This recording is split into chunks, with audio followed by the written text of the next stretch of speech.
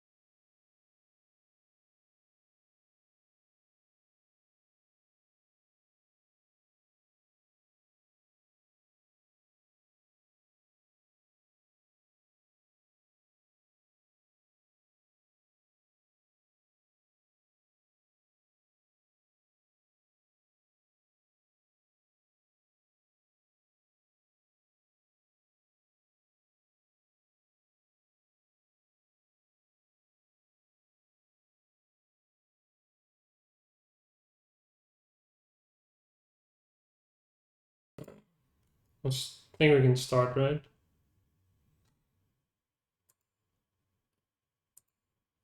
We're starting with neutrals, right? Do you have like the updated sheet, or is someone making a new sheet? No. I think Deadraw's making a new sheet right now.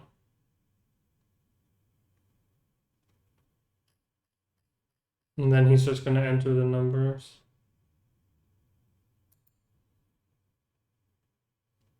You're already doing it, right?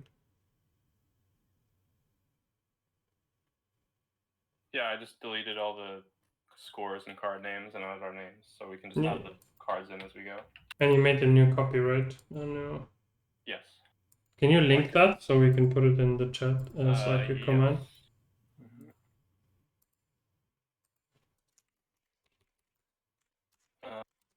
Well, I mean, I need to make it. Oh man, I need to make it. What is it? Anyone with this link can view, but then I need to add you as editors. So. No, we don't need to. I mean, we don't need to edit for now. Oh right, you don't need to edit it. Sure, that's fine. Okay.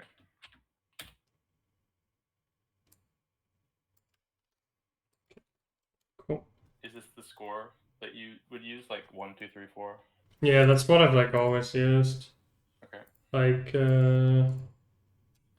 1 being garbage, 2 being like fringe playable, 3 being playable, and 4 being pretty sick. Okay. All right. At least that's the idea. We got the Elwynn boar to start with, I guess. Alright. So ready when you are. Yeah, I mean, okay, that card's a good meme, right? Swords of a thousand truths. That's from South Park. It's from the South Park episode "Make Love Not." Pretty awesome, right? It's pretty funny. Yeah. Should be. I don't know. Like, if you could pull this off, it's obviously insane. But I think it's just gonna be a meme. Yeah, there's like the one that deals 20 damage if you have 7 and it combines together. Yeah, but this is like way easier to pull off because it's like actually like kills your opponent, takes away all his mana crystals basically, and you just have to have these things die instead of having 7 on the board at the same time. Right, that was like much harder. So like I think I was thinking hunter or priest might be the classes that could try and do it at the moment. But yeah, it doesn't seem realistic right now. No. But in the future, there could be, if they just print one card that like copies something really efficiently, then who knows? Yeah, I mean, like, I'm just gonna put it down as a 2 because it's a meme. I think we just skip this card. Okay. 2 for the meme? For the meme, yeah. It's a 0, but I'm giving it like. Yeah, so it's obviously a 1 because it's a 2 for the meme. Whatever. I don't know what the meme is. So there's a South Park episode which is called the South Park episode. Which is called "Make Love Not Warcraft," and yeah, I'm not gonna explain the whole episode, but they kill these boars that are like super shitty, and then the developers give them the Sword of a Thousand Truths. I mean, you should watch it. It's just called "Make Love Not Warcraft." It's a little bit cringe, but it's also funny. Okay. So that's that. Next card is Peasant. I saw some people hype up this card, but I really don't know why. Yeah, I don't think it's playable actually. I think this never gets played in anything. I think it's a straight up 1. Yeah, I agree. Yep. Then we have. Yeah, it's so sad that like a demon hunter hero power just straight up kills it. Like, how does this? How does it do anything? I guess like I don't know. You play it going first against like a deck that doesn't deal 1 damage, and it's pretty good. But yeah, it's not good enough to run. That's for sure. Yeah, but you lose tempo. Yeah, It's like the Warlock 2-1 except conditional. right. So a lot worse. Yeah. Alright. Okay. Yeah, I think like in terms of efficiency, I've kind of learned in card reviews when cards aren't very good, you just say one and then you skip forward. Because if you talk too much about the garbage Agreed. cards, you're not gonna have enough time for the good ones. So you just say one, move on. Yeah. Okay, next up we have Sunfury Protector as a 1-mana 1/3. Yeah, this card is pretty insane, right? Is it like playable in anything now? Must be. Now, probably. Even as like a tech card, like it's just. I solid. mean, the best neutral 1-drop, or rather the only 1/3 neutral 1-drop is Safety Inspector, which is like quite bad. The effect is quite bad. This effect is not great for an aggressive deck, but it does do something. So Yeah. Also. I feel like some kind of a tempo deck is going to want to run this. Yeah, exactly. I think the mid-range decks are down for this card for sure. Right? Yeah, I don't think The this rogue. gets. I don't think this gets played in anything. Okay. I think like a defensive deck would rather play the Armor Smith. That Yeah, gives but you you 4 don't need armor. to be defensive in like a tempo mirror where this card is just, like sometimes if you're about to die, you can just get like a biggish minion and put it on. I think this card won't be good like in the beginning, but like once the meta becomes like standard, like becomes like solved-ish. Friends, I honestly think maybe even the current Demon Hunter could play it. The current like Death Rattle Demon Hunter, where that deck kind of struggles with HP. Yeah. I think I don't think you should write off a neutral 1-mana 1/3. Yeah, exactly. Especially with an effect that does something. I think I'll give it a 3. Alright, give it a 1. Yeah, definitely 3. Okay.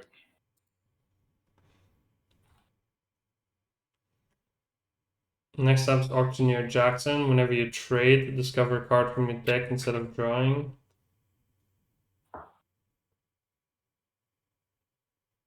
I feel like this is just too situational and weak. There's not that many trade cards. And the body's kind of bad.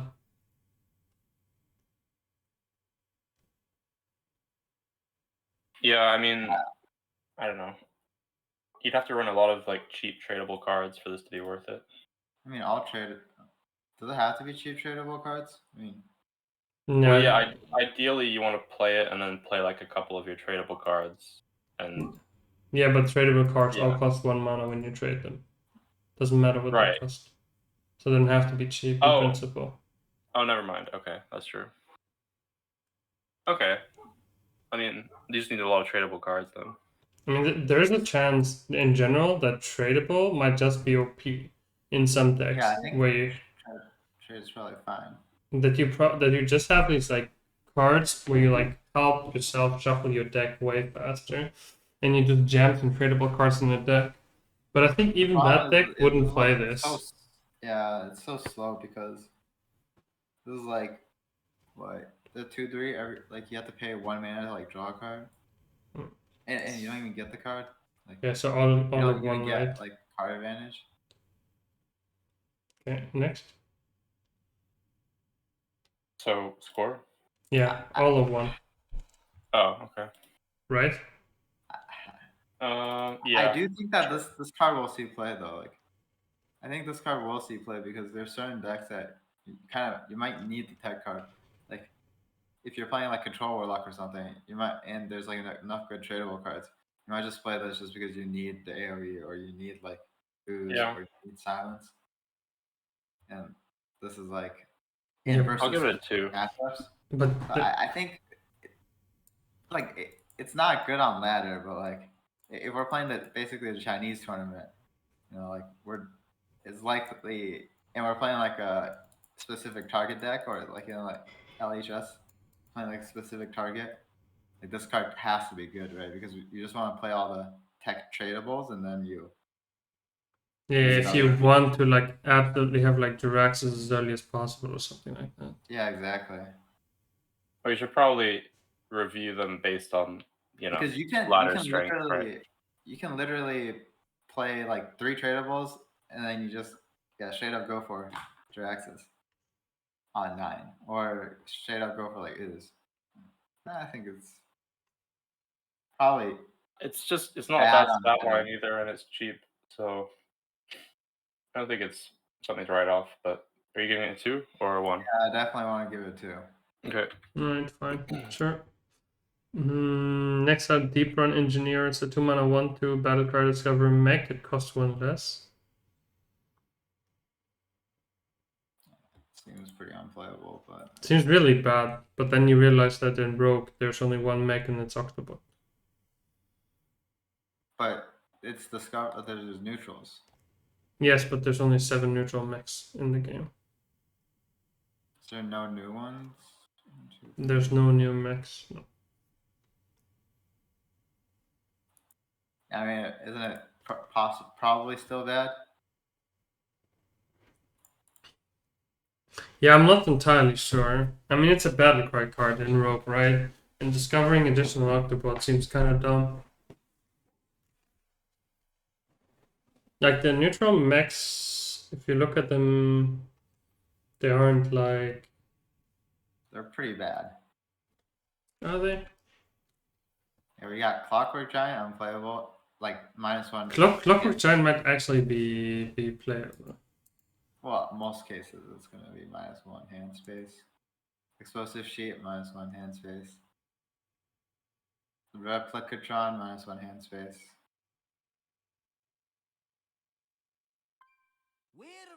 And the rest is sort of okay. Yeah, I can't really see this being run. Next, just Like hitting a 1 and 3. If the rest are okay, obviously. It is a discover. You have what annoy from the Dirigible, which is kind of easy to put up. Okay, Replicator, Spider Tank, Serpos, Amalgam are all garbage. But like Clockwork Giant can be situationally good. Wait, Amalgam? There's Amalgam? Yeah, there's an Amalgam that's a mech.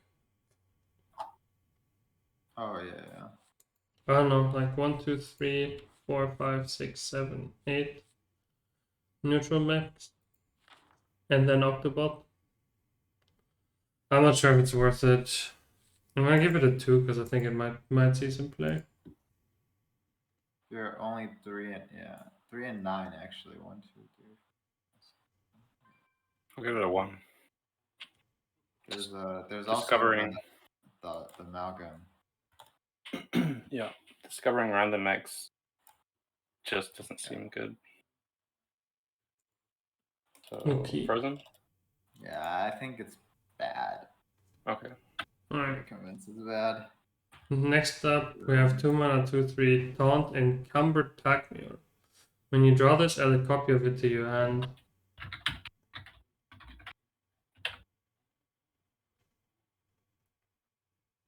I saw this on Fino's playtest stream Wait, in the. this just has to be good, right? Yeah, I mean, not bad. People were actually saying, yeah, it looked decent on the reveal streams, but a lot of draw it, right? Like if you like mulligan into it, then you don't get to. draw beast, give it +2/+2. Yeah, and then you have then you have buffed Serenite Chain Gang. Pork for 4 mana. Double kill if that's buff Chain Gang. If you play both of them. Mm-hmm. Good in like hand buff decks, I guess. Just because it's you get 2 of them. I mean, also it's a taunt, which is nice. I saw Fino playing it in the sort of aggro taunt druid deck, and it seemed to fit reasonably well. But it is a 2-mana 2/3, so you know. Yes, but You're gonna have to. it did seem good. Like whenever I saw it, I saw language I could play with it as well. It did just seem fine. Like I would give it a 3 because I think this card has potential. Yeah, there's also like the hunter with buff, right? Yeah, that's why I say this is Serenade changing, obviously. Yeah, but it's way more flexible than Serenade changing, and it takes the buff in the same way, but you can play the buff or it. Like if you buff it on turn 2, you can play it on 3 or 2. Yeah, so that's kind of nice. I almost want to give this a 4, honestly. I think just because Serenade chain game's so good and this was better, and you can play on. Yeah, this is just insane. Alright, I'll give it a 3 because I'm scared to give a card like this. I feel like everything in these reveal streams looks great because the average decks are just garbage, but this.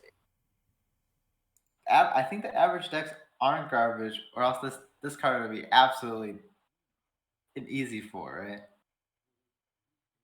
Like I think that the current meta is going to be really, really strong, which is why this card might not be a 4, but this card is definitely like 4 material, right? It's a really good card, yes. Chain game, but you can also play like half of it on turn 2. Yes. Yeah. This is so good. I mean, the reason why chain game was played was because of Keleseth, right? And because of Shadowwalk. Right, yeah. But it was probably played in some random decks. It was also played in like right? Even Paladin, right? Yeah. Yeah, but Even Paladin was allowed to play absolutely everything they wanted because they were Even Paladin. Yeah. Dude, you were running Armani Berserker and it was the best deck in the game and it wasn't even close. Doesn't mean that Armani Berserker is a good card. Would this card be played in Rush Warrior, the one with the conditioning? Maybe. Yeah. You already have like. I'm not sure. It's a taunt. I mean, that's nice, right? Yeah. If you give buff to taunts, that's one of the problems with like minions that have buff. They need to have rush or taunt to be able to take the buff. It's a try for Thresher. Yeah. I mean, we're all convinced this card is good. Yeah. So 4 Fr0zen or? Yeah, I'm gonna give it a 4. 3 from me.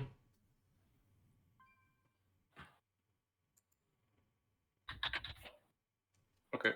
Florist. 2 mana 2/3. At the end of your turn, reduce the cost of a nature spell in your hand by 1.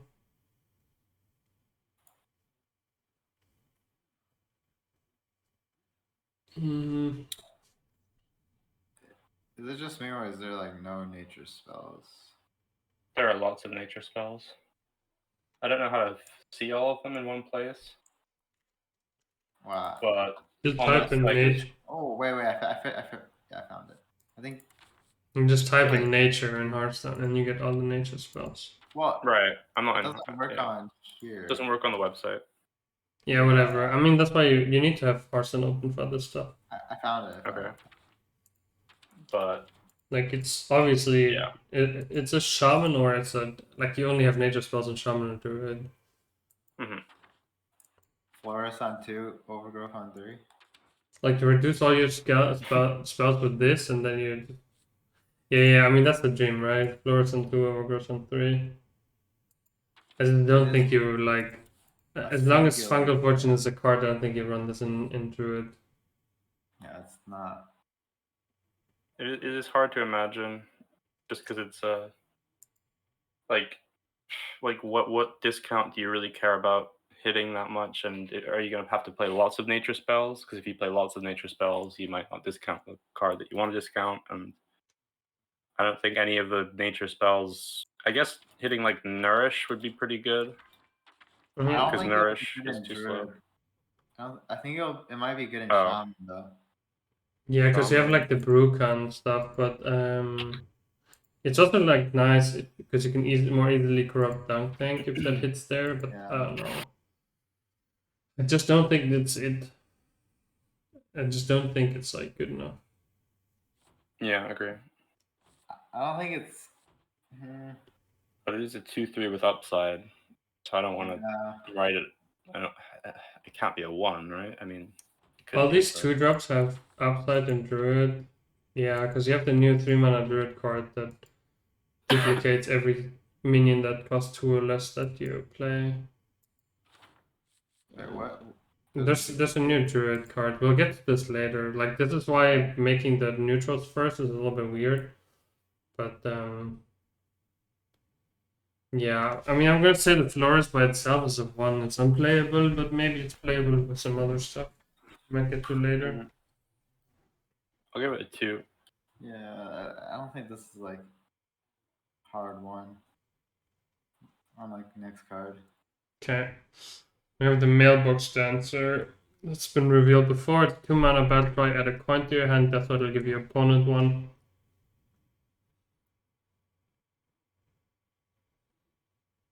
Pretty cool.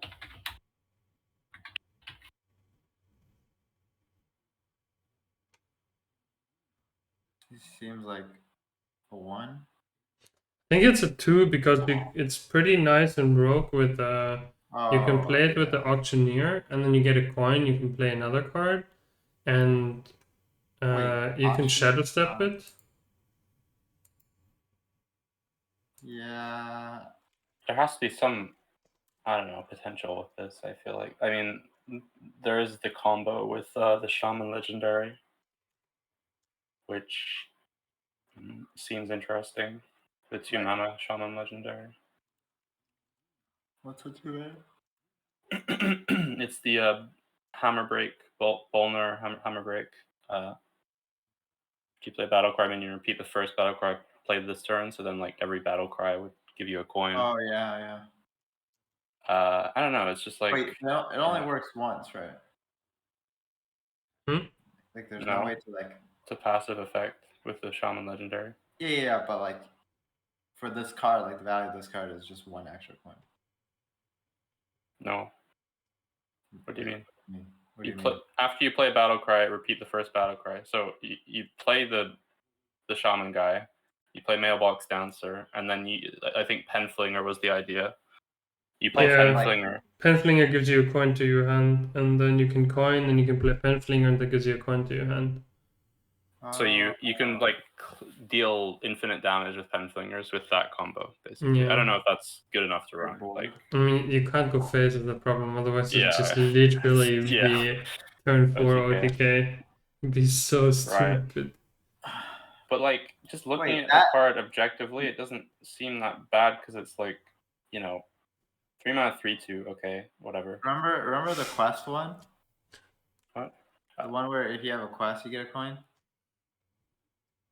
Oh yeah, I remember that. Yeah. This kind of feels worse than that. But you don't have to run a quest. Yeah, but your death rattle gives your opponent a coin. Yes, I know. I mean, like, I'm just saying that this might be just really good in Rogue because you can like shadow step it and do some like way too early Auctioneer turns with this. Yeah, possibly in Rogue though. I can't see any other class. And you can get like, if you get like 2 coins, you can already kill your opponent from 24 without having Octobot reductions on your Alexstrasza 10 move. I guess you need the shadow step on some, like if you use the shadow step on this, you don't have to for 10 move later, but yeah. But if you get 2 coins, you can go Alex, coin, Denvu.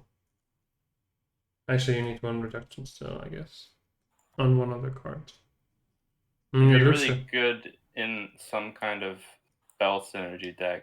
I don't know what that would be right now. They don't exist, no. They don't exist? Okay. It's not as far as I know. I just think that this card might be just good in Rogue, because nice battle cry that lets you lets you Auctioneer like a turn earlier than you should. Yeah. Right. I mean, the death rattle, like battle cry for you, death rattle for your opponent. So you get you get the upside immediately, and your opponent, gets it delayed. Yeah. So I just think it's good, like The just stat on the line's face of it. so useless. Net effect is like pretty useless. I mean, yeah, it's got to be in service of some kind of combo, but I feel like there's got to be some coins are so good, It's got to be some combo Yeah, but enabler. you're also paying 2 mana to get this coin. Sure. 2 mana is not that one. much though. Okay. You want 1? Okay. I'll give I'll it give a it a 3. 2. Alright. I like coins. Okay, next up, Pandaren Importer. 2 mana, 1/2 battle cry, discover a spell that didn't start in your deck.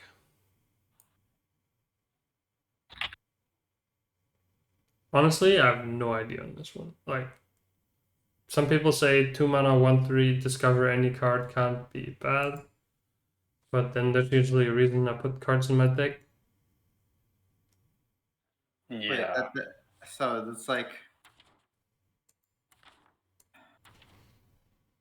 it's basically this is like renew except with cards that didn't start in your deck. Yeah. Well, it's not renew, it's a minion, Yeah. but yeah. I mean, it's like Scorpid. Yeah. It's like Venomous Scorpid, but with Scorpid, yeah. only cards that didn't start in your deck. And they usually put the cards in your deck because you want them in your deck because they're better. Right. And like you lose a mana for no poisonous, which I think is kind of fair. But you're discovering worse cards, so Yeah, I don't like this either. it would make sense maybe in a deck that didn't want to play spells, but there isn't, like a spiteful deck, but there isn't anything like that now. I don't think. Yeah, true. I mean, the other thing is also that I mean, it would fit in Shadow Priest because you can't run certain cards in Right. Shadow Priest. Sure. But I think Shadow Priest is like it's not an idea that's gonna work. Yeah, it's just too much worse than Venomous Scorpid, I think. Yeah, but Venomous Scorpid is the nuts. Yeah. I'll give it a 2. Same. It's mostly like I want to give it a 1, but I'm too afraid I'm gonna look like a noob if this one's actually the nuts. I mean, it can't be the nuts. I mean, look at it. It might be playable, but yeah, it's not gonna be insane. Sure.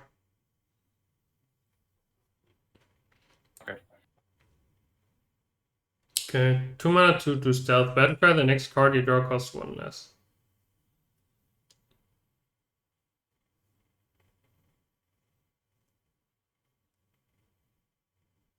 On its own, pretty underwhelming. Can you play this Noticated yet? No. I don't think I can play it. It's basically a vanilla 2/2. When you play vanilla 4/4. Yeah. Yeah, it's a lot better. That well, an extra mana discount guaranteed on a good minion compared to this could just hit anything. That's true. And, how about Miracle Rogue? 3 cards. Miracle Rogue? Yeah, because you Auctioneer and your next card costs less. So you want to be playing at the top as well anyway. There's already lots of competition for like 2 mana cards. I don't think this is as good as any of the other ones. Yeah. I think the only redeeming thing is the SI7 tag, which we don't know how good that will be. We'll have to circle back to it later. Exactly.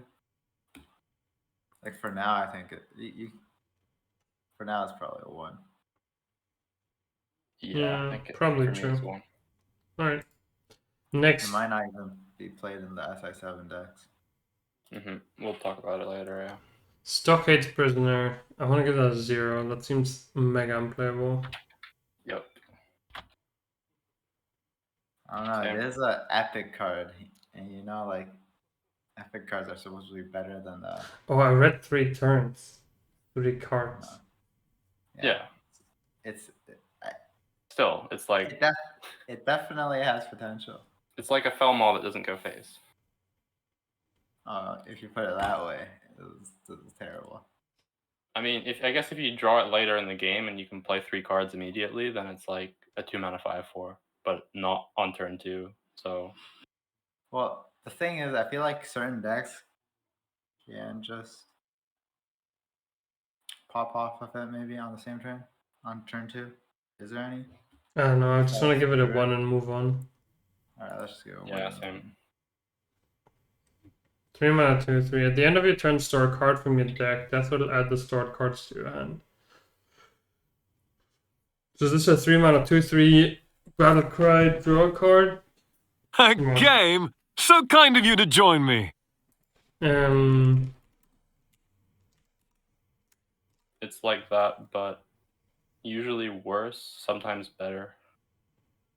But only if it sticks 2 turns in a row. It's not gonna stick 2 turns in a row. Right. But Yeah.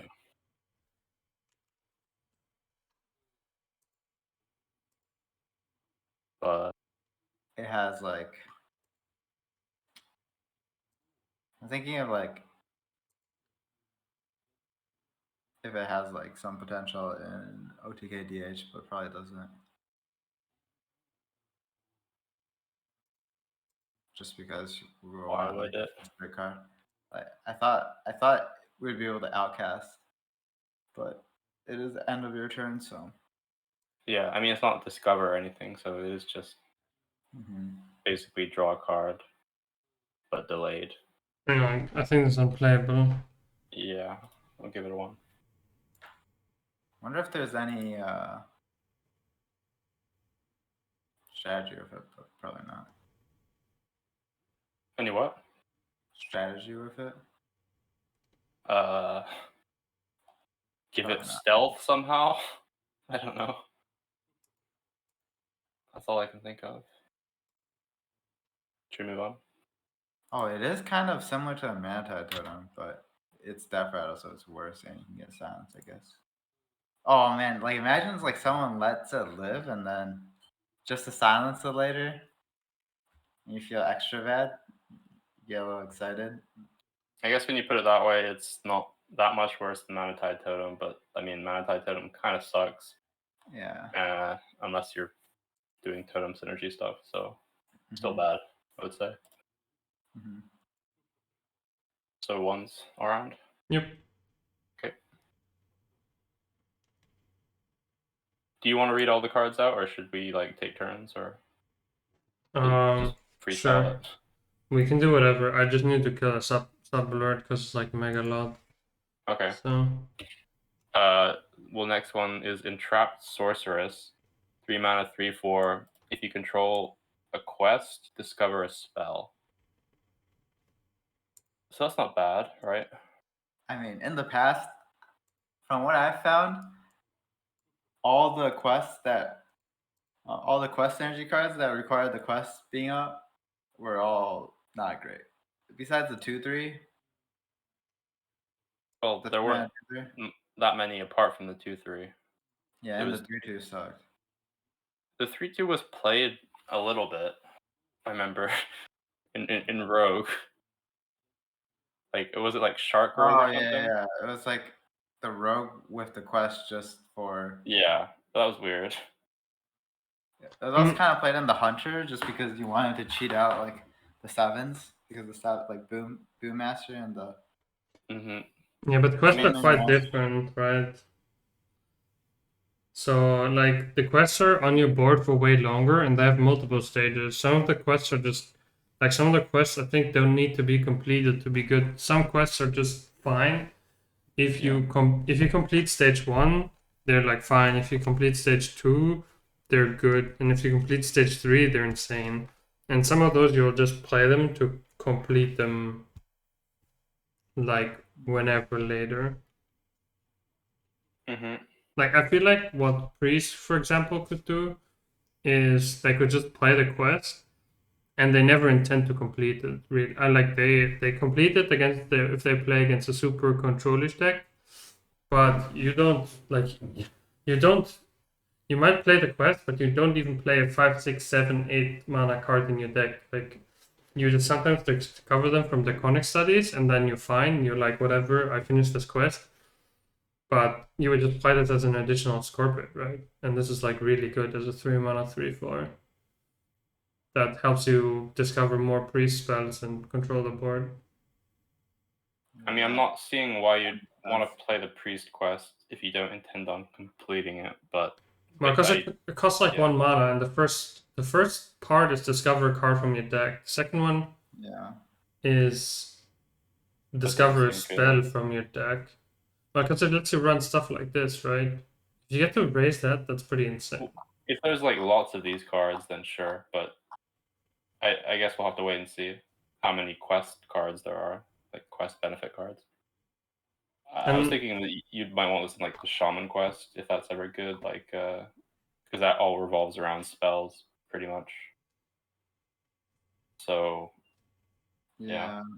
I mean, I think quests stick way longer than they used to, and when they like the quests are way harder to complete, so this should be good.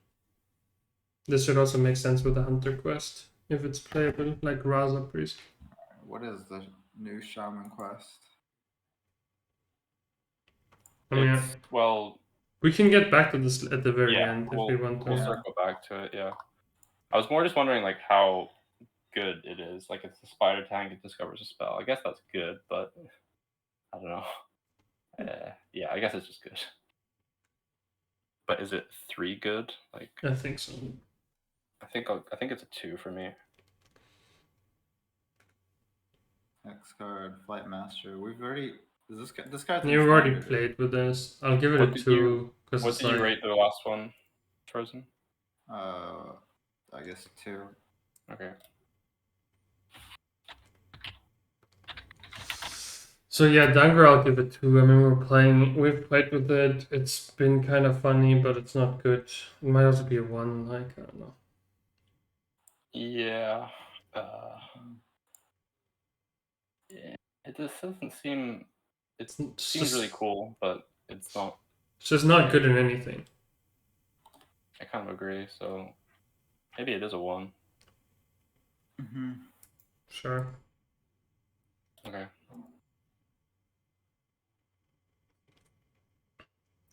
Next up, Impatient Shopkeeper. 3 mana, 3/3 rush tradable. I feel like this is a pack filler, so we just skip it. Yep. Then 3 mana, 2/3 Nobleman. Create a golden copy of a random card in your hand. This is like Zola, but it's not completely random. Well, yeah, it has benefits. I mean, it has upside compared to Zola for sure. I think it's a lot better than Zola. No way. I think it's worse than Zola because you can't decide what card it is. Okay, yeah, it's not a lot better, but it's definitely better in the sense that you don't have to. I mean, you don't have to play out the card to then copy it. Yeah, you can play on turn 3, I guess. I don't really.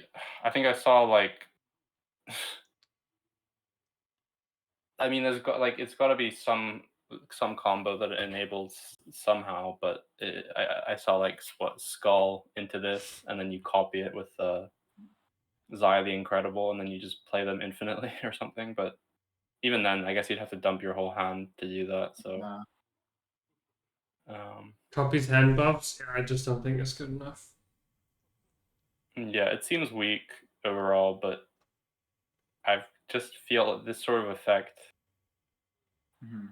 could be useful somehow. I agree. But I don't know. But I'll give it a 2. It's too weak. Sure.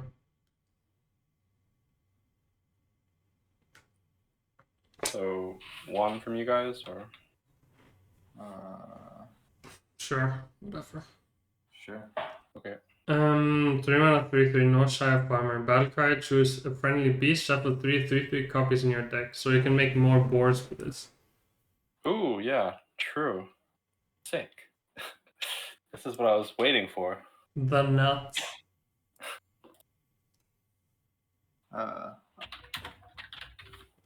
This probably not a 1 actually. I mean, there might be some application on Hunter with Scorpions and all the other beast buff random discover support they have.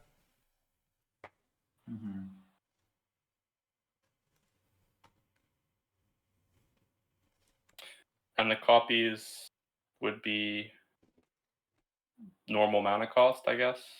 Just Yep. like, yeah, okay. Oh wait, this doesn't go directly onto the board. Never mind. This is trash. You thought it was summon 3/3/3 copies onto the board? Yeah, Immediately. well, no, it's like Faldari. It's like where you draw and then it becomes. Oh right, yeah. No, it's not like that. Yeah. Well, yeah. I'll play it in my board deck, but it's probably a 1. True. I'll give it a 2 because has some good meme potential. Definitely. The next one, so 1 and move on. Also, you put this in your fatigue deck. Put this in your shuffle scorpions in your deck, and you can never lose to fatigue in the priest mirror. The nuts actually. You raise this. That is. Yeah. We're gonna be here Yes, tomorrow. Application. Yeah, that is an application. Oh, Anyway. Okay, next up. 3 mana 5/8 can only attack if you have at least 8 cards in hand. I didn't see this card before. It's just. There's no reason to see it. Yeah. Is this so garbage? Yeah. I don't like it. Wait, is this really so bad? Uh-huh. I think so. I don't know. I think so. Like, what deck is gonna have 8 cards or more, like handlock? Unlock. And you're going to like three. The upside is like not even that good. Right. Okay, we go Like, next. Fine. Even versus like a Mukla. Fine. Yeah, exactly. 3 mana 3/4 Rutherford Viper. Tradable. Battle cry. like- Destroy your opponent's minion. I think this card's just very easy to evaluate. So it's just like a pretty solid card, you know. We've seen this It's card a like 5. It's a favorite card in my. It's a favorite card in the set. Fuck weapon decks actually. Fuck all of them. Stupid Doomhammer stuff. Weapon rogue. 3 Yeah. Take W. 3 to 4. Honestly, it might be a 4 because given how often Ooze is played throughout the years, I mean, it's like it's not like an OP card. Right. Mhm. Like 4 is meant to be powerful, 3 is playable. It's definitely playable. Is it powerful? I think Nah, it's Kind of pretty is. powerful when in you a way. Ooze. Yeah, exactly. And there's like weapons for like every class now, apparently. So Right. Well, I mean, it's just the fact that it's shuffleable. yeah. The stat line, like you could just play it on 3 sometimes. The stat line's not terrible. Mhm. I don't know. It could be a 4, but it seems a okay, I'll bit give it. much. I'll give it a 3. But Yeah, I give it a love 3. this card because it lets me puke on the weapons. Yes. Sure. I can't wait to Same. see the animation of this. When it comes out of there and eats the weapon or some shit. Whatever. Next up. 3 mana 2/3 tradable. Battle cry. Gain +1/+1 for each other friendly minion you control. I've seen this be pretty sick when you make a bunch of tokens. Yeah, that is what the effect says. Yeah, but like there's like this 3 mana guy in Druid that copies every 2-drop you play. Like you play a 2-drop and it will just spawn another one. This is like that card. It's not in standard anymore. Frostwolf Warlord, right? Yeah, Cool. but way better. Yeah, definitely. Sea Giant. So if there's 7 minions on the board, then this is a 9/10, and Sea Giant would cost 3. So at It 7 would be minions exactly, this would be the 6, same 9, cost right? as a Sea Giant, but it would be better. Oh, it's friendly minions. Never mind. Sea Giant worked on all minions. It's weird. Like, it's weird that it has tradable. I mean, that's obviously a benefit, but I guess you tradable it when you're behind on board, and if not, you use it. Yes. But what deck does it go in? Like, what deck is good enough to play this right now? I mean, tradable doesn't even make sense. This has to be a tempo deck, right? Yeah. Like the funny thing is that the decks in which this goes, they don't tradable. You really can't trade, yeah. Well, they don't want to, but it's still a benefit. It's still a plus to have it there if you need it. Yeah.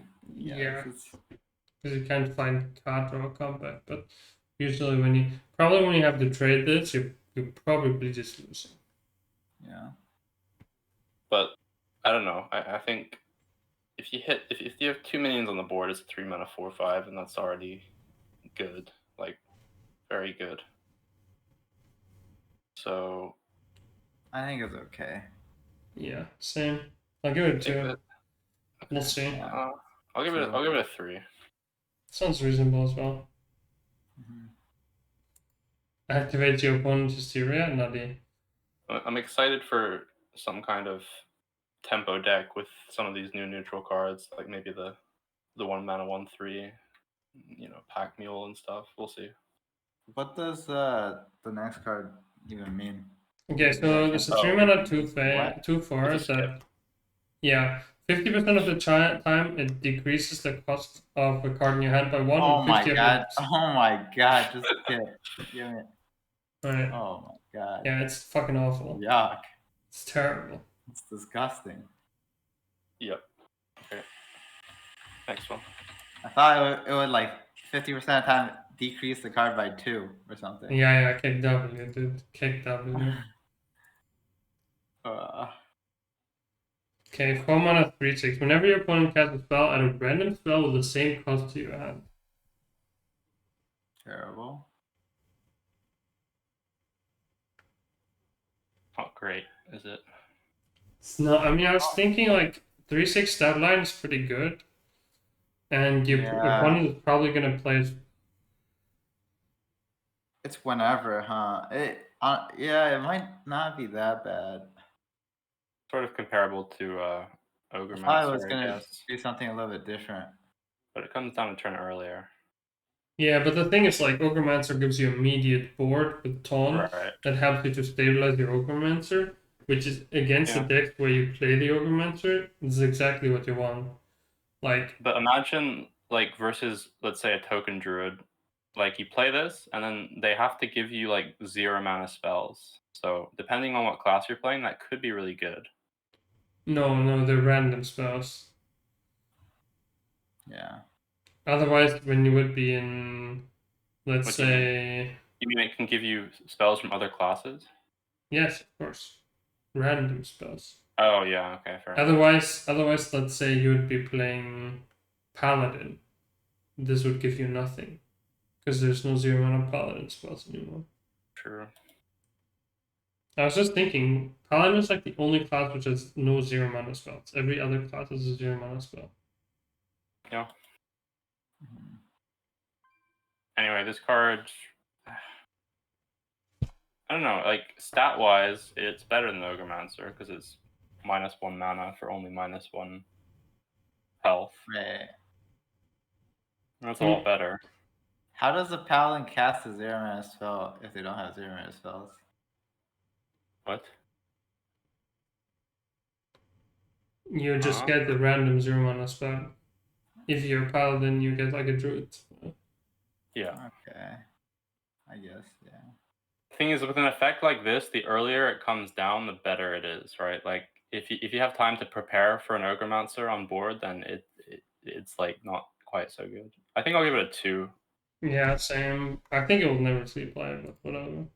Well, I think if Ogremancer can see play, I think this card could too. Yeah, potentially. Next up, we have Evolved Kobold. I'll give it 2, actually. Okay.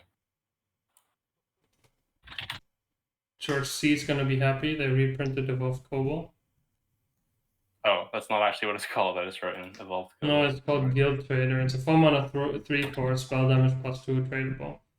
Evolved Kobold was a 4-mana 2/2 spell damage +2. So they gave it Wasn't it extra. was +2, right? Yeah, this is also spell Yeah. damage +2.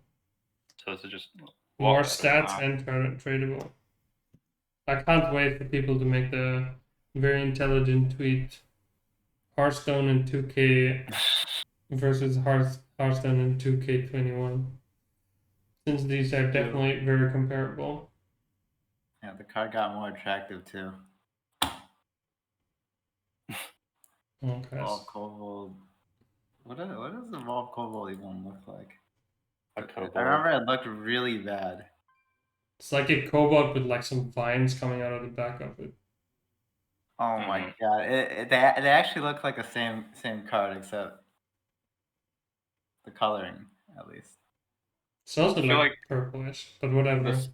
The whole spell damage, Anyways, like burst spell damagey stuff, has gotten quite a lot worse than it used to be. that is true. I think so too. I mean, I think the card's unplayable, and you discover it in Mage, and then you Sag. That you can't always have your OP Mage cards. I think this has like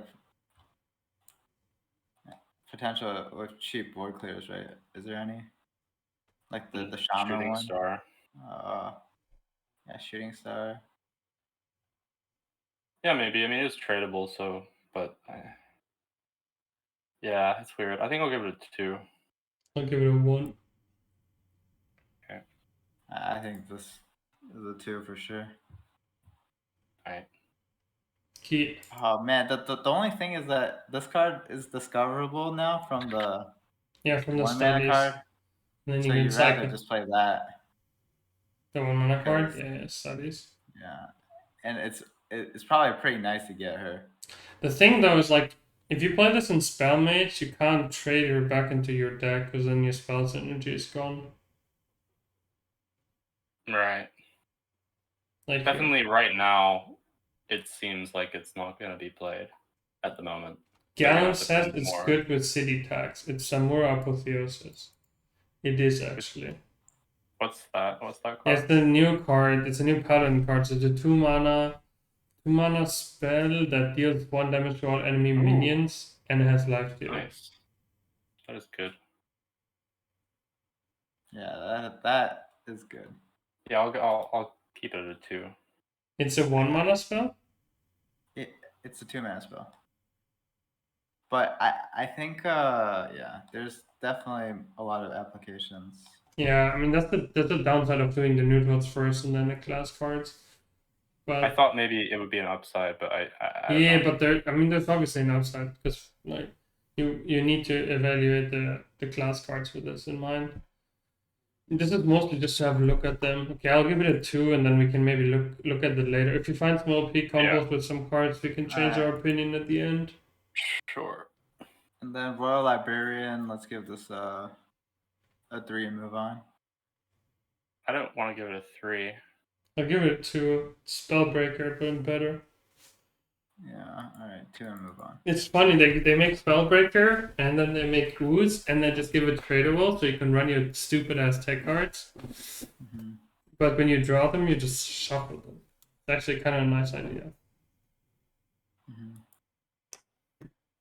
Yeah, I don't know. Part of me thinks Spellbreaker isn't good enough anymore, but it is better stat line generally. Same. But I mean, there's some classes that just straight up don't have any silence anymore, except for Ooze. And for Owl, I mean. And then it's just like infinitely better. Yeah. I don't know. I'm just wondering if like the idea of playing a card just to silence something is not too weak now, but I'm not sure. Okay. I guess it's just meta dependent, really. I guess. Spiced Bread Baker. 1-mana battle card restore health to your hero equal to your hand size. That's the Warlock card, right? Yeah. Could be. I don't think it's good enough. Personally. I don't think this card is playable. I agree. Yeah, I don't think it's good enough either. I mean, healing is something that Warlock and I mean just neutral healing in general is pretty lacking lately, and Warlock could really do with something like this. I could It's really like- do with something like this. Gets me hungry. Well, what is a heal on average? Like 7, 6 or 7, yeah. 6 or 7. And you can't heal for 10, right? I mean, you heal for 9 if you're at a full hand. I would Yes. assume. Yes. Okay, sure. Yeah, I don't think it's good enough. I'll give it a 1. I'll give it a 2. I mean, it definitely has the application in like tech decks and specific metas for sure. So give it a 2. Okay. Mhm. Next up we have Pilot the Treader, but they called it Stubborn Suspect. Death battle summon a random 3-cost minion. It's a 4-mana 3/3. Well, that has to be pretty good, right? The thing is, I'm not sure if Pilot the Treader would be played, and I think this. I don't think this card sees play. Like, I just don't see it. Like, it's a really, really good addition for Death Battle Demon Hunter, I think. But Yeah. that's about it. That we know of now. But I don't know. The effect is just it's a lot of stats for a 4-drop. I think if you have to play it, most of the decks are like, and now what? I don't get it. Yeah, that's true. I mean, it is 3 attacks, so ignoring it is pretty appealing. Like, you see how much you ignore the 3-mana 3/3 in Death or the Demon Hunter already. Yeah. Mm-hmm. Like, this truly goes in Death or the Demon Hunter, because some of the Death or the Demon Hunter is currently running are fairly mediocre. They're like really bad. Mm-hmm. Yeah, But- I mean, Fishy Flyer for Yeah. one. Sorry. What kind of card is that even? I mean, it has Rush, I get it, but this has to I be still better. think this. I still think this guy's probably solid. I think Right. if like a tempo metagame comes back, like if there's like a tempo paladin, stuff like that, probably this card probably just fits in, right? I'll give it a 2, because like I think there's only one deck that it can be played in currently, and I don't Yeah, even, I'm not even sure that by the end of this card review we'll think that it goes in there. Yeah. I think I'll give it a 3. I just the stats on it, on average, just seem a little too good, I guess. Yeah, I agree. Okay. I mean, 3 still just means playable, so I think it's definitely playable. 5-mana 5/5. Adjacent minions have Wind Fury. Wait. This card is insane, right? This is so spooky, actually. Yeah. This is insane. This is your finisher in the, full neutral deck. In like any deck. I don't know, like, can you imagine you have 2 minions on board as Paladin, and then on turn 6 you drop the Conviction and you drop this on top? Yeah, like You have like 4 power on board, and Yeah. you play Conviction, then you have 10, and you do this, and you have 20. yeah, this card has to be insane because you can't just ignore minions now. Like It's one of those effects. it honestly though, like you play Stubborn Suspect on 4 and you play this on 5, do 6 damage. I mean, if you have like another minion, like a control deck would try to ignore minions or ignore something like Stubborn Suspect, or Mm-hmm. and you have like another minion, like a 2-attack minion, and then suddenly you just take 5, and you have to remove this. Right. And if you AoE this, you might kill that and summon like a bigger 3-drop. Feels bad, man. I'll Yeah. give it a 3 because I think this card is awesome. Same. I think you. I mean, you have to be playing it in some kind of smorky deck, right? Like it's not a board control-y card. Like it gives minions Wind Fury. It so doesn't have to be. You can play this in a deck that plays one giant. Like you can play this in a hand lock, and your opponent's like, well, I can't ignore this thing. I mean, that's generally true anyway, though. If the minion, like, sure, it gets like better and better the bigger your minions are, but if you have a huge minion, your opponent doesn't want to ignore it anyway. So I mean, there's some decks that go wide and you play one big minion, and as long as they don't have taunt, they don't need to be traded.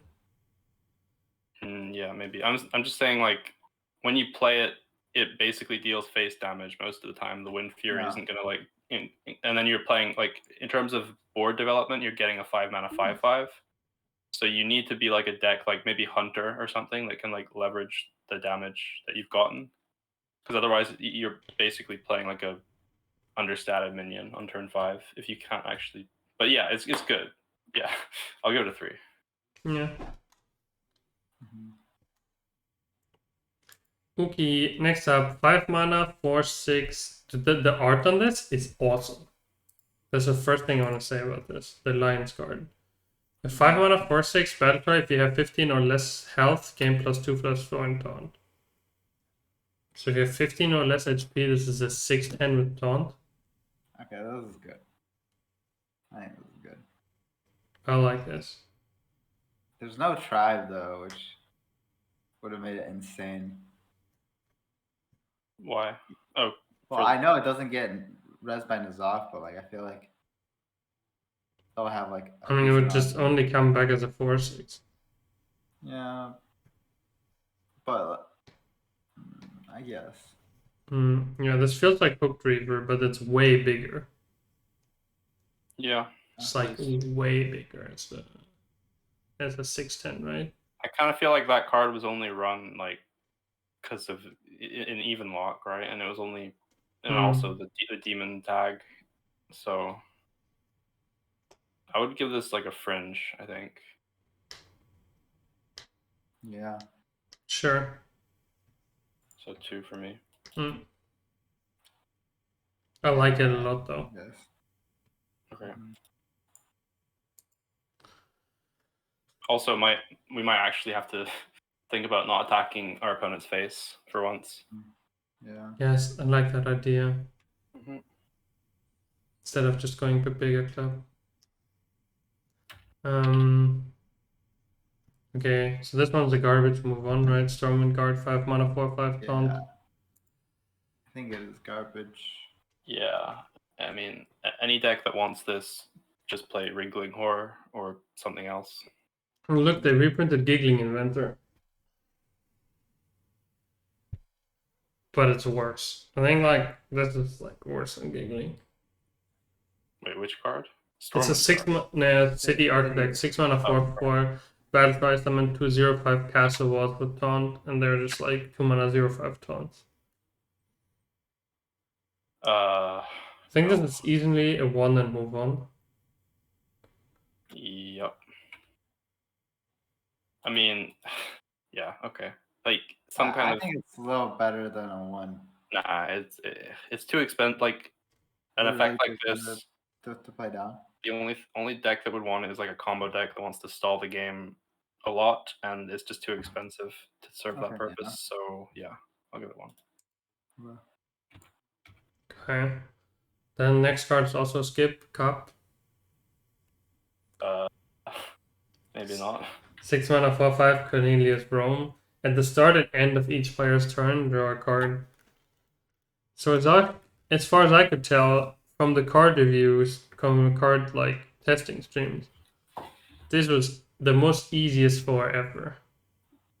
Okay, then it's the easiest for ever. Yeah. Okay. Same. We I can mean, talk about why, but I mean, I just it instantly draws you 2 cards. Yes. And then if your opponent doesn't kill it, then it draws you an extra 4.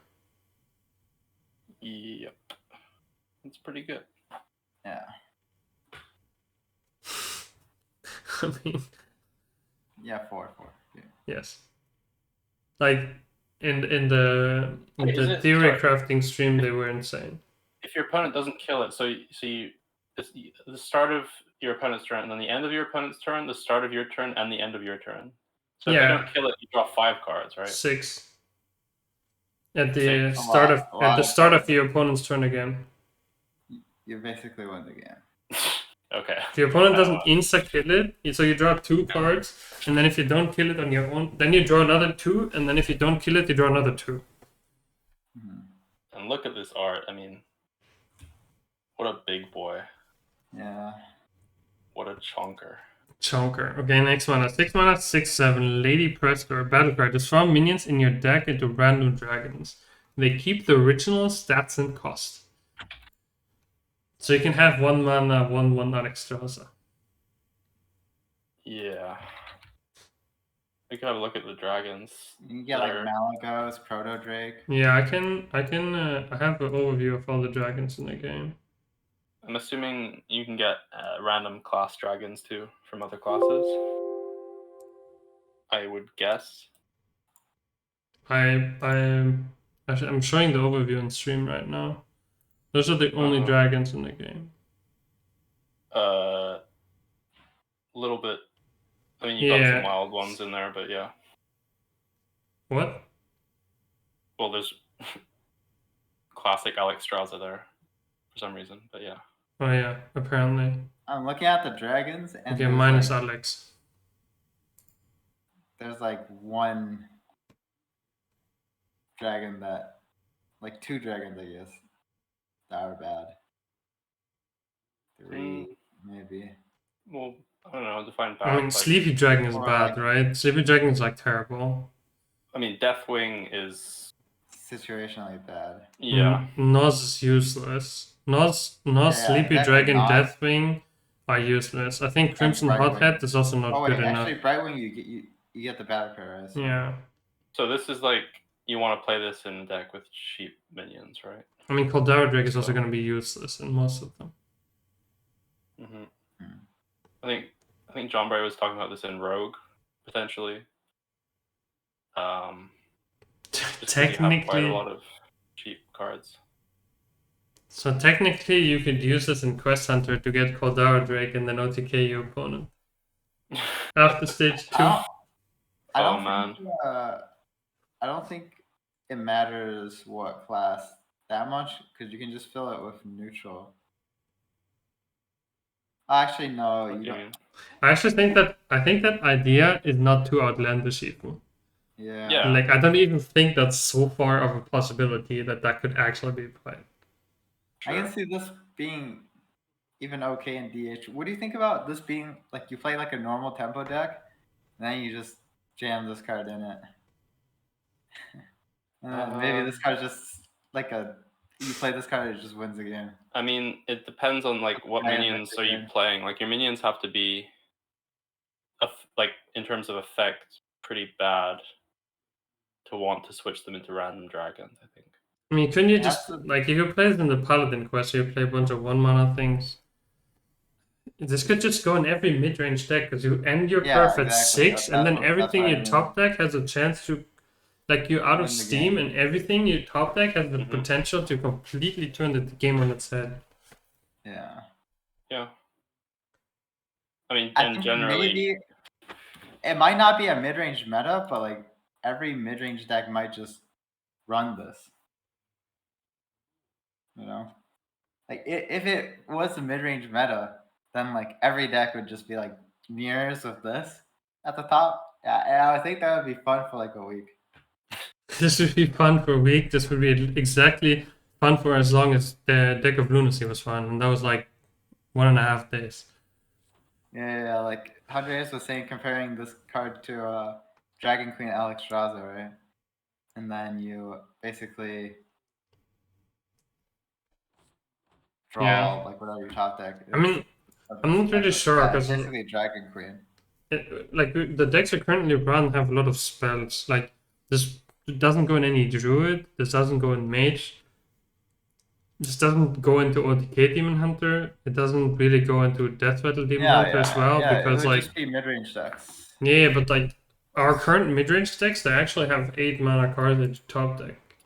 Like you currently actually run like if you think about Rushfire, you actually have really sick 8-drops that you don't even want to transform into this.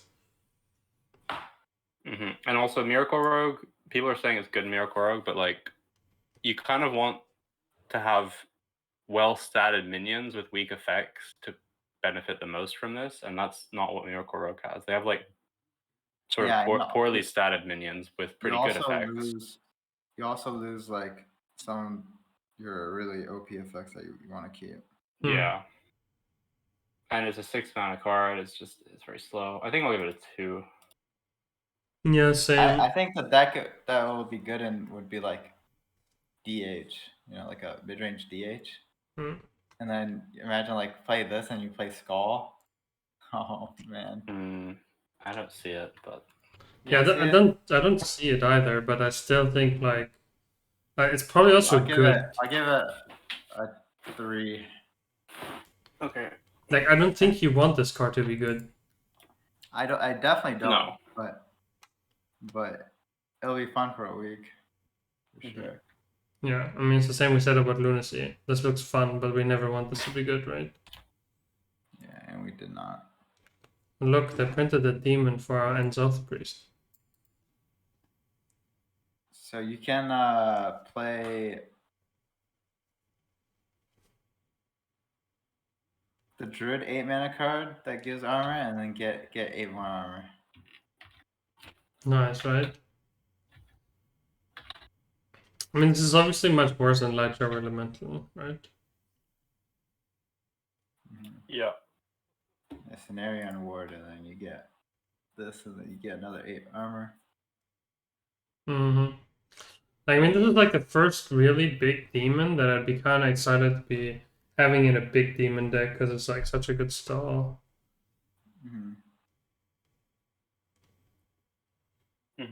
I mean, I don't know how. Is Deranged Doctor still in the game? But this is like Deranged Doctor of Taunt. Which is like 10 times better. Obviously. But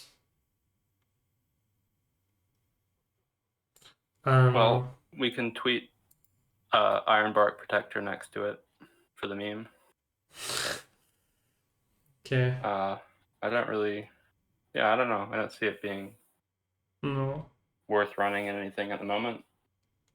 I don't know. I give it a 2 because I'll probably like play around with it at some point with something.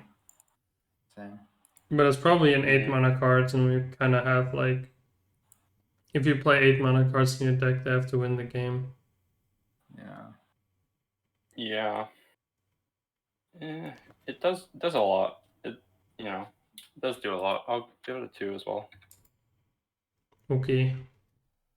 Next up, we have Varian, King of Stormwind, 8 mana, 7/7 Battlecry, draw Rush minion to gain Rush. Repeat for Taunt and Divine Shield. This gives me Curator vibes. A Rush minion. Rush Taunt. Actually, it's not even much like Curator. It's like the. It's a lot better, isn't it? There was this woman. What was her name? That drew. Corpse Taker. No, not Corpse Taker. It's a 7 mana card that got you like a lifesteal minion from your deck. A Rush. Ashmore. Ashmore, yeah. Except like way better.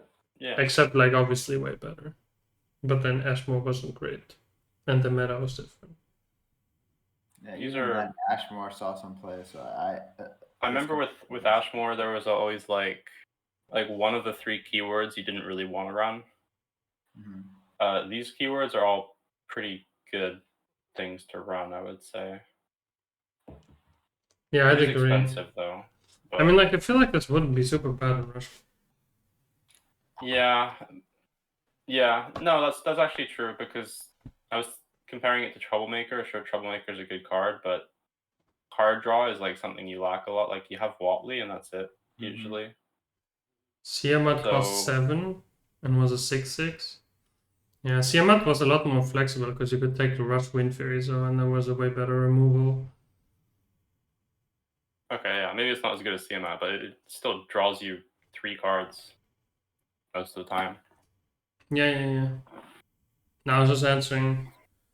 Right. But Yeah, that's good. I think it's a good card. I like it. I want to give it a 3. 3 for me too. I'm gonna give it a 4 actually. It does Cool. so much, and it's even like it's a good defensive card too. That's the thing. Like Rush, Divine Shield, Taunt, like Yeah, and they made it the diamond card, right? Therefore, it has to be playable. yeah. I'll give it a 4. Add board control. My average rating is like Wait, this card's a quite higher diamond than you card? guys. That one's a diamond card, yeah. Yeah, okay. It has And the to be. other one is the Priest card, I think.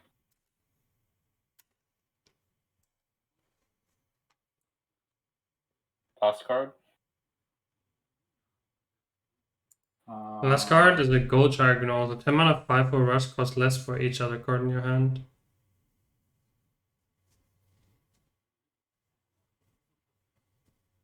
But you can get it down to 1 mana, not 0.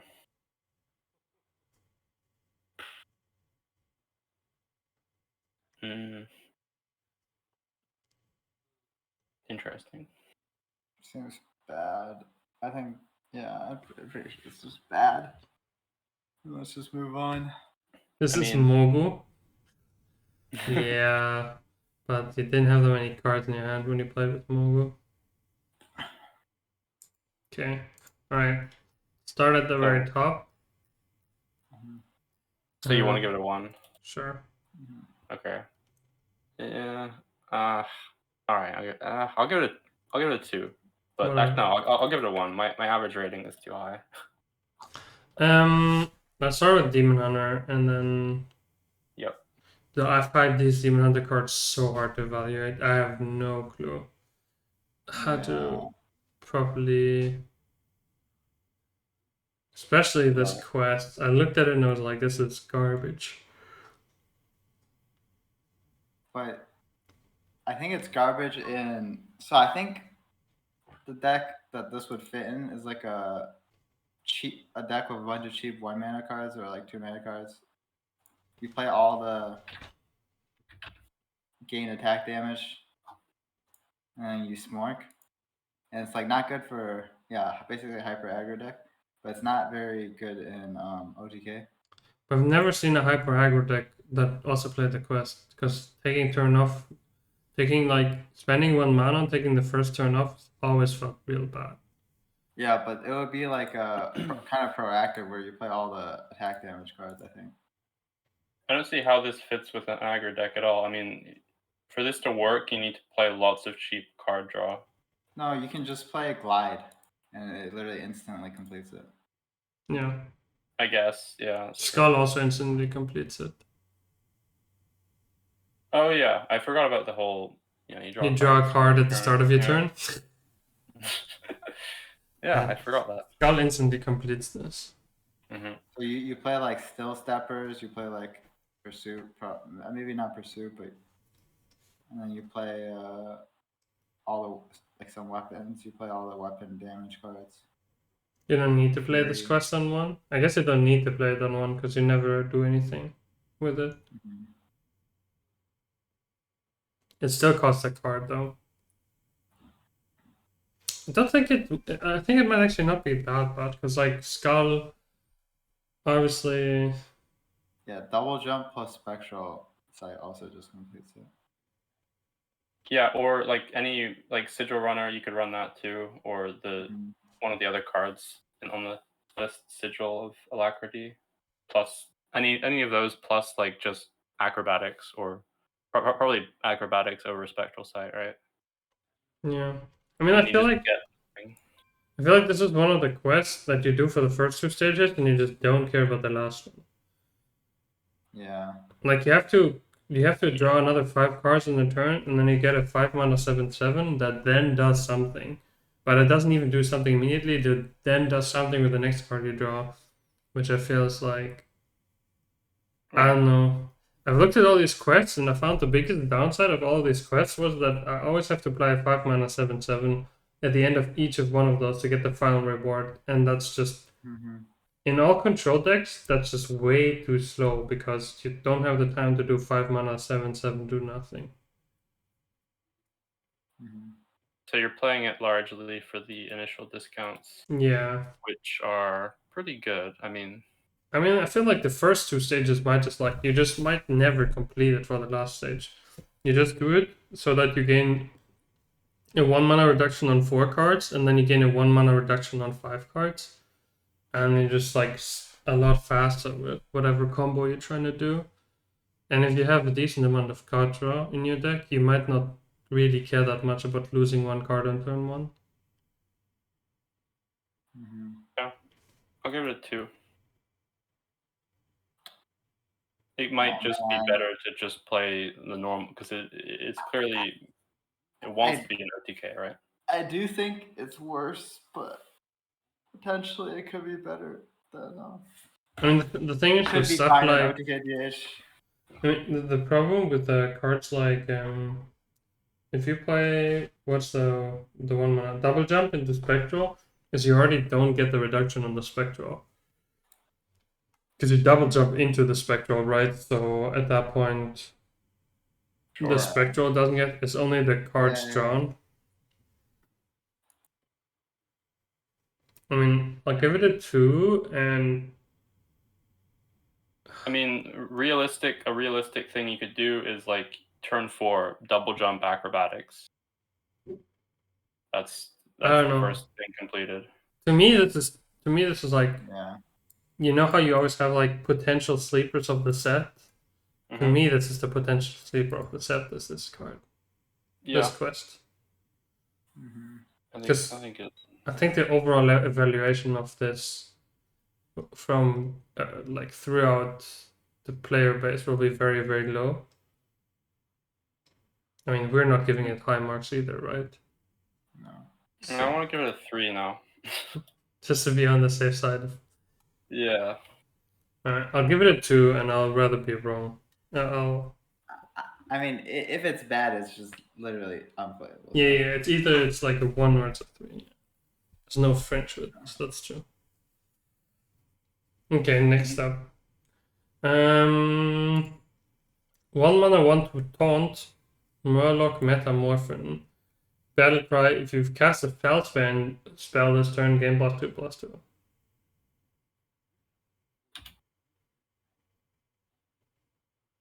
So the Fell spells that there are is Fell Scream Blast, Fury, Chaos Strike, a new card, Fell Barrage, Immolation Aura, Sigil of Flame, and Eye Beam, and Chaos Leech is another new card. So they're all 3 mana or less. It's pretty sick if you go Immolation Aura and then put that on the board. Yeah, and it has Taunt. I don't know. I think it might be good.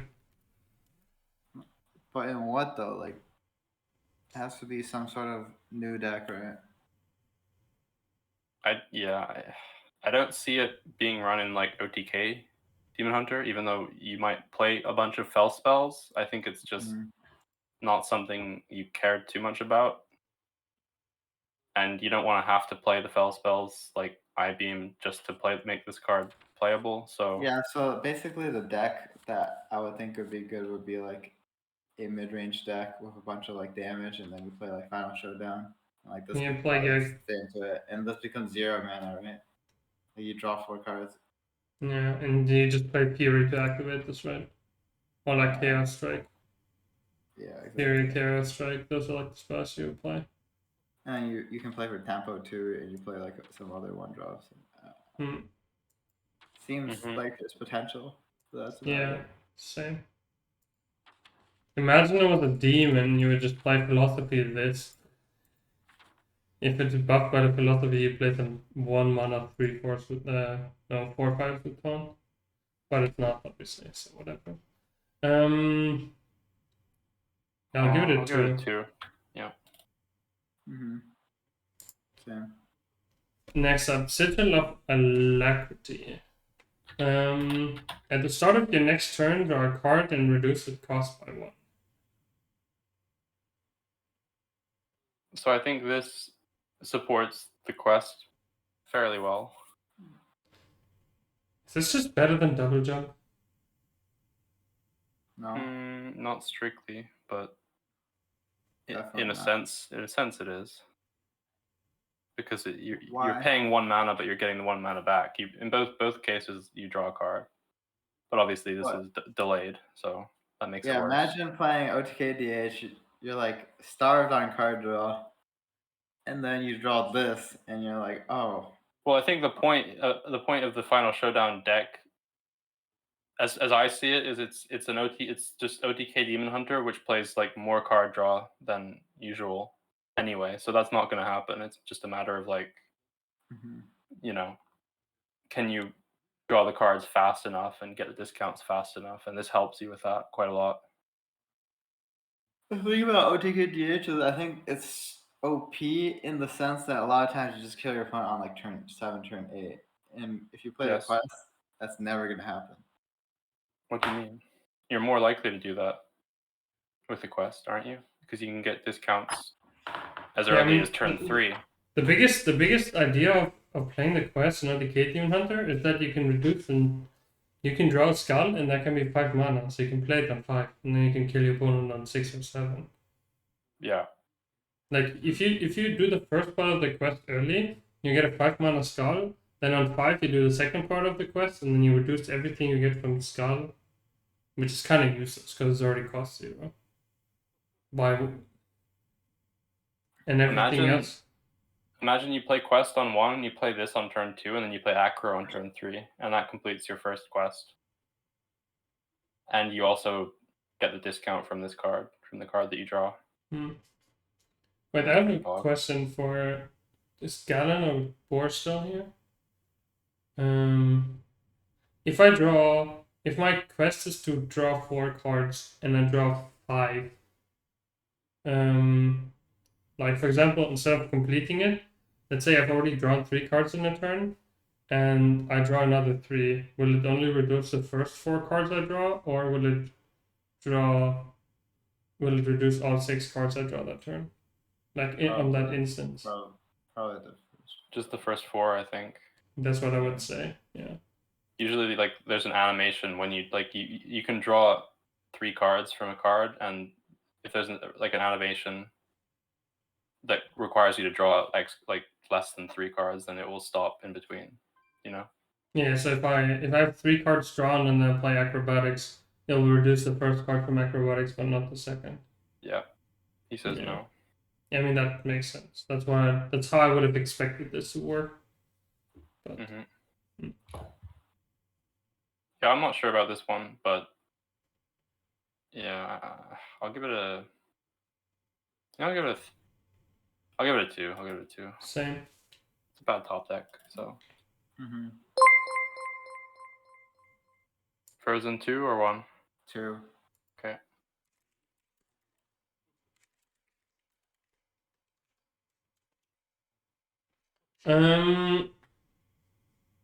Okay, next up, 2 mana, Fell Barrage. Deal 2 damage to the lowest health enemy twice. So that can also go face. Oh, nice. Can it? I thought it'd be character. No, enemy means everything. This can go face. Mm-hmm. If your opponent doesn't have minions. Then this card is sick. Yeah. I mean, if your opponent doesn't have minions, it just eviscerates face. And if your opponent has a 2 HP minion, it will do 2 damage to the minion to face. And then, yeah, this card's sick then. It's kind of awkward, like, if you're playing an aggro deck and you need this as a finisher, if they have any minions on board... Well, actually, that's not true. If they're really low on health, like, you can... If you want to lethal them with this, you could just put them to 1 health, and then it will work or something. Yeah, if they have minions on board.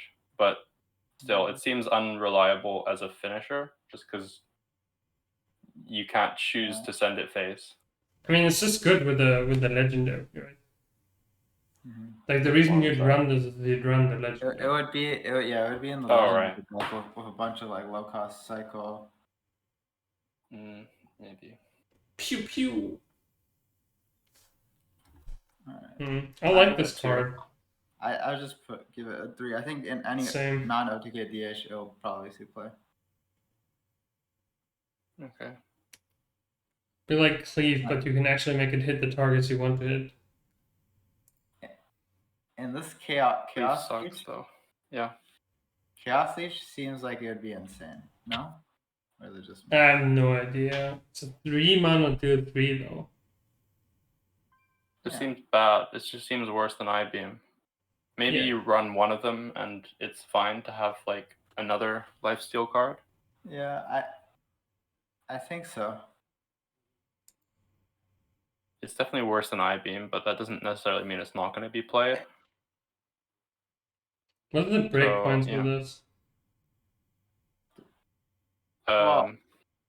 Like 5, 10, 20, whatever. Or you can make it 7, and then it's like 28 or something. Yeah, this takes the this takes the studies reduction way better than I-Beam does. Because I-Beam is always awkward of studies because it still costs 1, not 0, and then this actually costs 2 and it's 5. I guess. Yeah, the thing is, this. I mean, it's great to get off of Skull. That's all. Yeah, that's true. If you get this off Scott, it's sick. But then it's usually not outcast. I mean, it'll definitely be played at OTK DH. I think it might be a one-off though. Or it might not be played. Well, I'm not 100% sure. I'll give it a 2. Actually, no, I'll give it 2. I'll give it a 2. Same. 3. Okay, next up, 3 mana 0/2 weapon. Has attack equal to the number of cards you've drawn this turn, so it's at least a 1/2 weapon. It can be a lot. That's a This 1. is like a 1 to me. I think this is straight up unplayable. Terrible, yeah. Yeah, probably a 1. Okay. Next up, 4 mana 4/3 Fellgorger. Battlecry, draw Fellspell. Oh man, this card could be a sleeper though. This weapon. The weapon.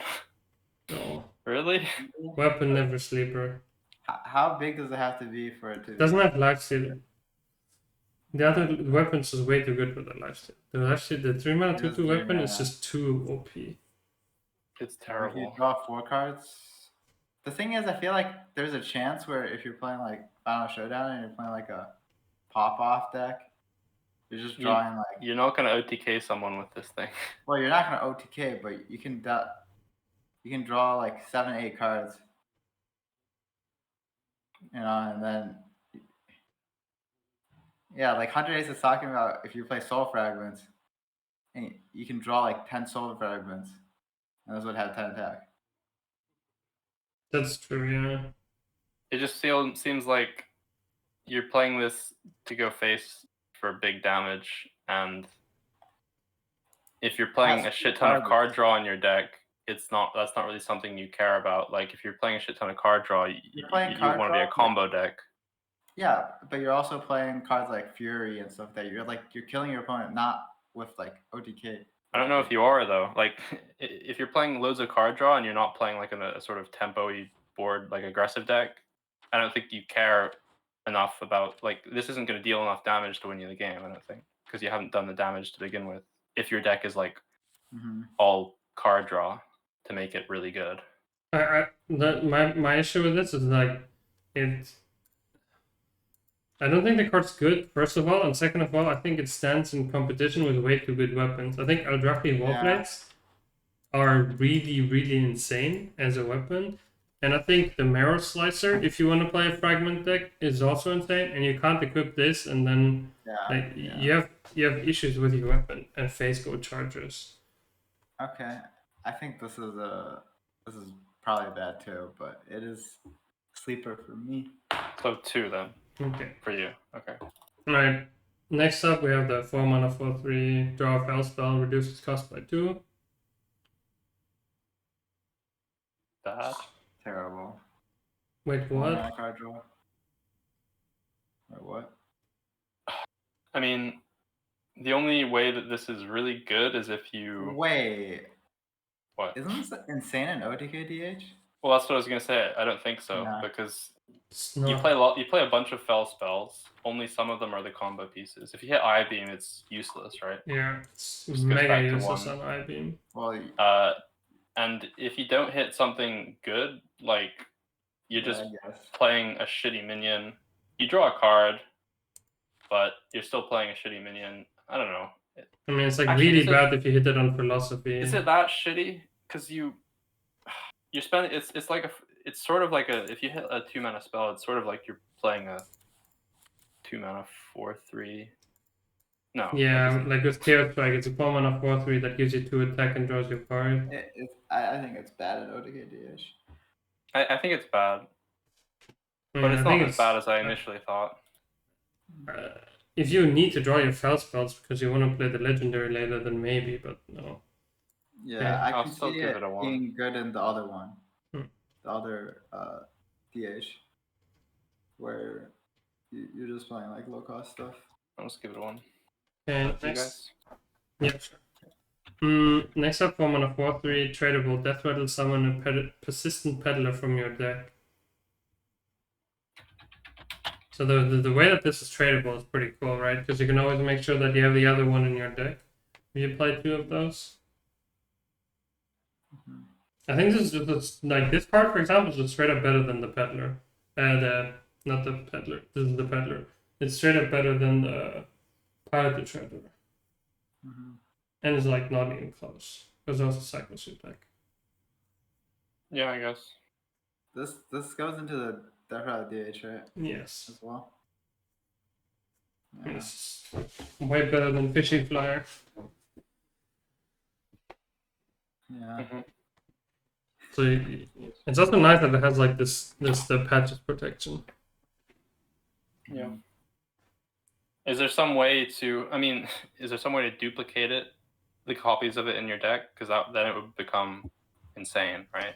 I don't think there If you- is. Yeah. If it was a beast, maybe. Yeah. But Hmm. yeah, I guess not. But if there somehow is a way in the future, then it would become potentially annoying. But yeah, whatever. 3 for me. Mhm. Sure. Next up, 7-mana 6/7 taunt, cost 1 less for each card you've drawn this turn. You can play Skull and this is 0. Reasonable. Seems oh man. I mean, Good enough. I think it's too expensive. if there's one thing that I've learned is not to underestimate cards that cost 0. That can cost Very 0. conditionally 0. Yeah. And even if you hit this off the Skull and it costs 4, the next turn you can easily make it 0. Yeah. But If you even hit it off of then- Skull, it's always going to be 0 anyway, isn't it?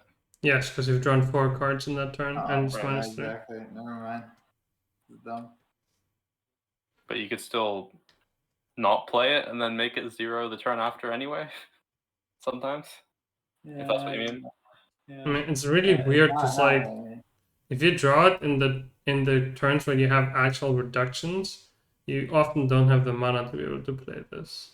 Yeah, that's what I was thinking. Because it takes all of your mana. Because you Just draw probably the card. you probably plan your turn in a way that you spend all your mana on drawing the cards, and then you won't be able to play this. Mm-hmm. But this costs 2 mana with Glide, right? Mhm. Sure. I think it's just not good enough. I'll give it a 3. I feel like Wow. Okay. there'll be it's a 6-mana 6/7 with taunt. Because you always draw a card, so it's a 6-mana 6/7 with taunt. No. That's true.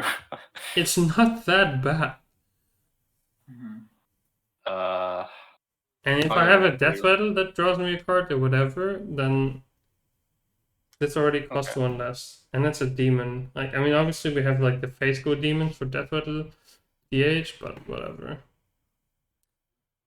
I don't know. Sure. 2 for me.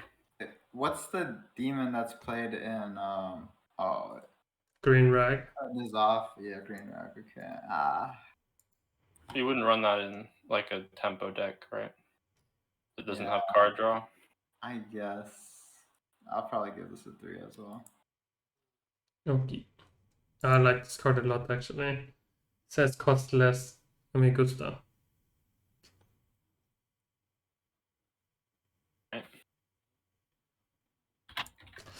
Alright, next up, 8 mana 7/5 battle card. Cast all fell spells you've played this game.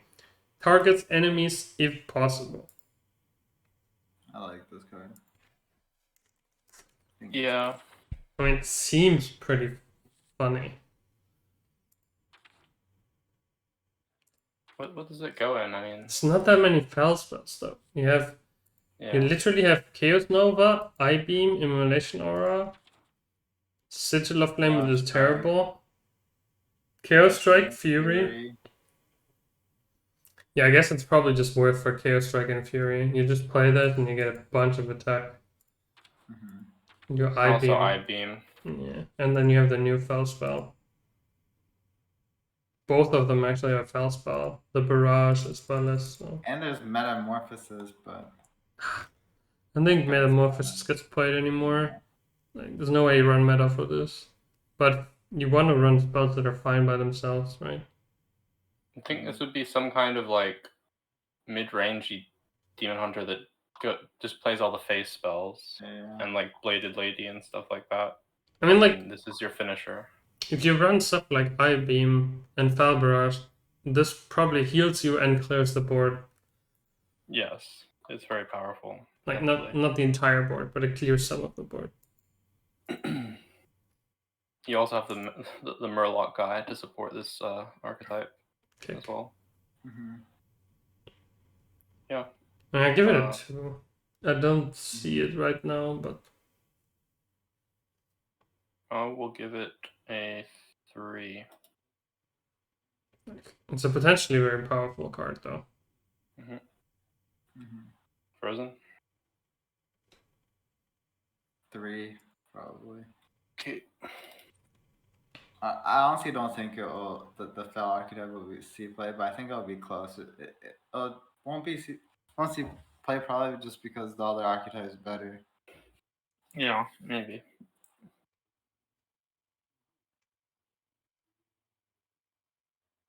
Alright. Next up, we have Druid. We have the Druid quest, which I'm a little confused about. Because I know why this is good. Are you a little lost? You're a little lost in the park. Are we gonna be the group that says this is OP? Nope. No. Alright, then let's all give it a 1 and move on. Yeah, I'll read it out for the audience, alright? Gain 4 armor, 4 attack with your hero, gain 5 armor, and then it's gain 5 attack with your hero, gain 5 armor, and then it's gain 6 attack with your hero, and then you have to play 5 mana, 8/8 taunt. It gives you 8 attack and 8 armor. Okay. Great. Like someone looked at the Druid hero power and just that's all they knew about Druid, and there's like you have to design a Druid card. Okay. Mega hero power. Dude. The question is now who designed that card? I hope I don't offend them, yeah. Galen is in chat and designed that card. Oof. Okay. Next up, sow the soil. Choose one. Give your minions plus 1 to one attack or summon a 2/3. It's insane, right? I think it's the turbo nuts actually. Yeah. Yeah, I saw this also in one of Fino's decks, but I mean, gotta be insane. I feel like this is a 4. Like it might be delusional, but I think this is a 4. I mean, there's definitely enough support for like token druid still, I think. There's some other new cards as well. I'll give it a 4 too. Same. I mean, it's like comparable to Mark of the Lotus, but it's really, I mean, it's better in some ways, It's a little worse actually. Yeah. but it's No. more flexible. Yeah, but Mark of the Lotus was Yeah, okay. insane in these decks. Yeah, I don't know how often you're gonna spawn a 2/2/3 end.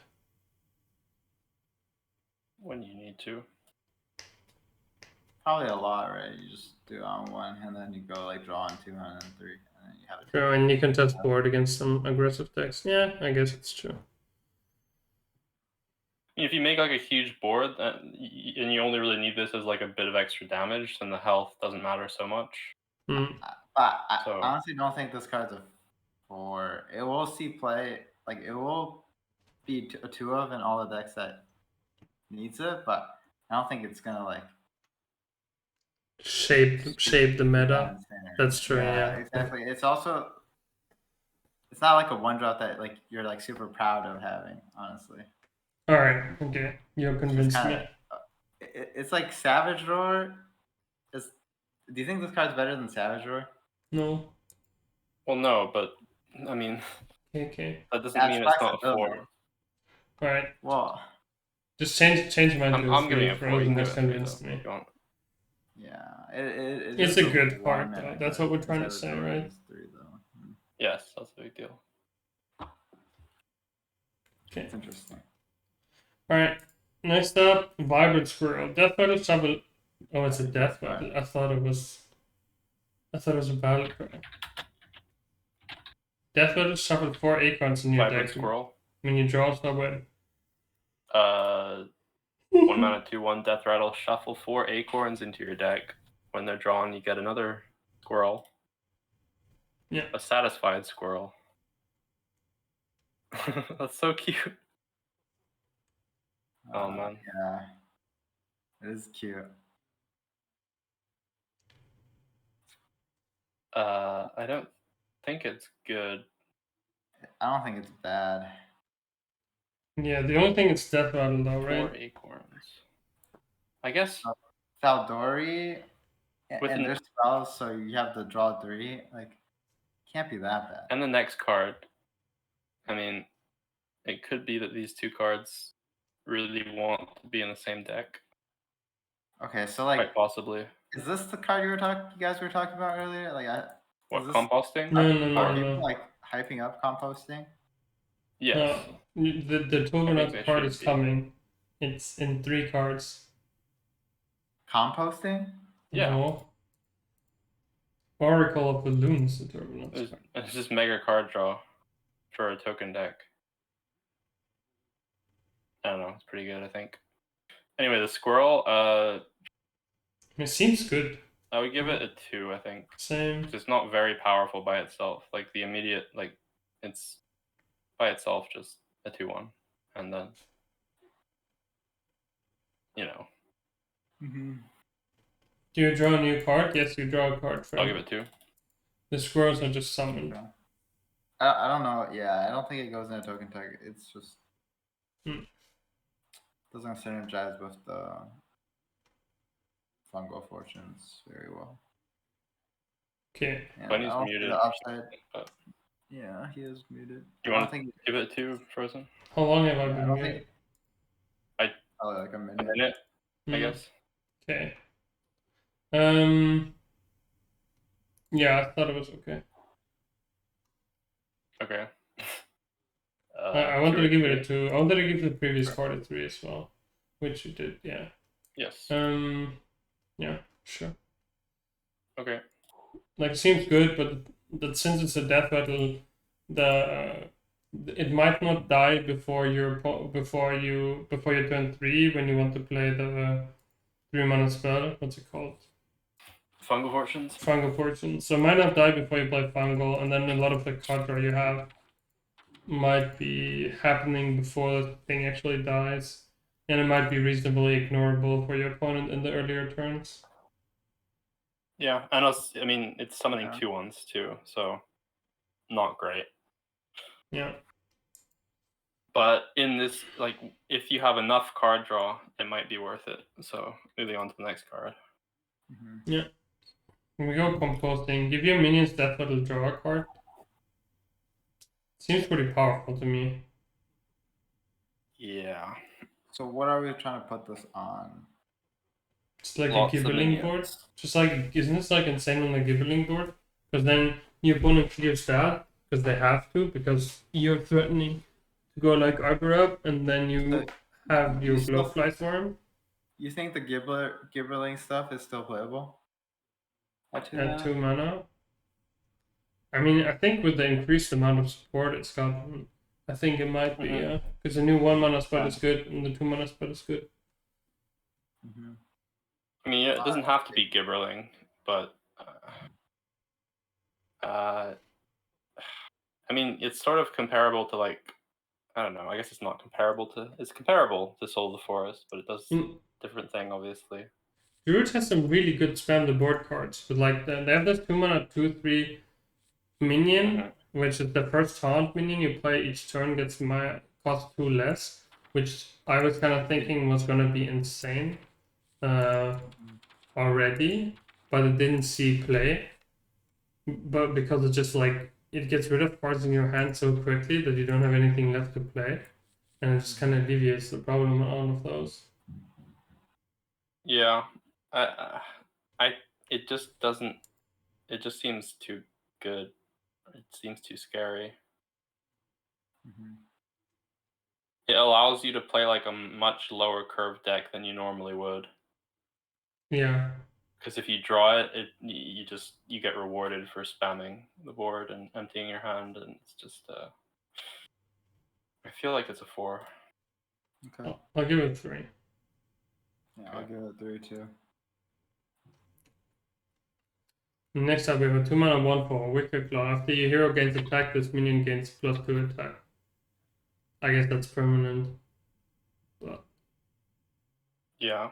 I mean, it goes in the questline Druid, but I don't think that's viable or relevant, so I'd give it a 1. Probably. Ways to gain attack in Druid. Pounce is the only really cheap one. I mean, it's Pounce and then it's your hero power. You could play hero power Pounce and then it'll be a 5, because those are 2 instances. It's not every turn. Right. So this can be pretty high attack pretty quickly. Mm-hmm. Also, you have the new 4 mana card.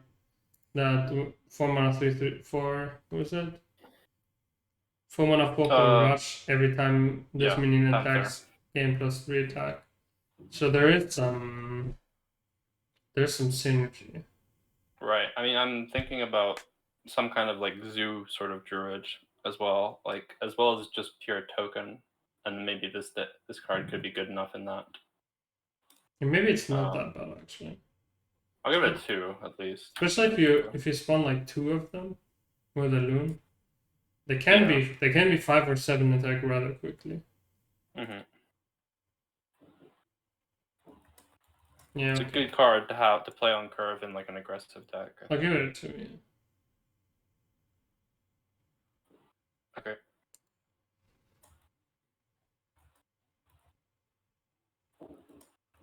Next up, and this card is like super interesting.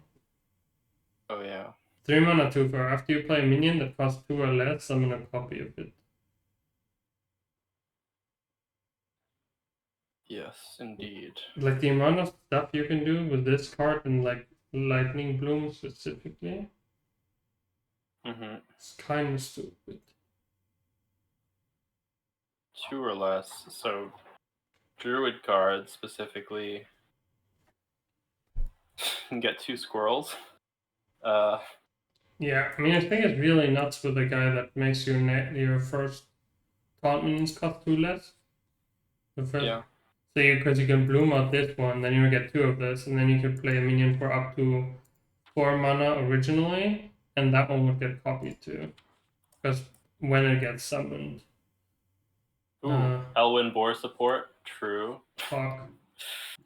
I mean, the main problem with this is if you play it on curve, you can't expect it to live. No. Always, although 4 health against like a slower deck, you can play this on curve and expect it to live quite often. you know, I mean, Hmm. I think so. Yeah, I mean, we had some really good neutral cards, so we were thinking if you could spawn 2 of those, it'd be pretty sick. Yeah. Just this and Far Watch Post. Your opponent has Right. can cost infinite. And we had some really good. They printed some really insane, or not really insane, we but some like- quite good we- neutral 2-drops. We like Oracle of Elwynn. I like it. Yeah, it seems at least a 2. Mm-hmm. You could also, oh man, you could run like Stockade's Guard in this deck, so you can give something else taunt and then like protect this card and you I don't know. It seems I mean, pretty I think you would interesting. just play it with a pack mule.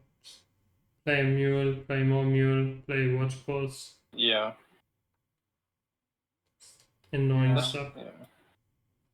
How does it work with the card that taunt makes the next card cost 2 less? Does it? Yeah, if you play this and then for example, you bloom out the 2-drop, it will spawn another one of those, so the next minion will cost 4 less. And then if that minion, so theoretically you could spawn a 6-drop, and it would summon a copy of the 6-drop, because it gets cost 2 when played. Okay. They're also saying you can combo it with the Umbral Owl as well, which is true. Yeah. That'd be good. I'll give it a 2. Yeah, I'll give it a 3. I think it's nice. 3. Okay. Alright, next up, Kodo Mount. It's a 4 mana +4/+2 and rush on a minion. When it dies, you spawn a 4/2 rush Kodo.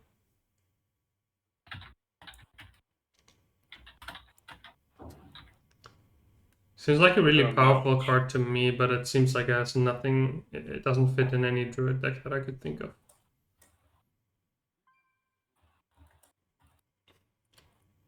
Yeah.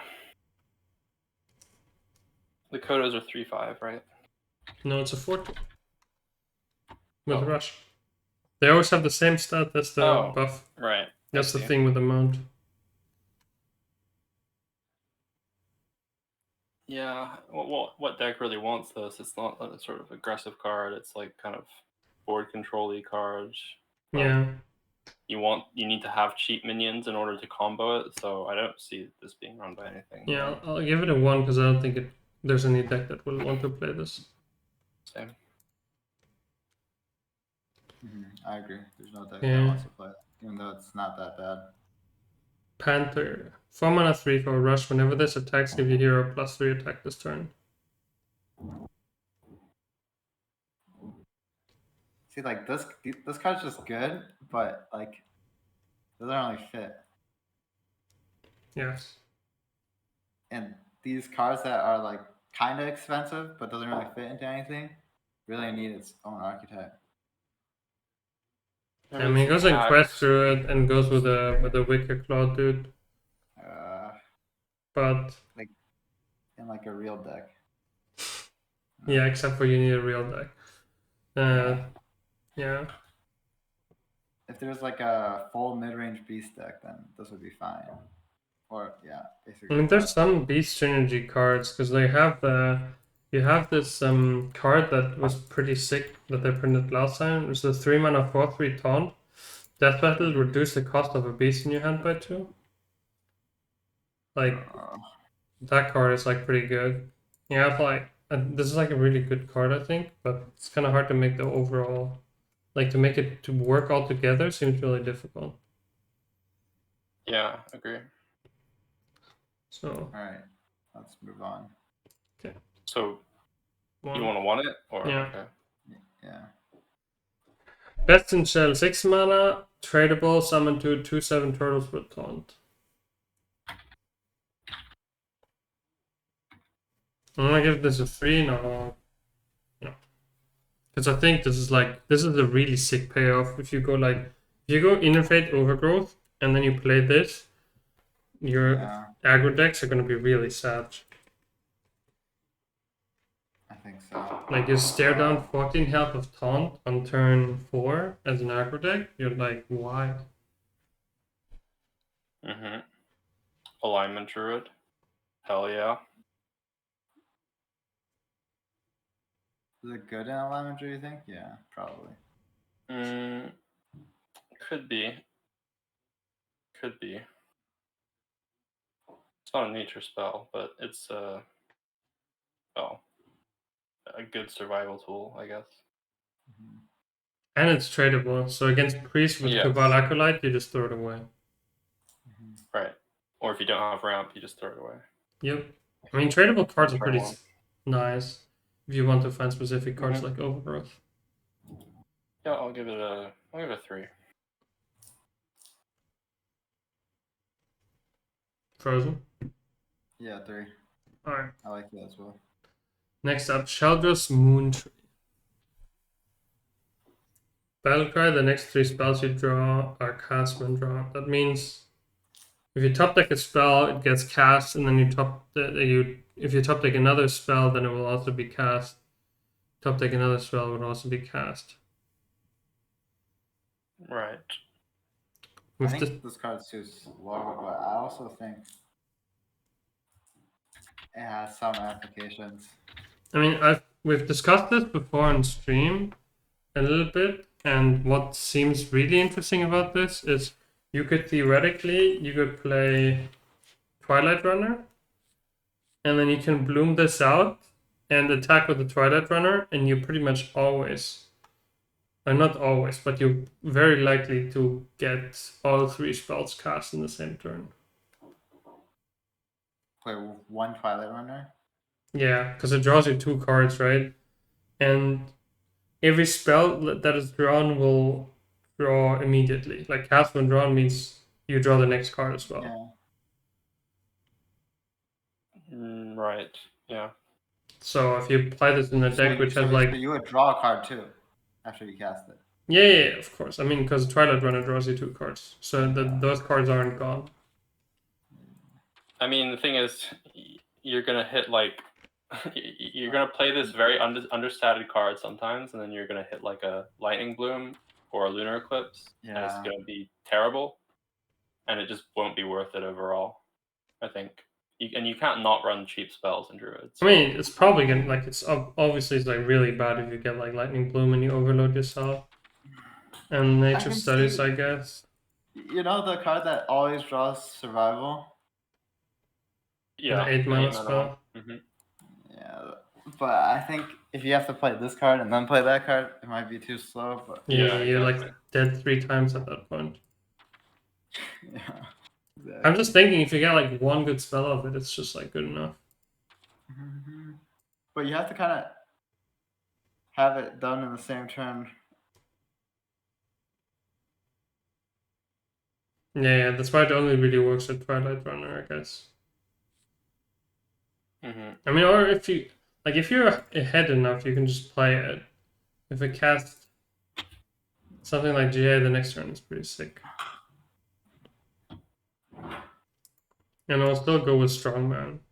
Like, I feel like I'll give this a 2 because I think there's probably going to be a way that you can rebuild Clown Druid in a way that will make this fit. Or a GA Druid, rather. Like, there should be a way for a GA Druid to make this card fit, to make the deck better than it currently is by playing this card. I'll give it a 1. Yeah, 1 for me for now. Alright, I'm gonna get some water, and... Yeah, I might just go out for a few minutes, but yeah. As well. If you're gonna take a break. Yeah, I was just gonna take like a 2-minute break. Okay. I'll be like... as well. A few minutes. Alright. Oh. You can start without me if I'm not back.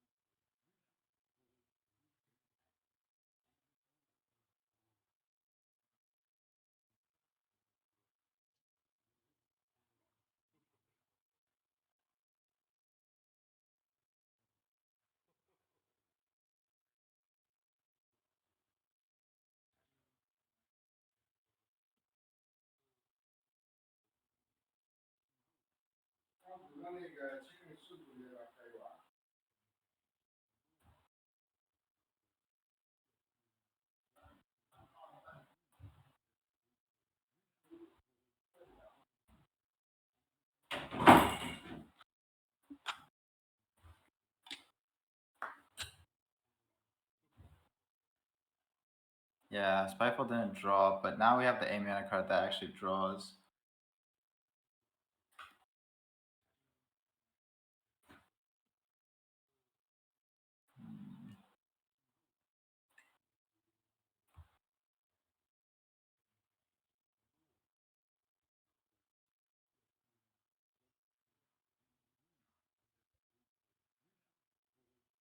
Oh man, there's a lot of cards.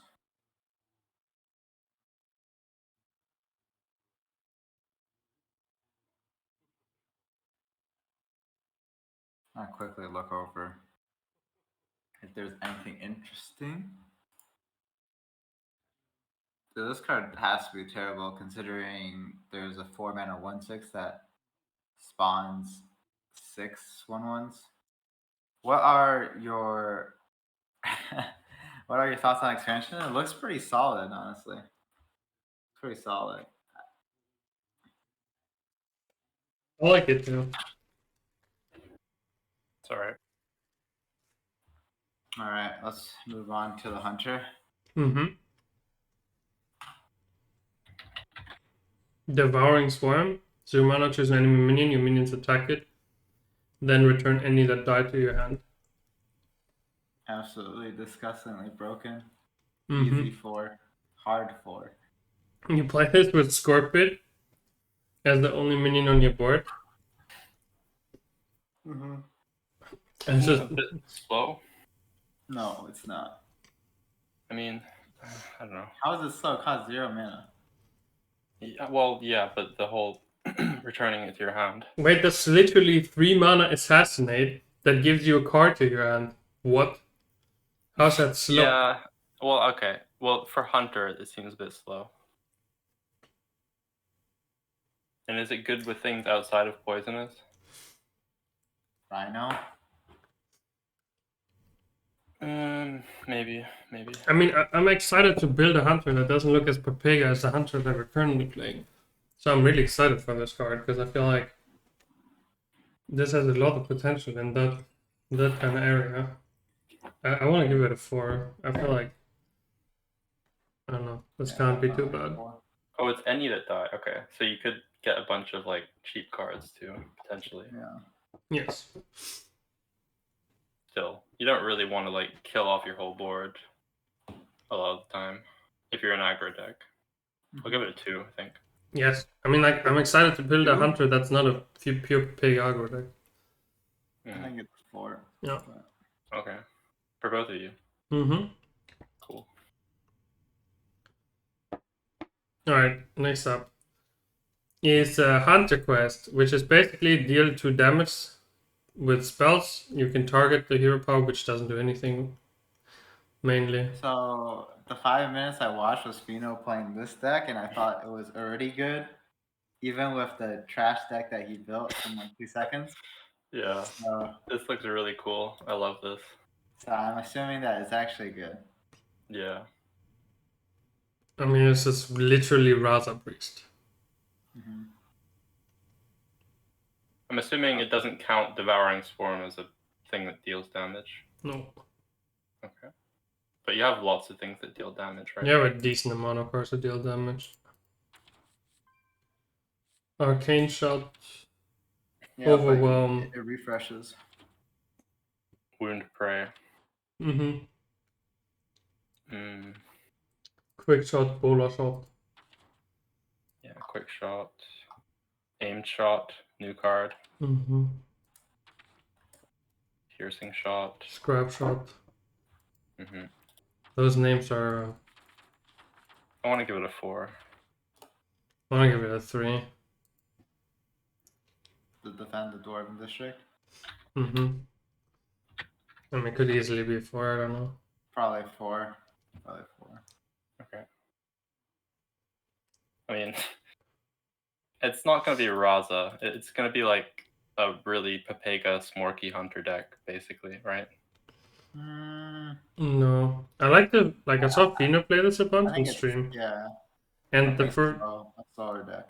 the first one he played was like just tons of spells and just like it was super trying to just finish the quest as early as possible, and that didn't seem to work out because you lost your hand size by the time you finished the quest, and then he rebuilt it into a more mid-rangey deck with Scorpids that discover and the 3-mana 3/4 that discover spells. Just like give yourself a lot more value, finish this later. And then Pouch is a great way to get like a lot of refreshes as well. Like you pouch with 0 mana, and then that's giving you an extra 4 damage because you're always going to get a 0 mana spell. Yep. I mean, like, there's some decent synergy already existing for this. And I like that after the second, like, you need to cast 4 spells, and you already have a 0 mana deal 2 every turn that you can use to kind of fend off the board while you do the rest of your stuff, if you get behind. So, like, at the second stage, it's already strong, which is what I like about this the most. Because, like, completing the third stage and playing Tavish is a big commitment, I think. I always feel like in these quests, being able to play the 5 mana card is actually a huge commitment. That's not quite as easy.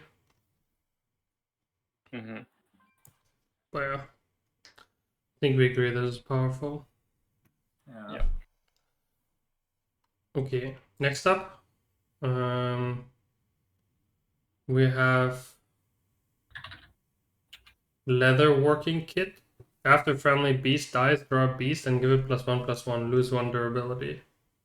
This seems like dust. I'm really excited for this card actually.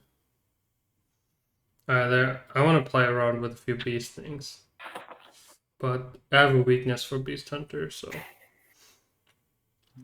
there has to be other weapons you're going to want to play in your deck that you cannot because you have this card, which is part of the problem.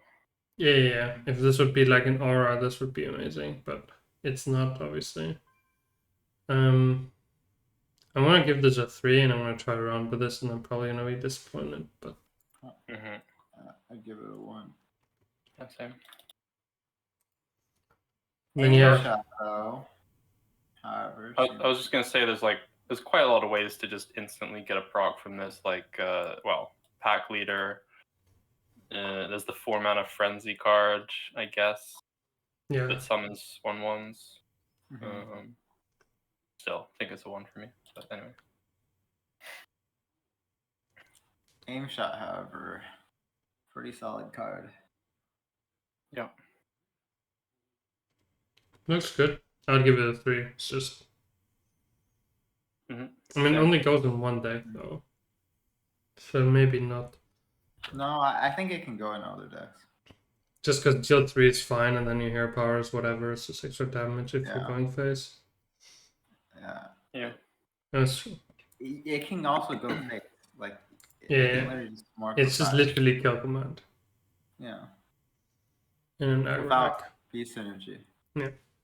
And Barak didn't have a 3 mana spell. Like, it's definitely replacing the 4 mana spell in the aggro decks. Right, yeah.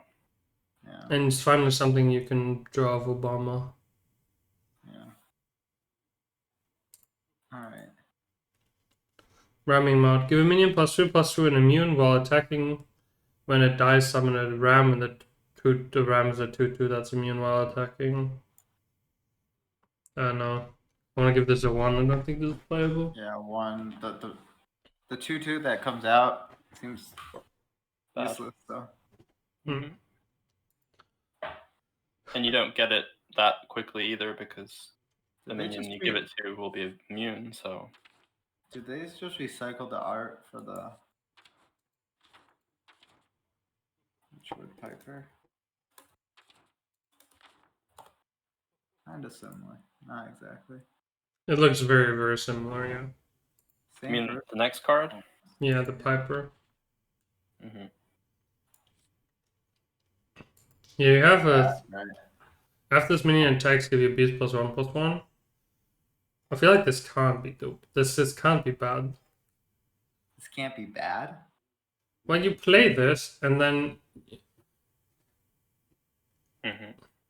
you get to play minions, and then you get to attack. So you get to buff all the minions you It's play. pretty tasty. It's a 1/6. 1/6 is a really durable stat line. What is really funny with this is you can combo this with Devouring Swarm, and then you can attack another time, for example. True. I mean, it's just great, like, you know, Wolpertinger, Pack Leader, Wound Prey, like all these things just summon cheap beasts, and with Rush too. Yeah, that's the thing. They have a lot of rush synergy. I don't think this archetype is gonna work. Ooh, also With this card. the Pack Mule.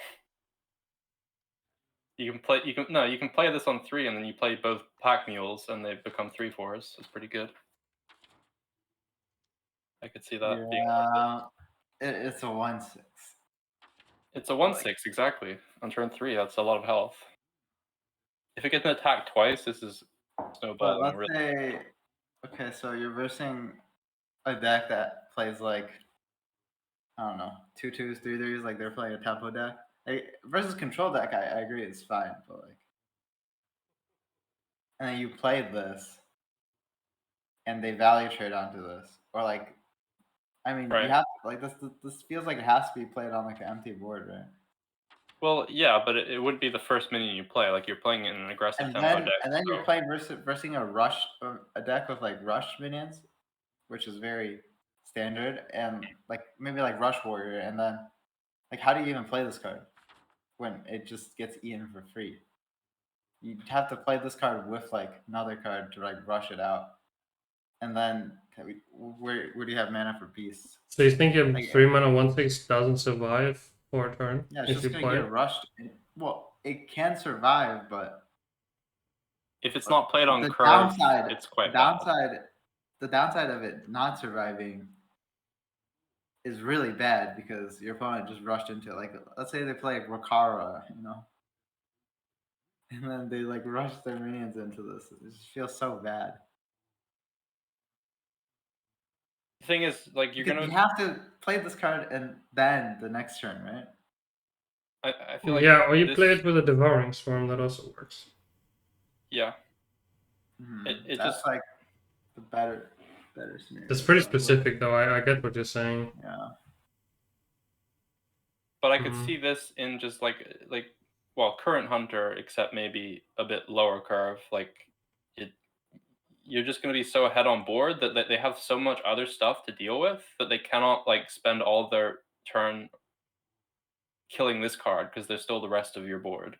But you play like a bigger status minion, and then that goes face, and they're like actually scared. But this 1/6, they're like, okay, well, I'm just gonna brawl it later. Well, yeah, okay, if they're playing control warrior, sure, but Yeah, but versing a tempo deck, what tempo deck isn't gonna just rush into this, or like remove? if it's played on like if you go 1 drop, 2 drop into this, they can't just like ignore your other minions and like only kill this thing. They can though. Like what 1 drop, 2 drops have more priority than this? Well, I mean, I'm saying if they do that, it's very good for you because you've like bought yourself a lot of time. But they're also gonna play a 1 drop, 2 drop. They're not just gonna pass if they're a tempo deck.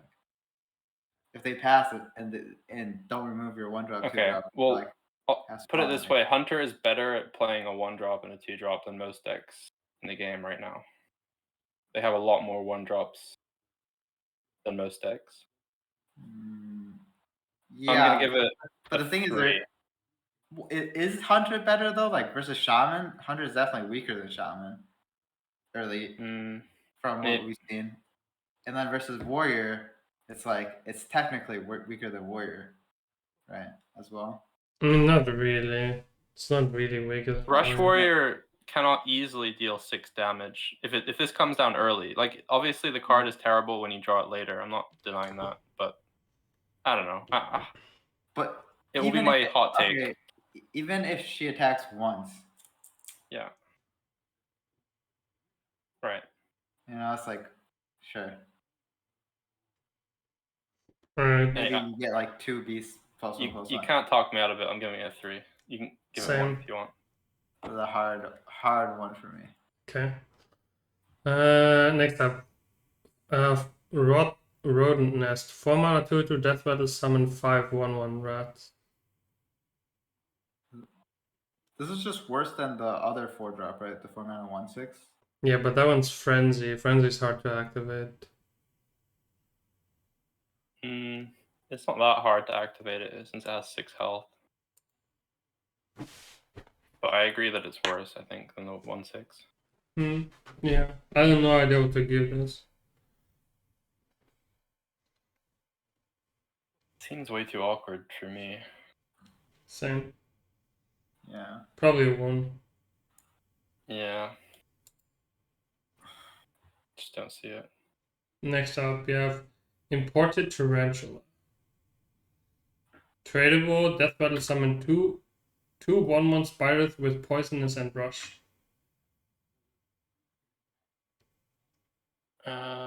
Poison Rush is pretty good, no? Yeah, this seems good. Seems good. Such a weird card. So strange. Yeah, I don't know. There's nothing that procs Death Weapons, right? No.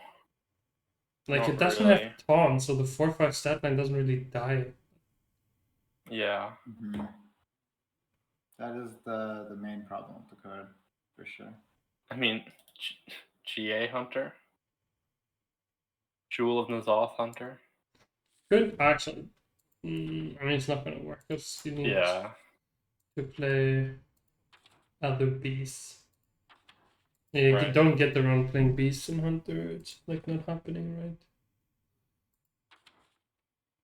Oh, by the way, we forgot about. I mean, it's not the best. It's not actually the best instance, but with Stormwind Piper, you can use it with the weapon.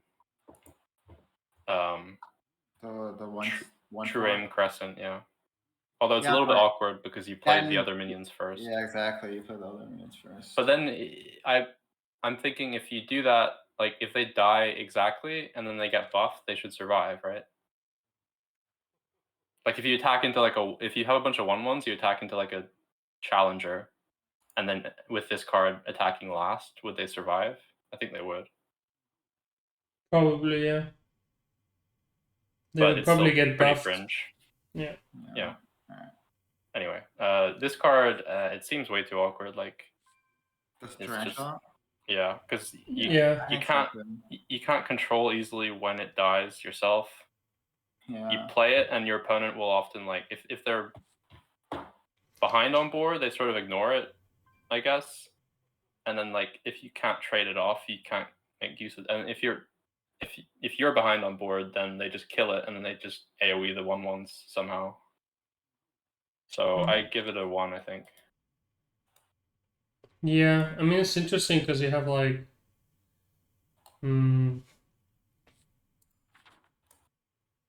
you have the line, right? But the line is like it's like wait, slow. You have to set this up, and then you have to have the line. Wait, what's the line? 4 mana 5/2. That gains a friendly minion's death battle with Rush. That's like insane removal together. Right? Because you basically remove like 3 minions off the board. If the Tarantula doesn't get cleared, you remove like those minions from the board. But I don't know, we have like either full control decks in Hearthstone right now that really don't care about this. And then you have just decks that click you in the face and they also don't care about this.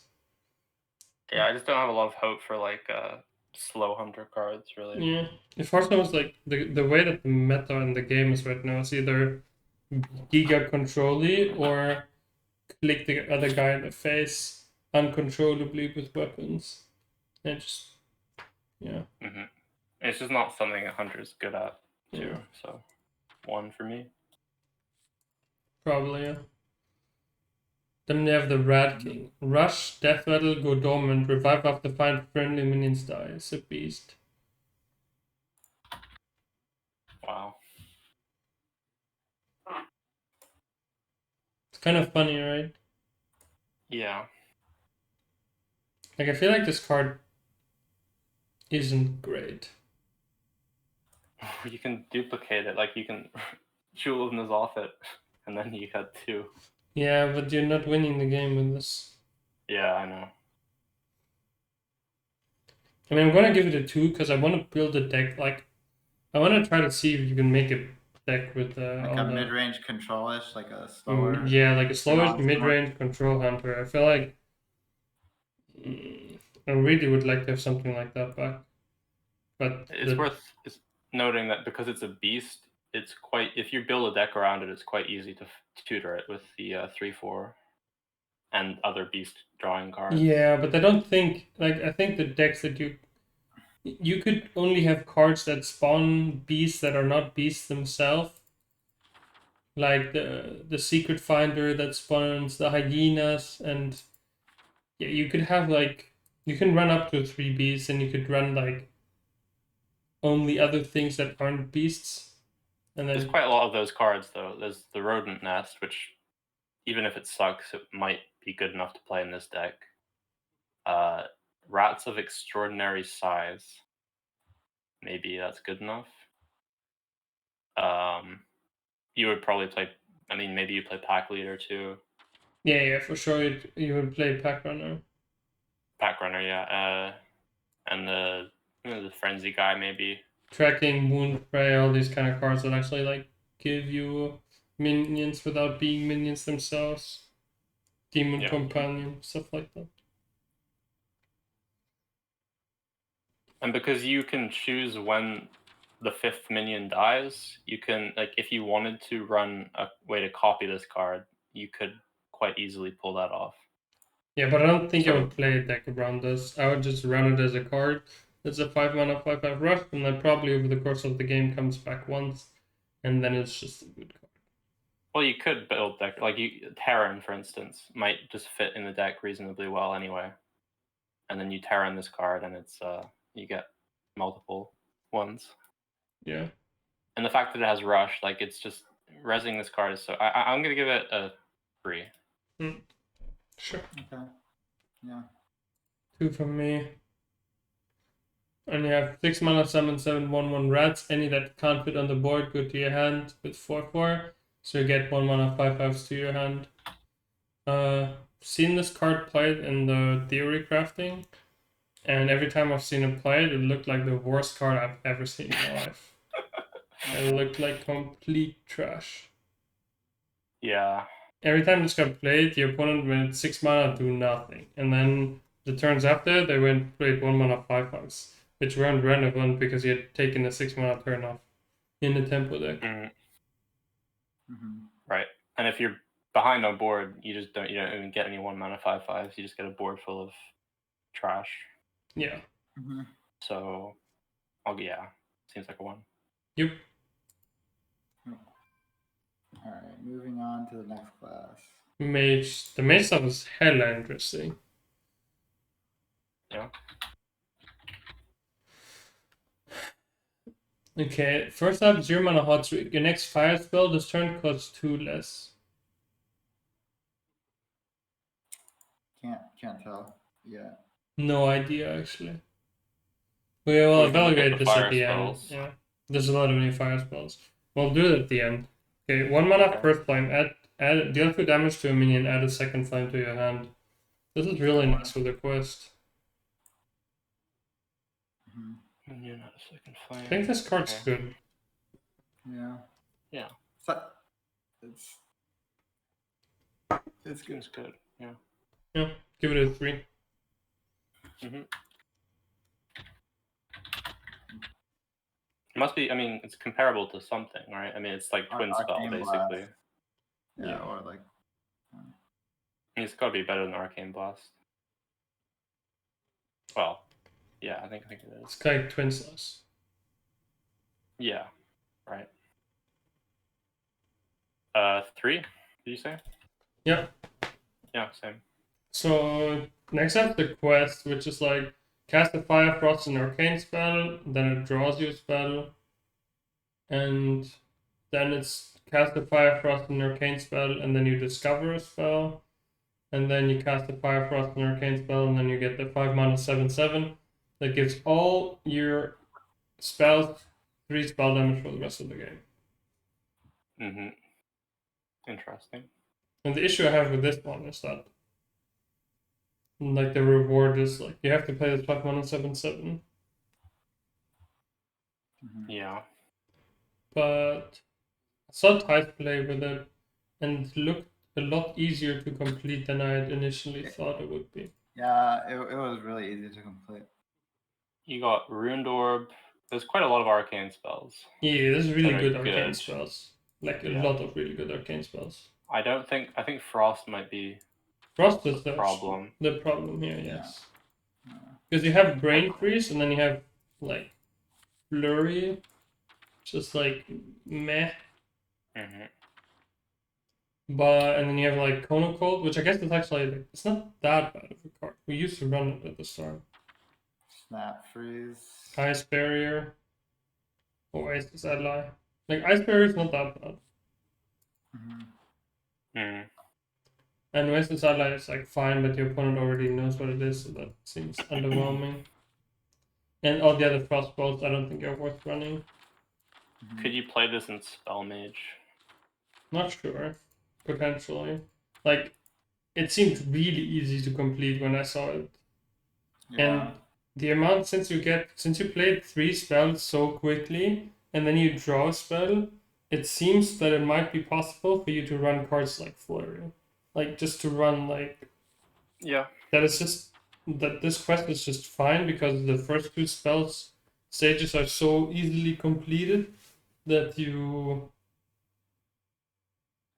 just because you first draw a spell and then you discover a spell, you kind of just get it back quite rapidly.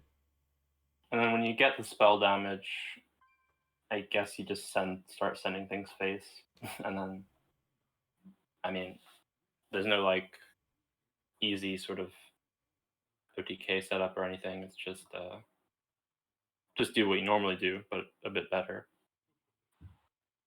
Yeah. For the reward, when it's discover 1 on the second stage, do you get to decide if you discover a fire, frost? Like, it will offer you 1 fire, 1 frost, and 1 arcane spell, right?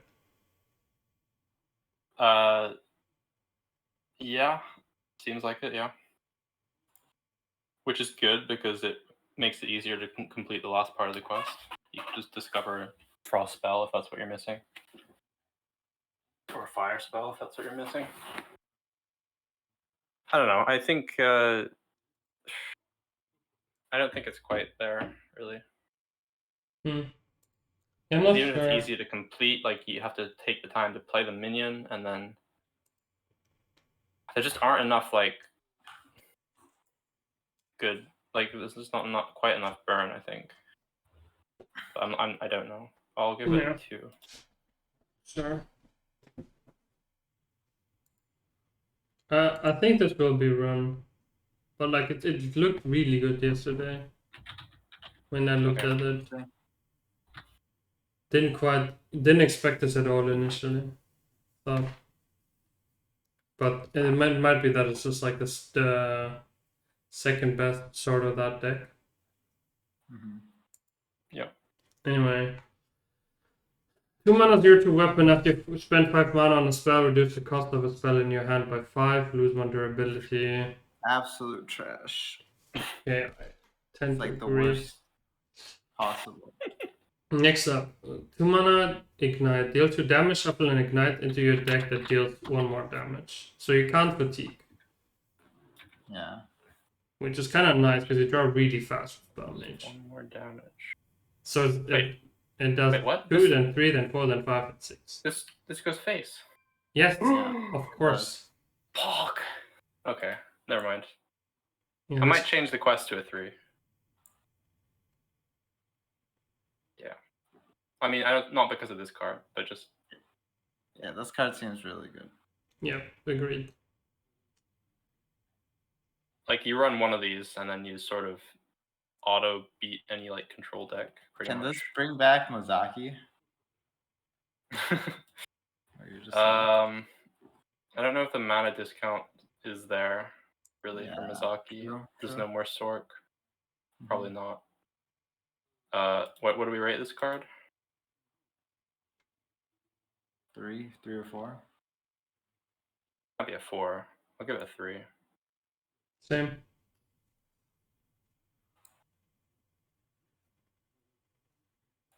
Okay.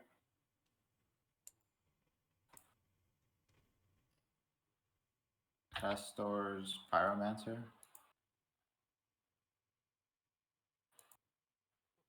Okay. This seems not that good considering you can get spell damage pretty easily now. Yeah. I mean, the thing is, it's not the same turn though, right? Right. You could play this, and then you have spell power on the next turn. Sure. I just can't imagine ever putting this in a deck. You know? Yeah. I feel the same way. I feel like this is a minion, which is probably good whenever I get rid of my 1 mana spell. Like it's like it's one of those minions when I get it off Font of Power, I'm very happy, but I don't ever put this in my deck. So I don't know what to give it, because I feel like the card's unplayable, but when discovered it's good. I don't know. Well, then it's unplayable, I guess. It's unplayable. Yeah. I mean, you can look at the other fire spells, but I guess Fire Sail is the AoE one. Yeah, but 3 should be Fire enough. Sail seems 3 on Not 4. good enough. 3 on Yeah. 4 is enough. I don't need to do more than that. Also, it's a minion. Minions are bad. Alright, Combustion, yeah. Yeah. Okay. I'll give it a 1. And First Flame. Fire Sail, 4 mana. Tradable, deal 3 damage to all minions. And it's a tradable spell. To me, it's a 3. The card is really good. Super insane AoE early in the deck that likes to play flow on 2 and then fall behind. And then it's like, I need to clear this board so I can scam later. Might even be a 4 from me. Seems like a one of. I mean, it's just totally meta dependent, really. But if Token Druid type stuff is popular, or Hunter as well. I mean, it's tradable at worst. Yeah, exactly. Yeah. Worst case scenario is you trade this in your deck in the end, and then you Luna. How do you think it compares to like Combustion? Power level wise? Probably better, right? Better, yeah. Yeah, but Combustion is decent in the meta actually. I think the main benefit of Combustion is like you can play it being a head on board, or you can combo it with like a spell damage minion and it will survive. But if you're like, I mean, spell mage often wouldn't care about AoEing everything. So yeah, 3 sounds good. Yep. Next up, we have 5 mana 4/5 after you cast a fire spell, draw a spell. That's a hard one for me. It's completely unplayable. This is the interesting one looking at the cards because you have like so many. It's like gadget, right? With the fire spells, since there's so many good ones. And you can go infinite on Ignite. Yeah. But I don't know if it sucks. But it's only really good with the new 0 mana spell, right? Yeah. Like, if you don't have the 0 mana spell, this seems so out of line. Like, if it was 4 mana, I'd say maybe. Like, even then, I wouldn't be super sure. Because you can play this and just chain Ignites for a little bit. Well, I mean, you play 2 Ignites, and then what? Yeah. Hot Shake, another one. Which might be fine if you have like the Sorcerer's Gambit up. This is assuming you've like emptied your deck. Yes. Yeah, true. So. I mean, like this might be fine in the same scenario. That's not. But there's never a card that goes in any deck. I'm convinced. Yeah. Yeah. Okay.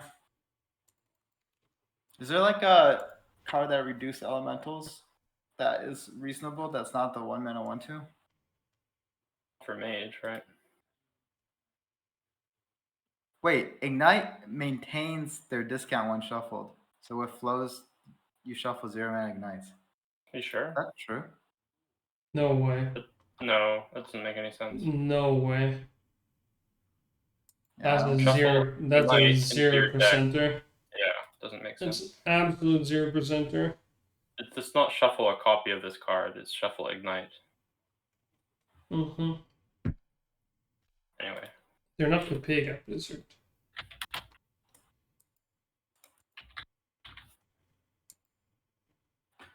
Clumsy Courier. Yeah, this is a card for wild.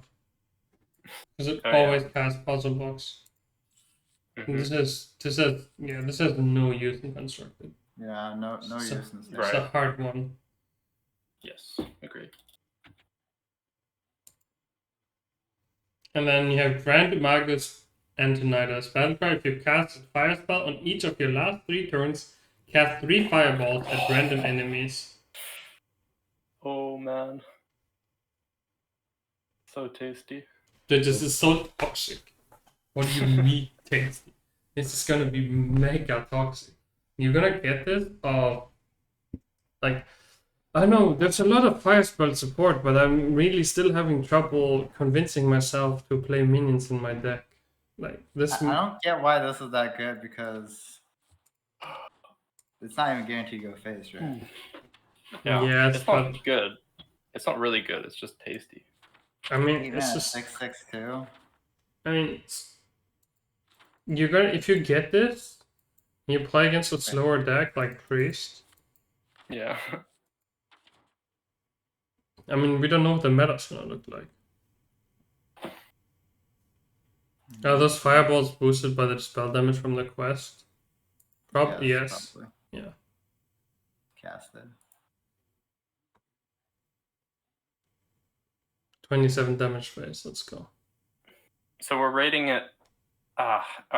It's so weird. Like, are we rating it just as a card to put in your deck, or are we factoring in the discovery? No, we're part? mostly just like if you want to put it in your deck.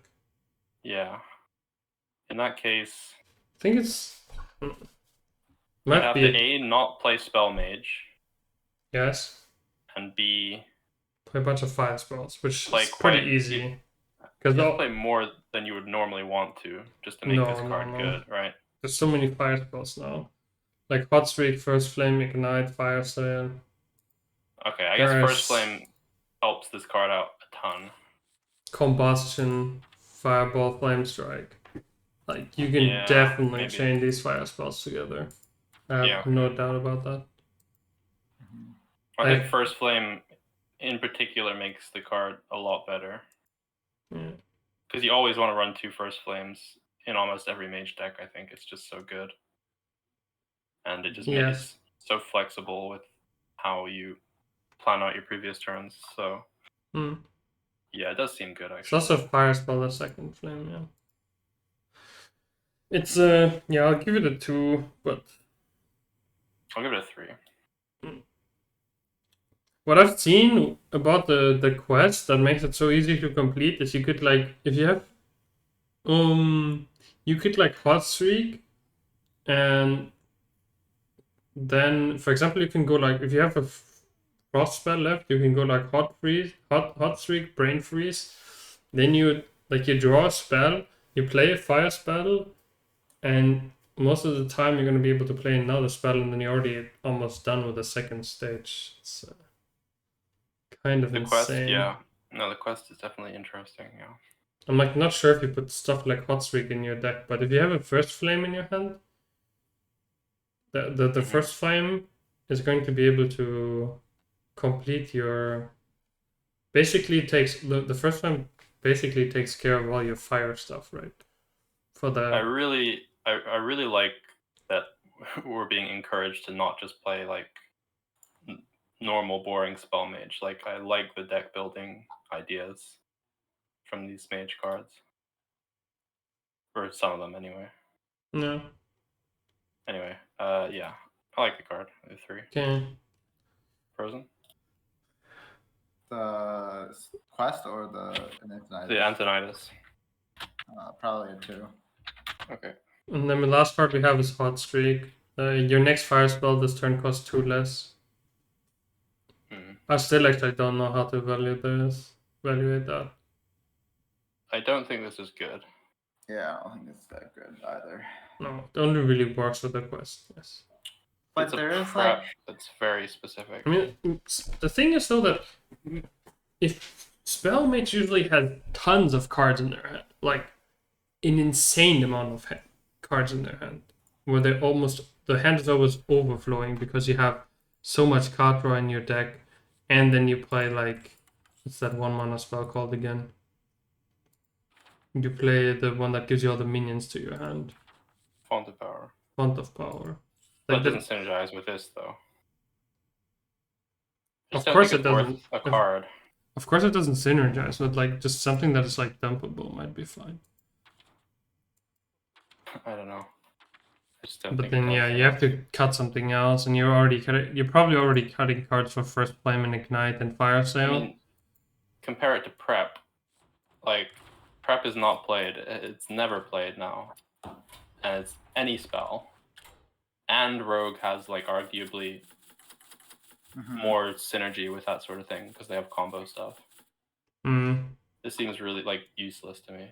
the one thing I see is like a Sanctum Chandler type deck, but it probably is not good. Yeah, I mean, I guess the upside is that if you discover it, it can be pretty good from one of your other spells that discovers things.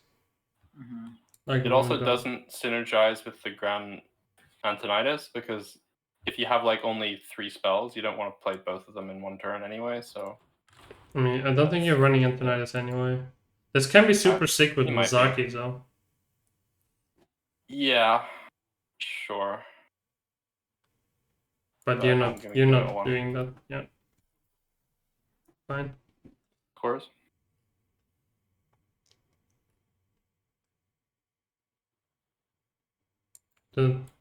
Next up we go to Paladin. Can we just get Paladin in one as a class? Because it makes me sad. Did you guys want to give that a 1 or a 2? Sure. Hot streak. Give it a 1. Whatever. Okay. I haven't seen the Paladin cards, but I thought there was some pretty solid ones. I don't know. We'll have a look. Might not be that bad, but we should look at the quest first. Just look at it, and I'm gonna evaluate the cards later. So you have play 3 different 1-cost cards. Equip Light's Justice. Then you play another 3 1-cost cards, and then you get the Baku Hero Power. And then you play another 3 1-cost cards, and then you get a 5-mana 7/7 that gives all your Silverhand recruits +2/+2 for the rest of the game. Ooh, that's pretty tasty, isn't it? You have to play 9 1-cost cards. 9 1-cost cards. Sure. And then you have to play 5-mana 7/7. And then you have Hero Power that gives you This 2 feels 3 like 3s. this feels like the Surrender to Madness deck from Priest back then. A little bit. What? The 3-mana destroy your mana crystals thing? Pretty much, and then you just play like 1-drops that are like slightly bigger because after like playing the payoff cards. So you're playing like the Hero Power. You get the 3/3. But it's a lot better than that because you don't have to destroy your mana crystals. I don't know. I mean, okay. So for one thing, First Day at School is turbo nuts in this deck. Well, or with this quest. Like if you draw 2 First Day at Schools, so it's play 3 different 1-cost cards. So that means between the two between the 2 levels of the quest, it resets, right? Yes. So you play First Day at School, complete the quest. You play First Day at School again, complete the quest. I mean, sure, you don't always draw both of them, but yeah, but you play this on 1. You play First Day of School and a minion. So by you turn don't complete it on turn 2. By turn 2, you have 1 1-mana minion on board. And it's not completed. Then on turn 3, you play another 1-cost minion. So on turn... And then, like, I don't know, 2 more. Like, you have, 3 1-cost minions on board and a Light's Justice? It's not meant... I'm not saying it would be like a... It's not meant to be an aggro deck. It's like... It it would be sort of a mid-rangey deck which wins by having an insane hero power when you've done everything. Yeah. And I guess you want to run more Silverhand recruits if you can. I don't know if there are cards that do that.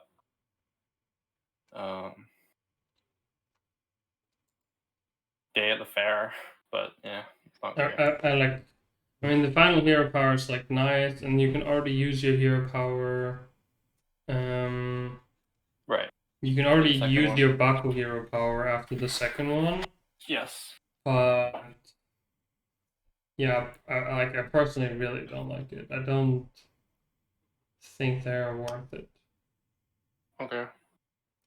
But I am a little hopeful. I'll give it a 2.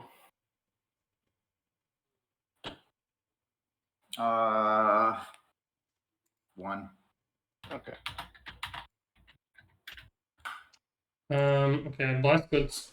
They get some support with cards like this. Like Blast Goods discover a secret weapon or Divine Shield minion. So for example, you could always pick a secret and then you would have 2 procs. But you would have, I mean, you proc your quest, but you have basically played a 2 mana random paladin secret, which seems incredibly underwhelming. Definitely. Mm-hmm. Discovering a weapon. We can have a look at the weapons. Terrible. There's quite a lot of weapons, and a lot of them are not good. Like paladin weapons. Am I reading this prismatic jewel kit right? This is after a friendly minion like lose Divine Shield. Yes. Give a minion. Like, is this a real card? This seems like a card they would make in like I don't know, classic in the first year, and it would be What do like you mean? that's how bad it is. Like, this seems like a card that they would make in the first year of Hearthstone. Like nowadays, they make cards that are like pretty ridiculous. Yeah. I mean, I don't know. It's 1 mana, and it's a full hand buff, potentially Wait, 3 it's full times. hand buff? Give all minions in your hand plus Right, yeah. I read it wrong. Yeah. And you have Art Inspire, Okay, you have Righteous this Protector. This has some playability. Mm-hmm. Righteous Protector, Art Inspire, Argent Protector. This is a Jawbreak card. Yeah, this one's interesting. goody two This one's a lot more shields. interesting than I thought. I thought it was You have a lot of ways to give your minions the Divine Shield. But obviously I still think it's bad, but I really think it's like playability. It has some idea, but I think hand buff is a bad mechanic. And like you have to play this card, then you have to play get the Divine Shield minion, and then it has to get proc, and then you get the value. Yeah. I feel like this is too many steps until. And by then, like, how many minions have you already played on the board? Yes. Did we skip the last card? Because we didn't rate it. Yeah, I didn't like it though. 1. It's just a 1, right? Yeah. It completes your quest, but I don't think the quest's worth it. And I think the prismatic jewel kit is also 1. Probably yes. It's just too weird. Not a good start for Paladin. I think I have City Tax. 2 mana tradable, lifesteal, deal 1 damage to all enemy minions. And that one's interesting to me. But it's only really good with the spell power tradable guy that we've seen before. Yeah. It's a very, very good control card, without a doubt. But, what does Control Paladin do?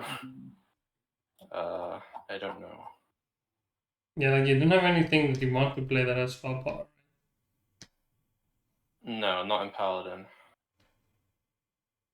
Nothing whatsoever. Like you just play this, and then you play like 1 spell power minions, and then they have to work together. Otherwise, they're no bueno. I mean, obviously it works with equality, and it works with and like it works with Barrow as well.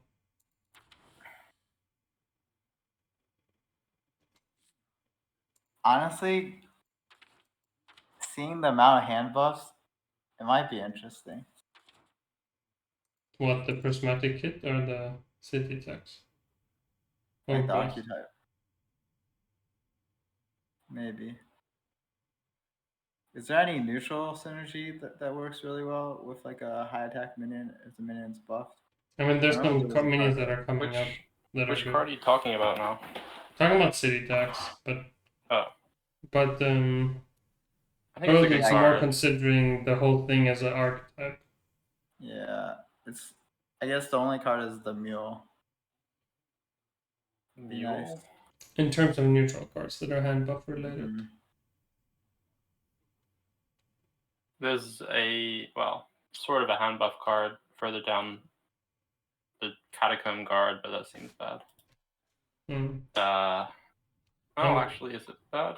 I'm gonna give this a 2 and move on because I don't really know what to say. Well, I'm Yeah, saying same. neutrals. Like, I'll give it a 2 as well. okay, like, Yeah, two for city tax max, like probably a 1. yeah. Then you have Noblemon. Give a minion +1/+1 in Divine Shield. When it dies, summon a War Horse. So this card is probably actually good. I mean, it gives a minion +1/+1 Divine Shield, and then when it dies, it spawns a 1/1 with Divine Shield. Like maybe, Like this card has to be good. and then you already have 2 procs for your jewel kit. Wait, Yeah. is it definitely a 1/1 Divine Shield? Yes, Like someone? that's how all the mounts work. They Oh, have okay. exactly the stats and abilities of the buff. Okay, yeah, that's actually good then. Maybe it's fine actually. Like Pretty interesting with Jewel Kit, but at the same is the time, jewel kit actually a sleeper? Yeah, Nah. maybe it's actually not that bad. I mean, I guess Yeah. I think it is given the- though, because you have no card draw. Like you're playing these 2 cards, then you also play the minion that you're buffing, and then you just don't end up buffing that much stuff anyway. And the buffs are very slow. Like you have to actually lose the Divine Shield for it to happen. So But if you hit like one good one, like the one that's about to come out, First Blade of Rin, and that comes down as like a 7 or like a 6/8 Divine Shield rush. It's pretty scary. And then pretty you have decent. like the Wind Fury. I don't know. There's some. this whole potential. archetype seems just It's so sketch. terrible. It's super very sketchy, yeah, because it's like a Very mid-range sketchy. thing without a mid-range archetype that doesn't seem to have any finishing power. But Yeah. if somebody presented Rush Warrior to us right now, we'd probably give it the exact same evaluation as we're giving this Paladin right now. We'd probably say this has no finishing power. What are you kidding? You're just playing arena cards. Yeah, exactly. Like that's exactly what we'd say. If somebody gave us a completed Rush Warrior deck right now and say that this is a deck, and we'd be like, yeah, the Rush synergy never comes together. There's a bunch of arena cards. The hand buff that never works against control. I think And the main difference is Prismatic Jewel Kit is really not conditioning at all. I mean, it's not, but I mean, it definitely isn't. And you don't have stuff that gives you cards. Like you have Bumper Car, and Bumper Car is somewhat comparable to First Day of School. Mm-hmm. But Anyway, Noble Mount is like. I mean, I feel like it's I'll fine, but I actually think maybe this prismatic landscape. For me, you can change that to a 2, and you can give the noble mount a 2 for me as well. Because I feel like this is okay. like this is There's the divine shield potential. stuff is really good. Like you're just gonna play in other divine shield minions against the other arena decks, and it might be not a great deck, but it might be beating other arena decks, Rush Warrior, and Mm-hmm. I don't know. I don't think it does, but sure. Yeah, sure. I'll give Noble Mount a 2 because it's like not too bad by itself, just as a tempo card. Yeah. Okay, then you have a 3-mana 2/2. Draw a minion and then give your minions in your hand +1/+1. Oh shit! I didn't even notice this card. Okay, well that's insane. I mean, it looks pretty good. To me. Well, yeah, It's really it looks good. Solid. Mm-hmm. That's better than solid. That's like, whoa. You are playing a 3-mana 2/2. Yeah, it's really slow. But you draw a card and like it does so much. I feel like. I slightly more hope in the arena paladin now, but yeah. This is the best card so far, Mm-hmm. I think. Sure. For sure. Oh, I mean, I think Noble Mount's better than this. Nah, I think it's this card. I'll give it a 3. No one want a holy card. Where's the not a holy card? No. Blessed Goods is the only holy card. Surely it's because they've done extensive testing and realized that it would be way too OP. If you put it on It's an already ornament. fringe broken, and they had to take off the tag, put it in line with the power level of all these Paladin cards. I mean, one of the things that scares me about giving high marks to Paladin is that obviously they always talk about how they're like testing cards for the next set already, right? Mm-hmm. Like Paladin got nerfed like twice, 3 times even last set. Mm-hmm. I'm wondering how many of these cards were made in, and how many of them were rebalanced before and after this. But of course, that's all speculation. Yeah. The only problem is like if you're behind on board as a Paladin, I feel like you're basically passing turn 1, turn 2, turn 3, and then you're starting to pop off the deck. I don't care about almost any of these cards, but this Bannerman card is nuts to me, I think. Okay, cool. Like, I think this is like similar power level to Conditioning. Because you can play it pre-turn 5, and it draws you a card, and it puts a minion on the board. Sure, it's not a great minion, but it does so much. Mm-hmm. Might actually, no, I'll give it a 4. I'll give it a 4. Okay. The deck might suck, but the card is so good, I think. Yeah. Yeah, give it a 2. I'll give the whole archetype a 2. I think the first Blade of Rin about to come up. No, Catacomb card. 3 mana, 1/4 life steal. Don't deal a damage attack equal to this minion's attack to an enemy minion. I mean, it's pretty sick if you buff this. Like, Yeah, once okay. or twice. I mean, it's life steal. Oh, well, it's pretty solid. I mean, that's if you buff this once, it's a 3 mana 2/5 that deals 2 damage, heals you for 2, and then every turn after that, it also heals you for 2. That seems pretty like a 2/5 body. Let's say this is a 2/5 body, right? Against Hunter is a. It's sort of like a Treaty Ankle Biter, a little bit.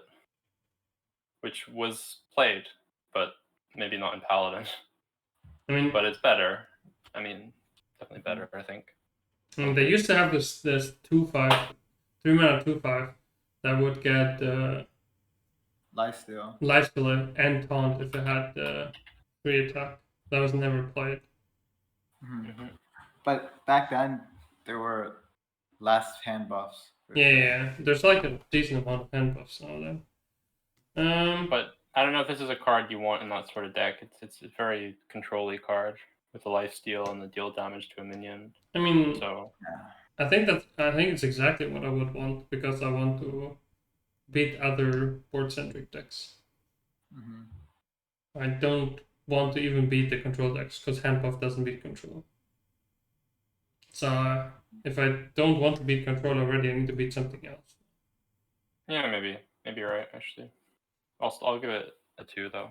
Yeah, same. Yeah, 2 for me. Okay, next up, 3 mana, 3/2 life steal counter attack heroes, Lightbringer's Hammer. Seems not really what you want, and it's like not good enough nowadays. Isn't there like there's like the Murloc weapon that gives stuff into your hand, and then Murloc every time. Yeah. I mean, how badly do you want lifesteal as a paladin? You have quite a lot of. I think you have other ways. Probably to not. I don't like it. I wouldn't run this card. Agree, 1. As well as like Paladin has quite a few solid weapons, I think. Okay. Next up, 5 mana 3. Dude, this card's insane. Like absolutely disgusting and broken. I think this is a hard 4. First Blade of Rin. It's a 4 mana 3/5 Divine Shield. What do you mean? Is Is that not good? Is that... I mean, 4 mana 3 No. Divine Shield is a good card, don't get me wrong. But it's not a 4. Yeah. It's not too bad. But You play it's a in good your card. hand buff deck. that's Yeah. without anything. But like, if it has rush, then it's like just broken. Yes, Not if it has like a Rush, board. it's an insane board control card, and it just bullies every other deck off the board, like immediately. Yeah. I mean, if you play Bannerman into this, it's very, very good. Mm-hmm. Yeah. Other ways to make it 4 attack. I mean, it works really well with the Jewel Kit, because it also gives you another proc afterwards. Yeah. True, yeah. That's true. Is there any other hand buff stuff that's Yeah, from let previous me look. things? I mean, there's Invigorating Sermon, the 4 mana, give +1/+1 to all minions in your hand, deck, and battlefield. Seems very bad. And that card is terrible. Yeah. Maybe you run Costumed Entertainer, but I doubt it. There's no other hand buff there. There's straight up isn't. It's just the new stuff. And if you have like 4 cards that you would run, the Bannerman as well as the Jewel Kit. Like, okay, the card's good. I'm gonna give it a 3 because it's definitely a good card. Insane. So like, I'm not. Yeah, it's a 4 mana 3/5 Divine Shield.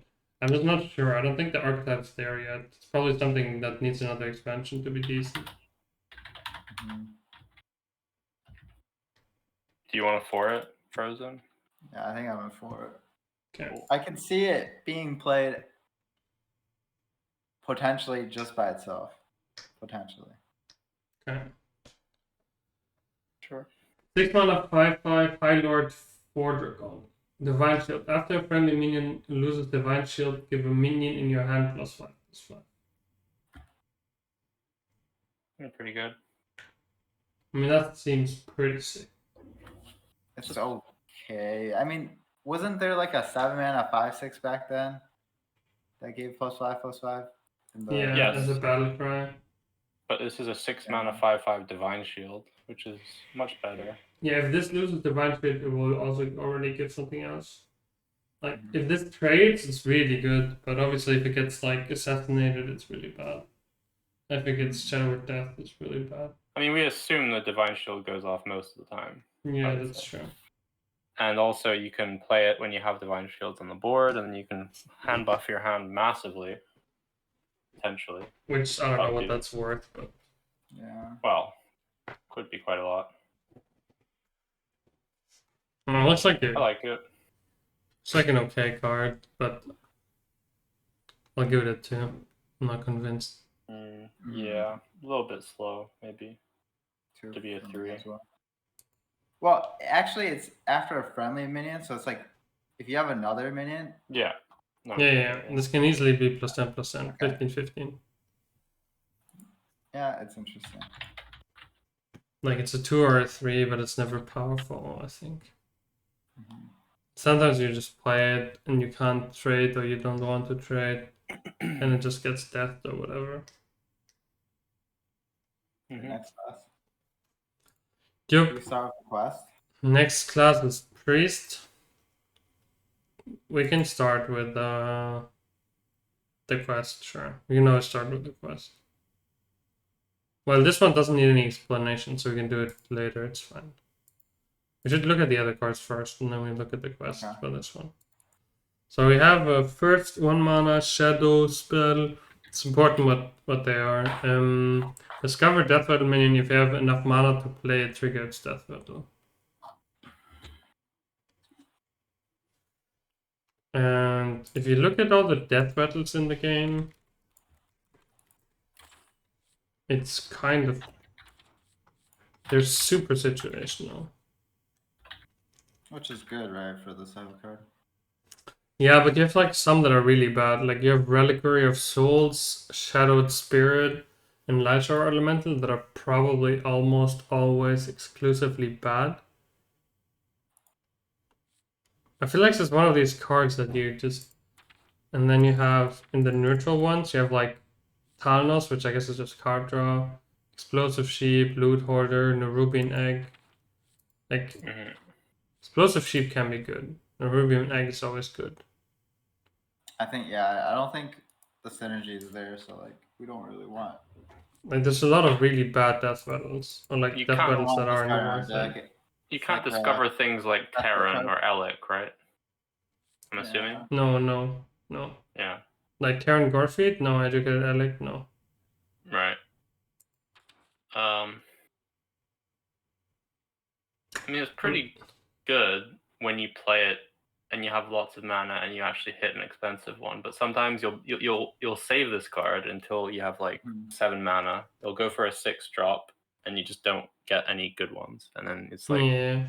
For example, you saved have it for 6 nothing. mana, you play it, you try to get Burning Blight Acolyte to get the 5/8 taunt, and then Yeah. you get like Scrapyard Colossus, which you can never play, and then you get like Explosive Sheep and Sneaky Delinquent, and you're like, well, thank you very much, Hearthstone. Yeah. So I think I'll give it a 1. Yeah, I think I'll give it a 1. I feel like this card might be fine. It gets like discovered, it gets created randomly by set deck, and then gets reduced, and then you can Yeah. discover something later in the game, and then it can sometimes be nuts, but you never Mhm. play it. Right. If there were any, there's just no Death Rattle synergy with Priest, right? So Mhm. if there was, then it might make sense. But yeah, 1 for me. Right. Next card. Yeah. Shard of Nar. What is this? Yeah. Fair? It's crazy, right? This card seems insane. Wow. How's this fair? What?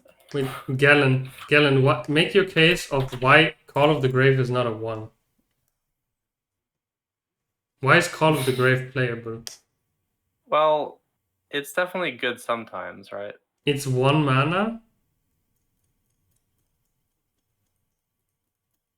We were arguing that the Death Rattle pool is bad, and yeah. We were saying that Death Rattle pool is just like most of the time you're not gonna have enough mana to trigger the Death Rattle, or the pool is just really bad. You play this late game. Late game.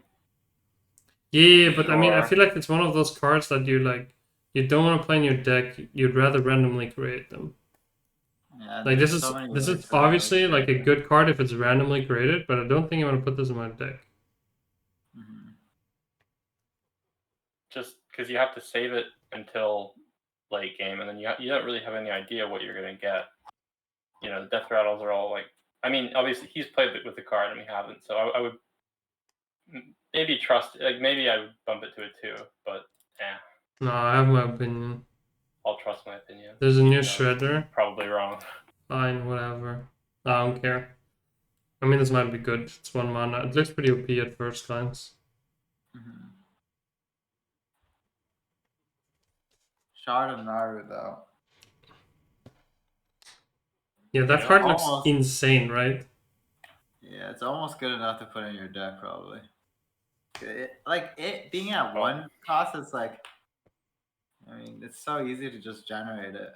You say almost. It's like I think you probably will put it in your deck a lot of the time. Yeah, probably.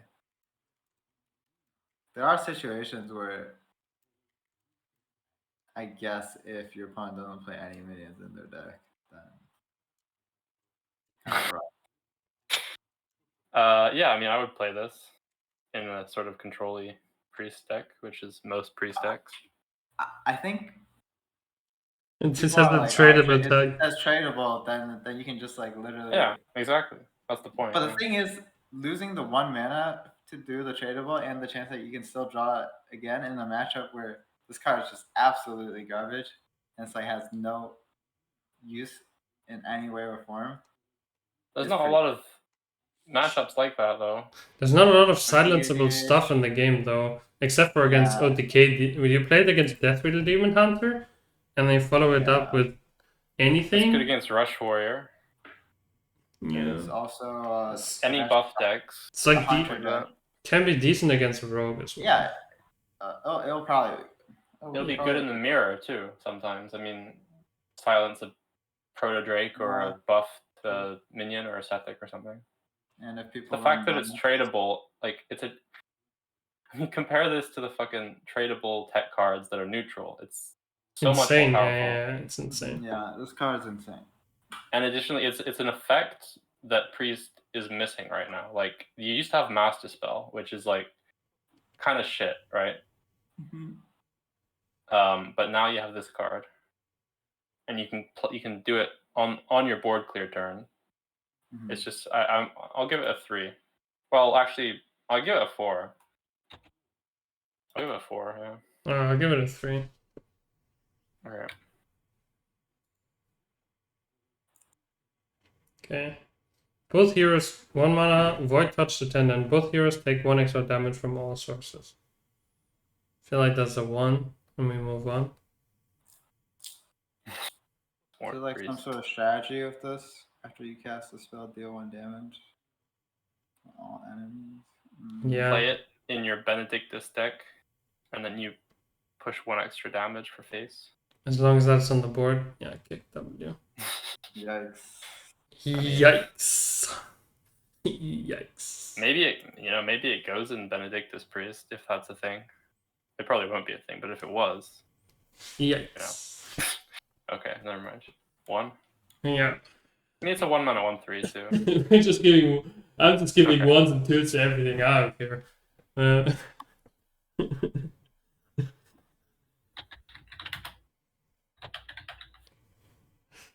All right. Shadow Cloth Needle. After you cast the spell, deal 1 damage to all enemies. The nicest thing, Shadow spell. the nicest part about this in Priest is that it doesn't really stand in competition with any other, with any other weapon. So you can just have this equipped forever. And Yeah. Just brace that, Insight, Death, Palm Reading. They haven't even solved that Palm Reading. Like, imagine you curve this into Palm Reading. Seems pretty Isn't good. a shadow spell though. Hmm? Is it a shadow spell? Palm Reading is a shadow spell, yes. What? So is Hysteria. Never mind.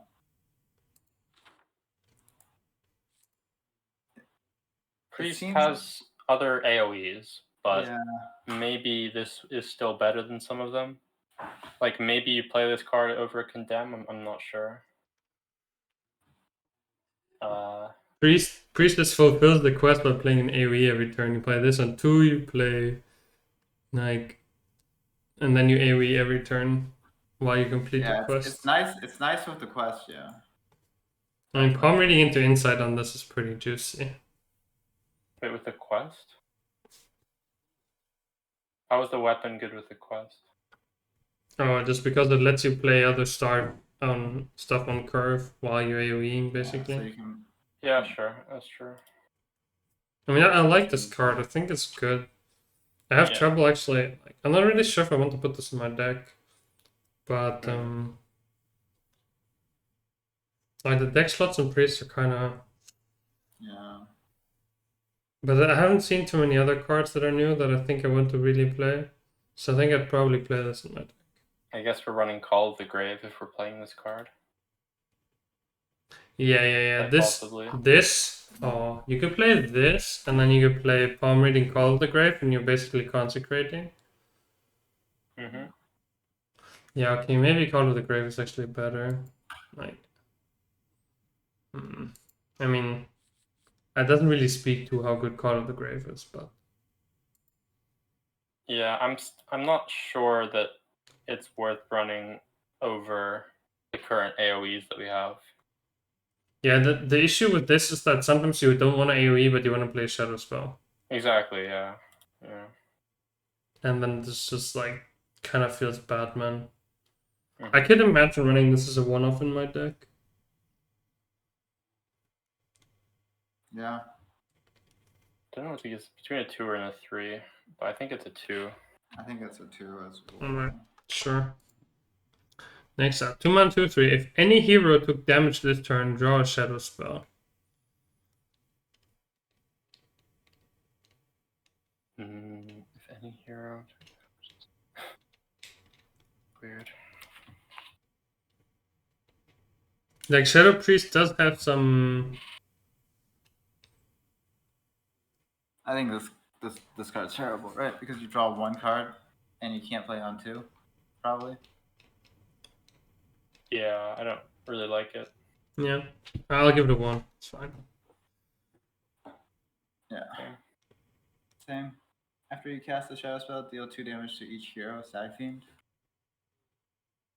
Well, I'm gonna give it a 1 too, because I don't believe in the Shadow Priest archetype, like not in the yeah, slightest. same. I agree.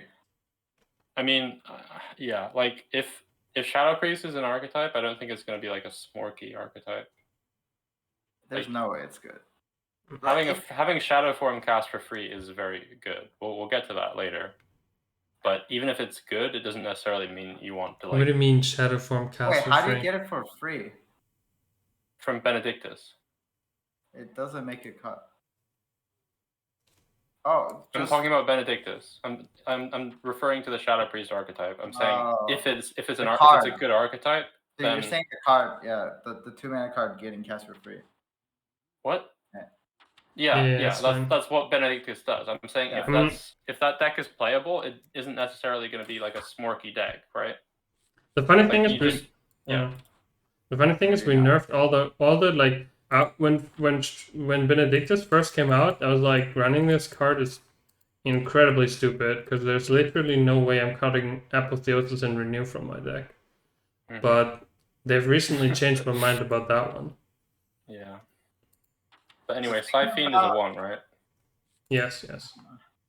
I feel like isn't the Hunter Quest just Benedictus except 0 mana and it refreshes? Or I mean, whenever I play Priest, the worst card to get is Shadow Form.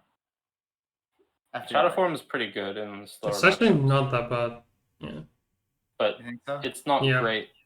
It's not. It It's always maybe feels below really average, bad maybe. because I sometimes want it to keep my hero power and like. I mean, the Yeah. Priest Mirror, it's good because it lets you finish off things and you have enough healing anyway that you don't really care about It's it. But that's very good against Control Warrior. Yeah. Okay. But Because that's it- like In control matchup, it lets you generate card advantage over your opponent because you, instead of playing removal, you use your hero power while your opponent uses your hero yeah, power. but like, are we really talking about trying to beat Control Warrior? Like, I mean, you do that against already Control anyway. Who Warrior? cares? You just put Scoundrel in your deck and that's it. Like, you don't need Yeah, that stuff. we're never losing that matchup anyways. So like, in almost every matchup, it just feels so bad to get Shadow Form. Should we talk about Void Shard first? Yeah. Let's talk about Void Shard. 4 mana, lifesteal, deal 4 damage. Cool that it goes face, right? If I'm not mistaken. Ghostface, yes. Smart. I don't think you play this in your deck, Yeah, me neither. but you Yeah, could do. Like, it's not that far off being good, right? Mhm. I mean, it A lot worse pretty, than Penance, pretty. though. I mean, it's a A lot, lot worse. worse than Penance. It does go face, Yeah. Sure. but yeah, I mean, I feel like seeing a priest card that goes face is almost like a negative because I know that if it goes face, they would have had to make it weaker in some other way, you know? And yeah. your priest, you don't care if it goes face. Well, yeah. But I'll give it a 2. I don't really know what I want with this. I'm not... One for sure. One for sure. yeah, okay, me too. Dark Bishop Benedictus. Start of the game, if the spells in your deck are all shadow, enter shadow form. Yeah, but like discovering it doesn't count. Are they adding Mind Shatter back? No. No. On the website it says really big cards. I've already asked. Maybe. It's not in. They're not. Oh. I've already asked. Yeah. Mind Shatter does not exist. It will not exist. No. Okay. Okay, so a shadow form for free at the start of the game is very good, right? Like, you just sure you have less healing, but you have a 2 damage hero power. So like, you could if you don't have anything to do, you can just ping one of their guys like every turn. It's so good. Yeah, press X. And you can down. discover spells that don't If you can discover the spell, other spells, like you can play palm reading and scorpid and stuff still, right? Yeah, true. And you can play I the don't know. 1/3 that discovers spells that didn't start in your Like a deck. devouring plague is also shadow. Yeah, yeah, they That get rid cool of for most this. of the good, like the Yeah. thing is, like, you can't run the chronic studies, which I would still like to run. You can't run condemn, Okay. which I think is still a fine card. But condemn could be replaced by the weapon. That's true to some extent, but you have no more AoE and your opponent knows it. You have You- Soul Mirror and Hysteria. Yeah, right? also yes, but you also like you make your Sorella a lot worse. Well, you would. Yeah, I guess you wouldn't run Zarella. I mean, it would probably suck. Yeah, I mean you I'm have not no saying. healing I sources. don't know. Yeah, I don't know, but this card alone just seems really nuts to me. To me, it seems really bad. I'm gonna give it a 1. Okay, Yeah, I'll give it a same. 3. Cool. Alec mount. The Alec mount feels like it will be very tilting when my opponent randomly generates it against me. Yep. I feel like the card is never gonna be put in your deck, but it's gonna be nuts a few times when it's generated. Pretty much. I'm still gonna give it a 1 because I feel like you can't put this in your deck. And then the quest. Yeah, and then the quest. Which- Play 2, 3, 4 cost card, discover a card from your deck. Play 5, 6 cost card, discover a card from your deck. Play a 7, 8 cost card, get Sorella, and there's a 5 mana 7/7 taunt that shuffles the Purifying Shard in your deck. And if you draw it, you destroy the enemy hero.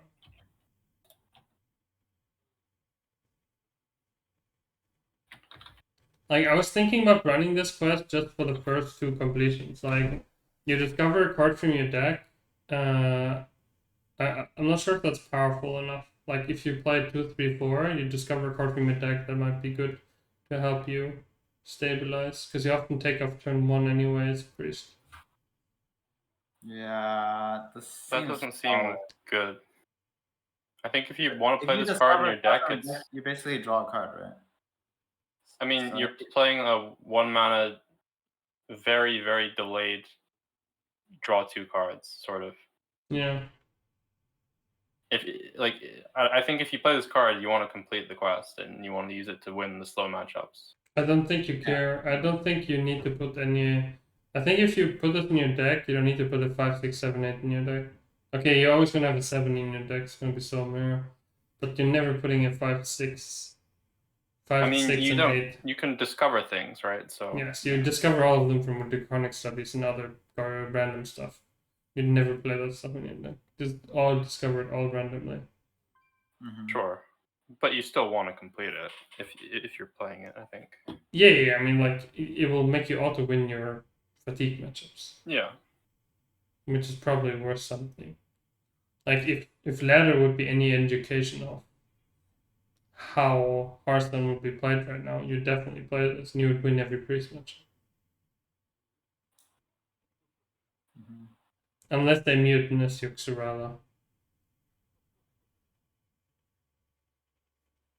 Okay. So Anyways, I'll give it a 2 because I think it's kind of fringe playable. I don't think Yeah. Same. I agree. changing your deck for this makes a lot of sense. Okie dokie. Oh, there's still so many cards. Yeah, it's like when do you have to Wait, go really? that draw? Oh, I don't have. I just. Well. We that's have fine for now. We have Rogue, Shaman, Warlock, Warrior. That's fine. I mean, we can maybe go a bit faster, but it's not a big deal. No. Definitely have to. Okay. This we have to look at the end again. The quest line: 1 mana tradable SI extortion, deal 3 damage to an undamaged character. Broken. Absolutely. Broken. Seems pretty What? good to me. 4. Oh, yeah, but we have to say if SI7 Rogue is good. Which I think this could be in other rogue decks. Yeah, I think so. It's like a smite mostly on minions. Sometimes goes And face. it can go face, yeah. It will usually not go face. Wait, which card are we looking at? SI7 extortion. Oh, sorry, I thought you meant. We're just gonna Assassin. skip the Never quest and go back at the end after we look cards Sure, individually. Deal 3 Uh, to an undamaged character. I think it's fine. I'm gonna give it a 3. I think it's a decent card. Yeah, I'll give it a 2. Actually, it might not be better than Brain Freeze. I don't think it is. Yeah, okay, I'll give it 2. I don't think it will replace Brain Freeze. Okay. 2. 2 then. Garrett, deal 2 damage to the enemy hero. Shuffle 3 blades into your deck that deal 2 more when drawn. How does this work with spell power? If you have spell power, will the blades deal extra damage? No, I don't think so. They shouldn't, right? That'd be too disgusting, actually. Yeah. So it ends up dealing 8. I mean, just I can see this being like, Weapon Rogue, maybe. yeah, something like that. I mean, you already play Sinister Strike. This is sort of better, but I mean, you put this in your weapon rogue deck because you always draw your whole deck by turn 9 anyway. You play this, you attack with your weapon, which draws you a card, and just deals 8 damage. yeah, that's a lot. But it's also, you know, completely useless in terms of early in the game. So I'm not sure. What do you mean early in the game? It's like just better than Sinister Strike in that deck by a lot. Probably. Well, it's more expensive, deals less immediate damage. But yeah, It's I'll give going it to a 2. end up doing way more damage. And It's all like the the rogue definition decks. of fringe. I'll give it a 3. Okay. Fr0zen? 2. Okay. Next. Start the game as different class until you play a rogue card. This is the ultimate fucking Tololo card. The what? Tololo. Oh, This is the fattest troll ever. this is like, realistically, it's probably a 1 or 2. Yeah, I think it's a 1. I mean, in constructed it's a 1, but on ladder it's probably a 4, because you just put this in your deck and everybody mulligans wrong, unless you're streaming, and then it's a 1 again. Or if you wait, can you? Yeah, I guess.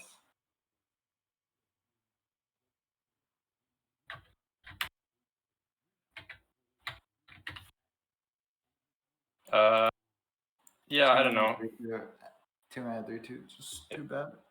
It might. It's so weird. Like, I don't know how to rate this because I feel like And you lose entire card. if you're playing top 100 legend, it doesn't do anything. Your opponent's gonna know that you're rogue.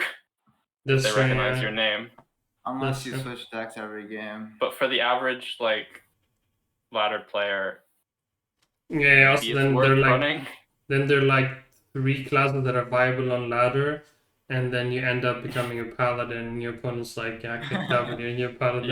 Yeah. Not to mention, people don't know how to mulligan anyway at the start of the expansion, so Whatever. like, yeah. Imagine probably your a 1. opponent is Alexander and you see a priest, then you definitely mulligan for priest. You mulligan by conceding, right? Yeah. If you get a free priest concede off of this card, then that's gonna feel good. The turn 1 concede. Yeah, I'll give it a 1 though. Yeah. How would this work with Vendetta? Vendetta? Yeah, because I mean, you're technically not a rogue. So Well, then when you it hold a would be rogue free. card, I doubt. I think it works actually. I think that Yeah, of course. you hold a rogue card in your hand, but you're not a rogue, so you're technically holding a card from another class in your hand. That's So definitely once you how it play works. Vendetta, you just change. Yeah, and then your second Vendetta costs mana again. Yeah. Interesting. Underbelly Fence might not work. See, this one I don't understand. I felt like both of them should. Why? How they worded differently? Well, it's because you play it and then oh, does because it- it's battle cry. Yeah. do you it's change not... classes before the battle cry triggers is the Yeah, question, yeah. and we don't know that yet. But Vendetta would work. Anyway, it's a Yeah. funky design. Let's move on. Loan Shark. Mhm. Battle cry give your opponent a coin. That's what you get 2. Oof. 2 coins is a lot, but I'm not sure about this. With Alex Straza. But it's Death Rattle, it's like... It's delayed. Yeah, you give your opponent immediate tempo and you have late... You have like... But Rogue is usually better at using coins than other classes. I think it's trash. I'll give it a 2. It's not a good tempo card, right? So I mean, is there effects that make like silence or hexlet or stuff like that that I'd really be Yes. sad about? I mean, devolving, just insta concede, right? Oh no. Yeah, if it plays against Mage and gets devolving, or gets hexed against Shaman, Yeah. and then Or Priest just plays a what's it called? Lucia. That's Shard the of most. Naru. You get Oh, your 2 Lucia. coins, and My your opponent's God. like coin Lucia, coin, hit step, coin, whatever, table Yeah. flip, throw the And PC out the kill window. yours, and then yeah, exactly. I kind of want to give it a 2 because I feel like if there were any combo decks that like coins, and most of them do, they would probably want this. But I'll give it a 2. Sure. But like very fringe. Yeah, I mean I think the card's fine. It's just gonna get. You're gonna just table flip when you get the loose shot. So. So you want 2 as well? Yeah, sure. Same. Next up, SS7 Operative. 3 mana 2 for rush after this attacks a minion gains stealth. I can't see how this is good. Yeah, this one was terrible. Right? Okay, cool. Move on.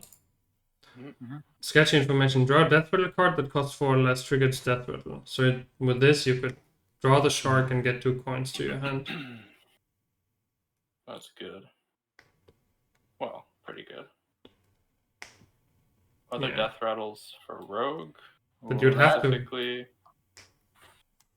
That'd be interesting. a comma. That's not good. Ticket master. Yeah, stick it Uh, in good. Tomb pillager. Just play coin rogue. Yeah. Yeah, coin, concede. Yeah, exactly. I don't really like this. I don't like- really like this either. And they're trying this, so it's hard good to with make- Lillian. Trying so hard to make gadgets and auctioneer good, and we have like field contact in the game now. It's That's sad. it's good with Lillian. What's Lillian? The 4 mana 4/2 stealth death rattle summon a 4/2 that attacks a random enemy. Yeah, If you draw this, pretty good, and you can curve Lillian, which is a good card. I guess. But yeah, I mean the coins are really interesting because they make it so much easier to activate your scabs, and you can have like some really crazy scab turns. But it just seems that this is just not the way to go with Rogue, and Octobot is so Yeah. broken that you'd rather do the Octobot stuff instead. Exactly. Hmm. I guess I'll just give it a 1, I think. Sure. Doesn't seem like a card that will work. 4 mana 4/2. Battlecry again, a random friendly death metal that triggered this game. Triggered, that means not like if you play sketchy information into counterfeit blade, that would work without you ever having played that battle of the minion. Yes, I guess so. I don't think there's enough synergy for any of the death rattles. Right? There's no way. Like if you play sketchy information into like the shredder and then you go blade into the shredder, that's pretty good. Yeah, like 'Cause there that's has a- to be 4 mana 4/2 weapons. You want to put that in like an aggressive deck as sort of a finisher. Or I mean, it would work with Lillian as well. Lillian's pretty aggro. yeah, And it's a battle cry. right. Oh, But- it gains the death rattle, so you have to break the weapon first before this triggers. Just these 2 cards, nowhere near enough synergy for Death Rattle Rogue to come yeah. back, right? I agree. So, still feeling a 1 at the moment. Yeah. It's not a bad card though. It's a 4 mana 4/2 weapon with pretty big upside a lot of the time. Well, people are But getting I guess it's not that big because you have to actually curate something to die first. So people are getting timed out for threatening Ticketmaster. All right. I'll give it a 2 actually. It's a 4/2 weapon with upside. It can't be that bad, right? Counterfeit blade. Seems bad as well. So does The last 2 cards. yeah, it seems tough to run the SI7 archetype when the current rogue archetype is so good. Yeah, I don't really. Yeah. I don't know. I don't see this. Like, how big does this have to be? Do any of these cards fit into current rogue? I don't think so. I mean, the last card looks super insane. The Vilespan Slayer. You have to play SI7 rogue, so. Yeah, there's only one neutral SI7 card, right? Yeah, there's the one neutral, and then there's SI7 agent. Which we already have, and then it's only the new cards. Is that it? Yes, I think so. Maybe you're right. Yeah. So I'm thinking that's not enough good SI7 cards. Oh, you have the Infiltrator that destroys a random enemy secret. Yeah, no, thank you. Oh yeah. Yeah, whatever. All. So I kind of want to give both of these 1s. Sure. And move on. Yeah, I mean, we have the quests as well, but you have to play 6 SI7 cards to make them work, and then you The get... quest looked quite good. So you play 2 SI7 cards, and you get a Spy Gizmo to your hand, which is either 1 mana Sap, or 1 mana 3/2. Look at the top 3 cards in your opponent's deck, and you put 1 on card, so you make them draw a bad card. Or plus 2 attack and stealth to a minion. Or a 1 mana 3/2 weapon, which throws this at a random enemy minion. That seems pretty insane. 1 mana 3/2 weapon, the death battle deals 3 damage to a random enemy minion. Seems crazy. Yeah, I mean the reward from this quest, the final reward is very good. It's just the SI7 cards kind of suck. So that's the problem. And then like you play scabs and then you give it stealth, right? Like that's the best thing you can do. Like if you complete this on curve, you just go scabs and stealth, and that's already very good. But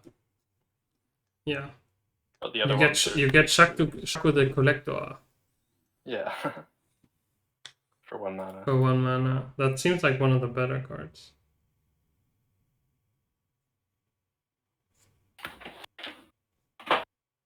Yeah. But it's just I don't know. I don't see it. You know? I think you have to run too many bad cards to get the good quest reward. So I agree. I'm not convinced. I don't like it. Okie dokie. Should we just? Are we giving all these 3 cards 1s? Or... I'm just giving all the SI7 cards 1s because I don't think they're. Okay. Okay, next up, Shaman Command the Elementals quest. We should do this at the end as well.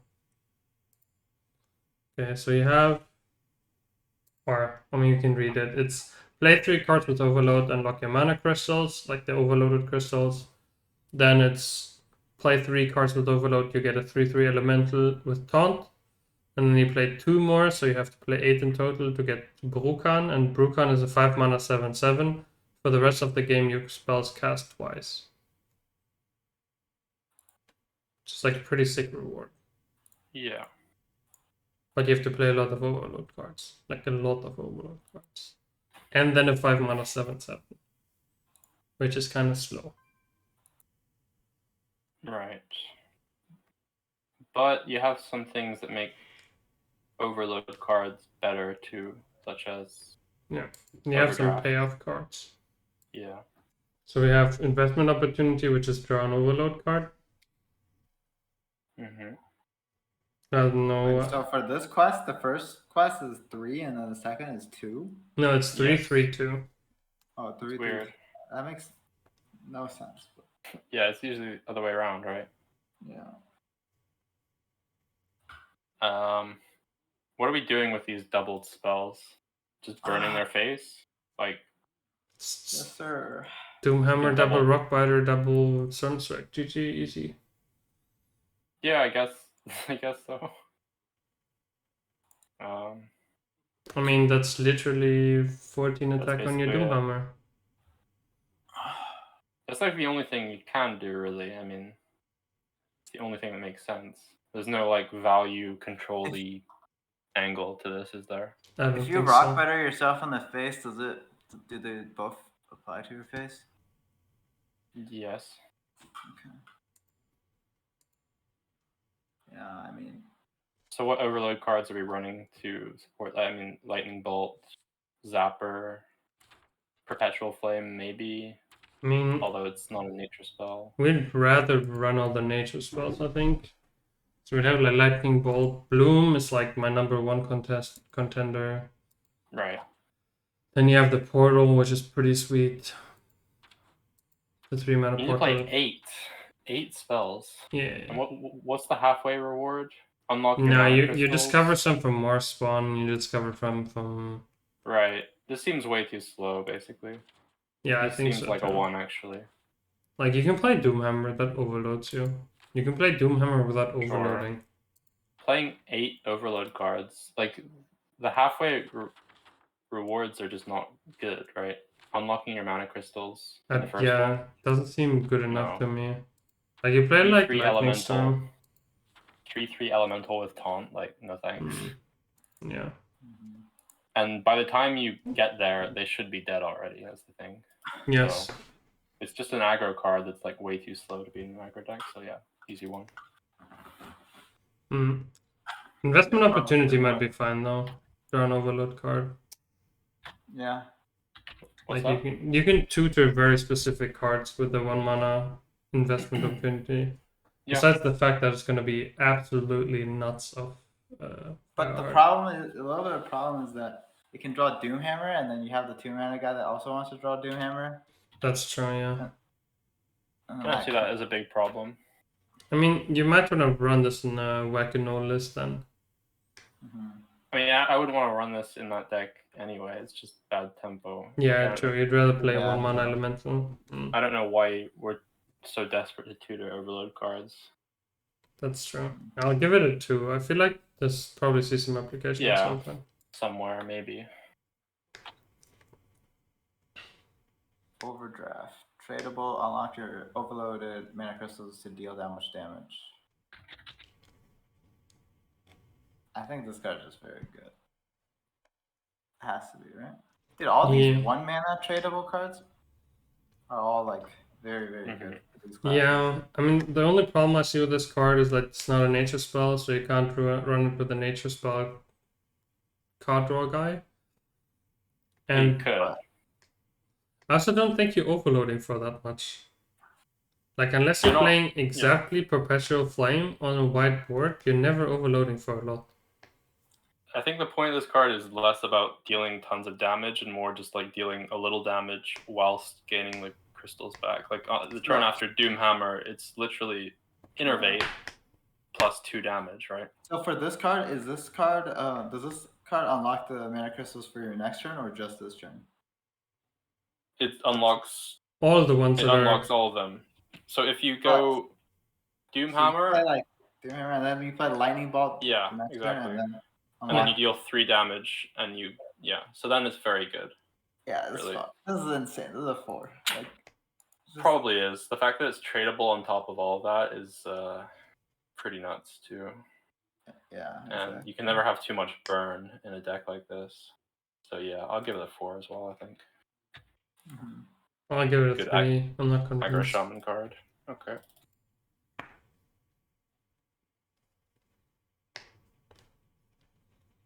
Auction House Gavel. After your hero attacks, reduce the cost of a battle cry minion in your hand by 1. Yeah, that one I like a lot. Yeah. But it stands in competition with pretty good other shaman weapons, but I could see myself running this in Elemental Shaman, where I run this twice and Wackenall once, or the other way around. Because pretty much every elemental in Shaman is a battle cry. Yeah, I like it too. I'm gonna give it a 3. For sure. Yeah, I guess it's maybe alright, but I feel it's a bit too random. I'll give it a 2. Okay. It's pretty good with this card as well. Boulder, Hammer Break. Yeah, After you play a oh, Battle that's Cry true. minion, repeat the first Battle Cry played this turn. And the funny thing is, because it's after you play, the first Battle Cry of your turn triggers twice already. It already applies in the first really? minion. Yeah, this Okay. is a perma brand for your first minion. Mm-hmm. So what are we using this with? Doesn't matter. It's insane. So it's just it's quite similar to Brown, really. Then, isn't it? I mean, Yes, I mean, like, you play this and it doesn't get removed. You play Primal Dungeoneer and it draws 4 cards. right? Yeah. Not Fireheart. I mean, it's pretty funky with Fireheart. And you can OTK. At the end of the game, you can OTK. It's kind of How? funny. You play this, Mhm. and then you bloom, and then you play a charge, and then you play the 4 mana guy, the Circus Medic, Battle Cry. You can corrupt that, right? So it deals 4 damage. And then the first Battle Cry of your turn is going to be a charge. So you play Circus Medic into Circus Medic into Circus Oh, Medic right. until your opponent dies. Ooh, You don't have that board is space. spicy. You don't have board space for this, but if you ever corrupt one dunk tank, you can play infinite dunk tanks with that as well. So that definitely kills your opponent. And it's not that hard to pull off. And I think the card's insane by itself. Yeah. I mean, you'd have board space to deal what, like 20 damage at least. With Yeah, just the medic? with just the medic it's 20, but if you need to, you can make it infinite, because there's no way you run shaman decks without dunk tank, right? Sure. I mean, I think that's a bit of a stretch, but I could see lots of possible uses for this card. Yeah. I haven't seen a shaman deck without dunk tank. I feel like we should look always for the neutral battle cries too, like Mailbox Dancer or something as well. Yeah, I'll Yeah. give it a 4. Yeah, I'm giving it a 4. Yeah, 4. Okay. Let's play this into Scorpid, into Mantrick. No, there's not that many. There's like enough battle cries that are good. Just Next card. next, yeah. Charge Call. Discover a 1-cost minion and summon it. Upgrade it for each overload card you play this game. Is it like upgraded as in like the cost of the card? Yeah, it's 2, 3, 4, 5, 6, 7, 8, 9, 10.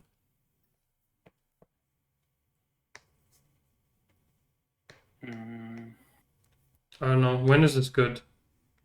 At 4, 5? Yeah. So you need to play like 4 overload cards. I don't And quite. these discover cards are solid. Discovering 1-cost cards to be summoned, like they're not in your hand, right? Yes. After, like, They're not. They're not. yeah. So I feel like a lot of 1-cost cards are pretty bad stat-wise. Yeah, but we're not talking about 1 card. Yeah, we're talking about Yes, 4-cost we're talking cards. about like 5 cards. 4 cards. It's not. Oh, It doesn't. oh right. It I thought it upgrades was the mana you summon cost. Yeah. Okay, never mind. It doesn't upgrade the number of minions. Okay. Well, I think this is pretty bad then, but I don't know. I just don't want to play too many overload cards, really. And then if I do, it's going to be aggro shaman, and I don't really care about summoning around and shit too much. I think it'll be fine. Like, You're I going think to be able to discover battlecry minions, right? I mean, yeah, and then you summon it, and then it's not that good. I know, but I know. I'd give it a 2. Don't think it's terrible, but this is one of these cards that I have to play with to realize how many overload cards that I would usually play. If we complete the quest, this summons twice. Yeah, and it summons 2 9-drops. Mm-hmm. At least, maybe more. So we definitely played 8 overload cards then. I definitely gave up on the quest idea. Yeah, me too. So for me, this card is like a 1, I think. Okay. And you? Give it a 1. I give it a 2. Next card's another 4 for me. Like what? Dude, is a 4 mana 6/4 rush lifesteal.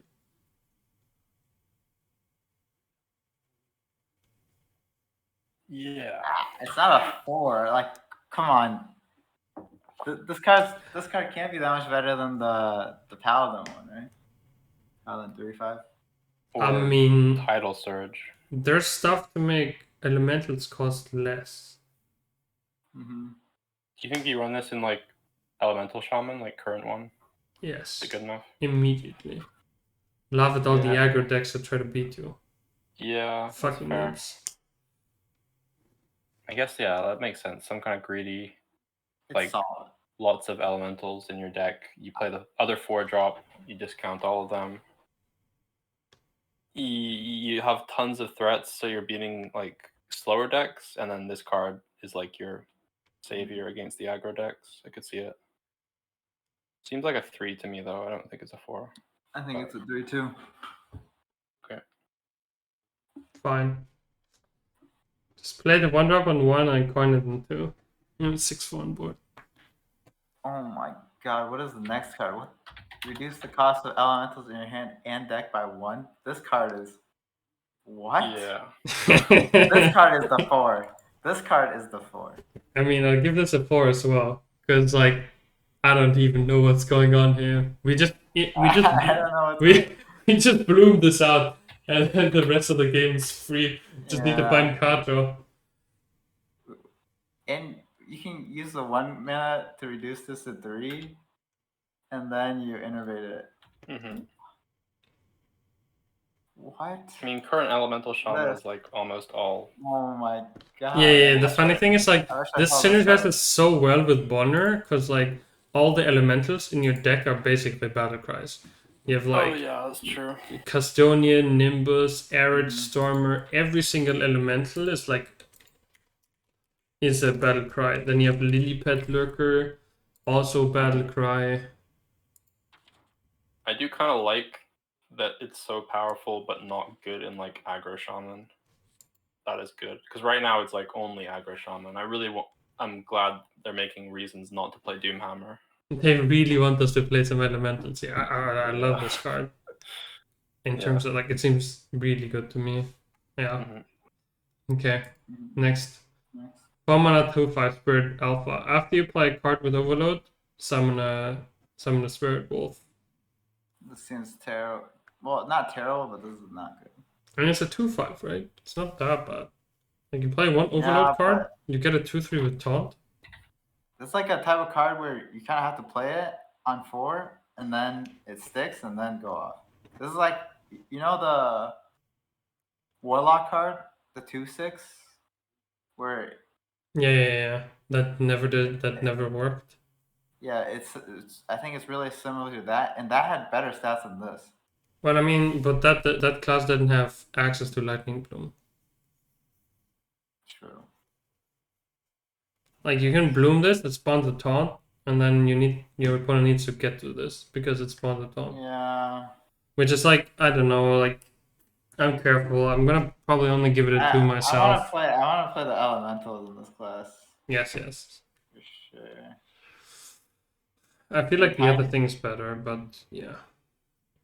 The next card is pretty interesting. I hope it's not good. Of course, it's good.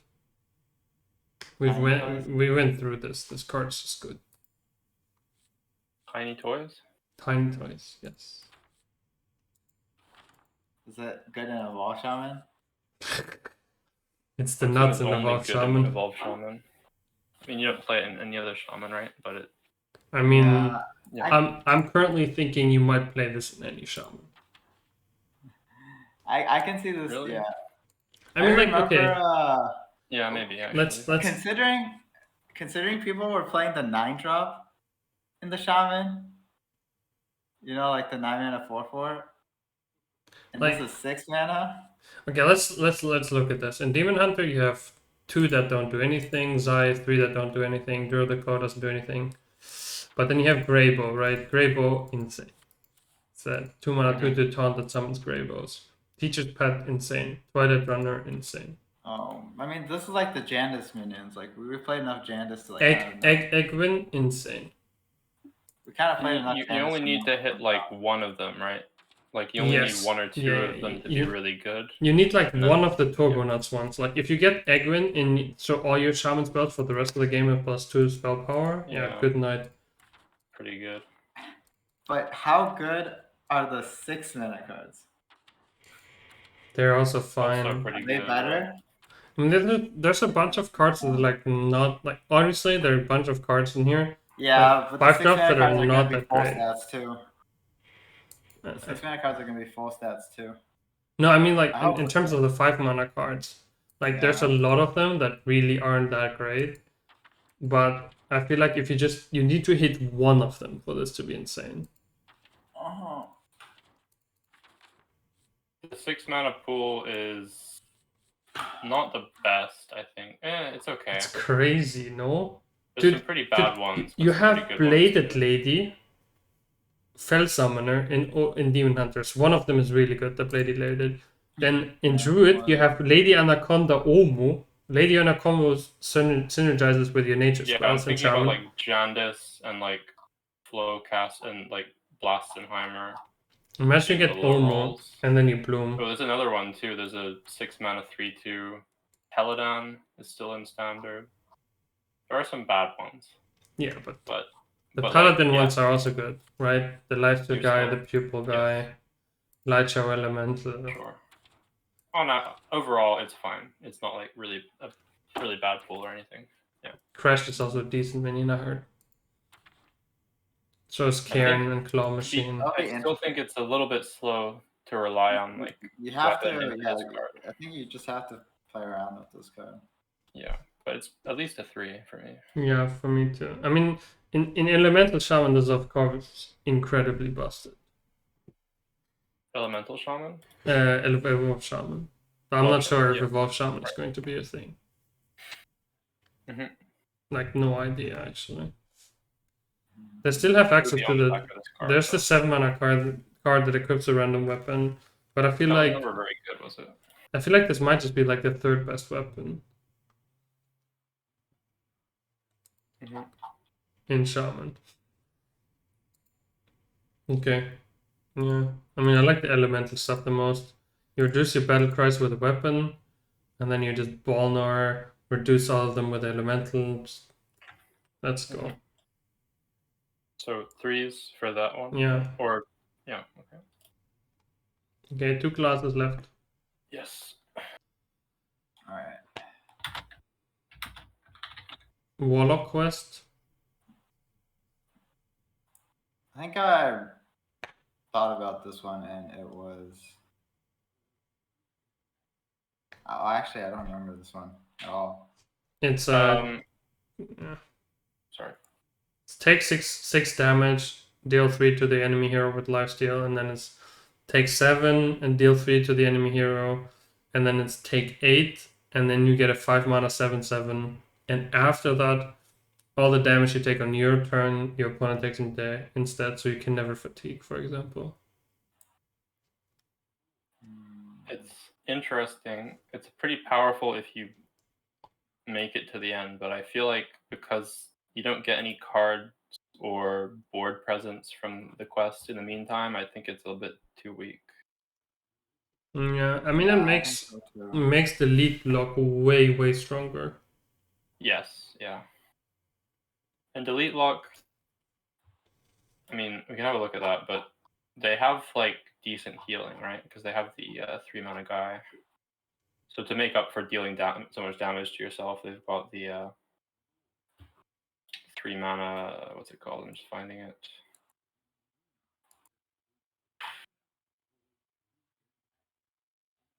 Yeah, that card. Bristleback, Bloodshard Bristleback. Yeah, Backfire. I mean, thing is, delete Warlock already sort of had decent. Like late. Well, I don't know. I mean, I still think it's bad. I'm excited to play around with this for sure, though. Yes. I'm gonna give same. No I idea. give this a 2. I'm gonna just try around with it, and then we'll see if it's good or not later. No, it's like this one's way too hard for me to evaluate because it's probably not only extremely dependent on meta, yeah, but Same. yeah, okay. All right, next up, 1 mana, deal 2 damage to a minion. If it dies, restore 4 health to your hero. It's a shadow spell as well, which is nice with Tempson. I think this is good, and I think you might be able to replace the soul shard stuff in Warlock. Or maybe you keep the soul shard stuff, but you delete some other stuff. I think this card is good. This card's just good. Yeah, it's not bad. I don't know if it's really a 3. It might be just be a 2. Well, I'll give it a 3 because I definitely think it's a playable card. Yeah, no, it's okay. 4 health is a lot for 1 mana, sure. Okay, I agree. 2 mana, 2/5. Whenever this attacks, deal 2 damage to your hero.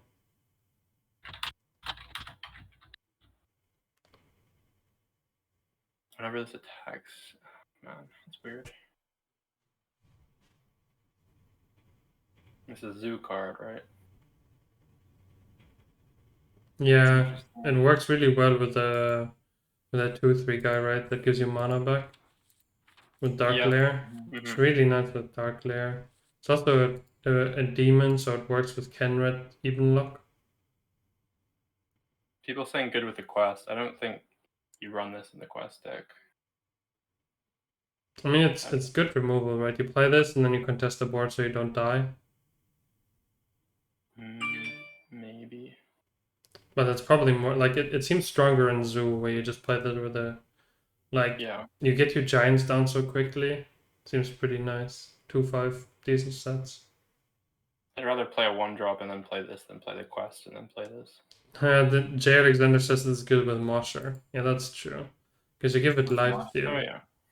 True. Then it's a 5/5 that has and it heals you for that's not true. 7. It deals 2 Yeah, damage to you and then you gain it back, right? We If have you something- philosophy, it's a 3/6. But honestly, from what I've experienced, it's so hard to actually hit an outcasted philosophy on one. So. That's true. We have something like this already, which is like the Midway Maniac, which is taunt, but it doesn't deal damage to you. But I feel like the damage is sort of an upside. The attack is very much better. So, granted, that card was never that strong. So I don't know. I think this is pretty good in Zoo. Yeah. I give it as a 3 because I don't know if Zoo's playable, but it's a very good card in Zoo itself. I think Zoo will suck. True, Yeah, probably true. Suck, so I'll give it a 2. Alright, next up, 3 mana, give a minion +1/+1. When it dies, summon an endless Dread Steed, and Dead Street is the Dread Steed that we all know. Throwback. So the 1/1 that dies comes back at the end of the turn. This card is so cool. Oh, I like the design. I mean, it's awesome, but I don't think it's playable. It's just like Dreadsteed. I mean, it's just Dreadsteed, but a buff. For 3 mana. Yeah. I guess it's better. It might be fine. I mean, Dread Steed was like super unplayable a while ago, and I don't see how it's become any better. Yeah. There is still the one that copies. Like, you can still make a full board of Dread Steed because that card's still in the game. Yeah. Your Death Rattle summons twice, whatever it's called. Baron. Yeah. But they're at the end of the turn. I mean, they fixed it, right? It used to be different, where you could have like Dread Steed summon over and over and over again, and then they hot fixed it to be at the end of your turn. Was that because of Defile? Or It's because you could You can literally make 6 in a turn. you could go you could go Knife Juggler and then give it immune, and then you play this in Defile in Wild, and it's just infinite. Oh yeah. I don't like it. I'm giving it a 1. I think it's a cool throwback.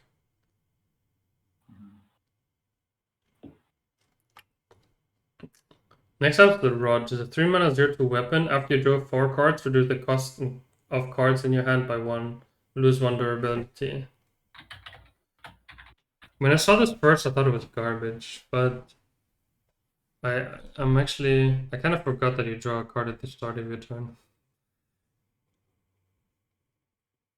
You don't actually Wait, have. so I'm confused. After you draw 4 cards, Yes. It's literally the quest for it's like Yeah, but it's not in a turn. Are you Demon Hunter quest. sure? Yeah, it's not in one turn. So Yes. Yeah. Except so isn't this insane? and it gives your entire hand. This card Yes. has to be good. Yeah, I didn't think about that. You could just naturally draw a start at the end of your turn. I mean, I don't know what you do with all the reduced mana in Warlock, but Yeah, it's still good. But you can play Jiraxis on turn 8 now, which is kind of cool. Or you can play a handful of cards that are all 1 mana less. It's pretty good with Tamsin Rome, because you get to play so many more spells with Tamsin. Except for if they're already reduced to 0 because of this. And then you kind of kick yourself. But, yeah, it seems decent. Backfire triggers it pretty easily. I don't worry about this not going off. I worry. Yeah, I think you might just play it and just wait till you draw cards, tap ones maybe. Mm-hmm. Right, but yeah, okay, that's true. I don't think the idea is that you play backfire and damage yourself, because Warlock has survivability problems, and I don't think this helps Warlock with it. is so bad, they literally gave them a better card than the DH quest. Yeah, but the Warlock has a much harder time drawing cards than DH. Yeah, I'm just saying maybe you play this in the side quest deck. It's kind of true. Possibly. I don't know. Okay. I'll give it 3. Same. Same. Giant is back, except for you can coin it. Dark Alley back 4 mana. Summon a fiend with stats equal to your hand size. This is literally Mountain Giant you can coin. And you can copy it off the Tasman. True. So it's good? I think it's good. I think it's a 3, but I'm not sure if the whole handlock stuff works. Yeah, it's quite weird. This is a demon, right? So you can play the healing card on it. Oh, that's true, yeah. Well, Probably a 4, honestly. As well as like we can threaten lethal with the Wind Fury. Discover from the one downside is that Mountain Giant was 3 mana sometimes. It never really mattered that it was 3, besides like the Shadow Flame on 7, I think. In Warlock, yeah, maybe not. Like it mattered, yeah, in like Mage, but you can coin it out, so I guess that's true. Yeah. Would you give Mountain Giant a 4 if it was printed now, though? I mean, I'm not sure. Maybe.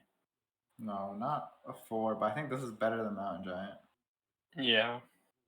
So a 3 at least.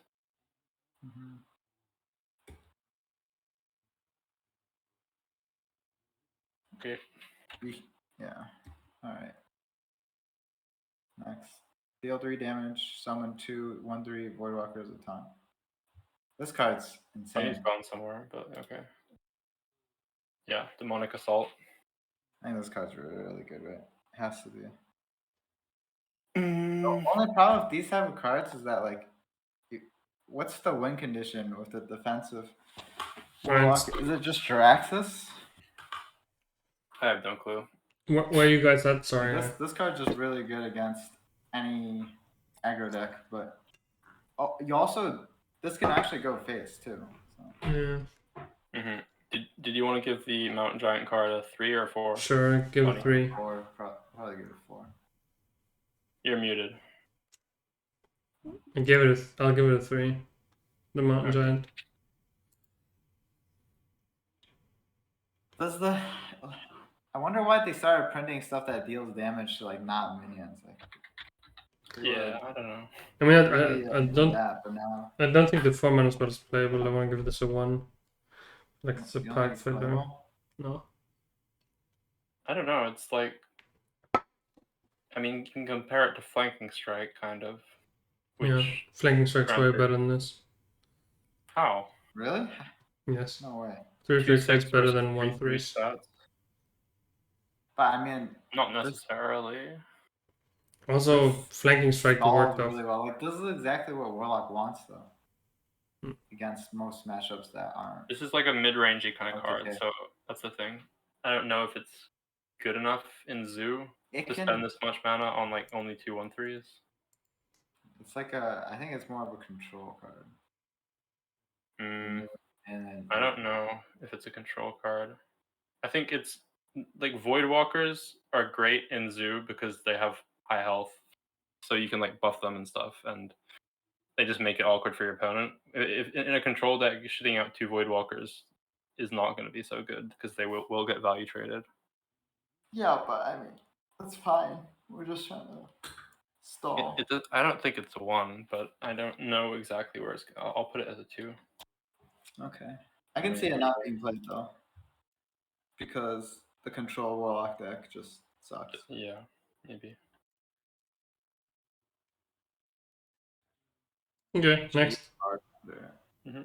Tradable Battlecry, give your demons +2/+2. Bad. Seems terrible to me. I mean, Demon Wait, Zoo, what? maybe, but probably not. How many demons do you even have that you can put in Demon Decent Zoo? amount. Yeah, the problem with this is like, if you play Zoo, you're gonna run some demons. You're not gonna run that many demons, right? I think.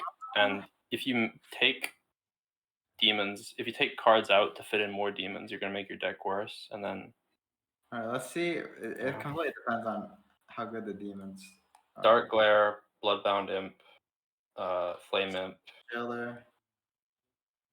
Midway Maniac, Mosher. I mean, you're not running Fiendish Circle, are you? Actually, you could run Fiendish Circle. It's 3 mana now. Probably Yeah. bad, though. Demonic Assault. Yeah, that's likely very bad. Very, very likely. Healer of Souls.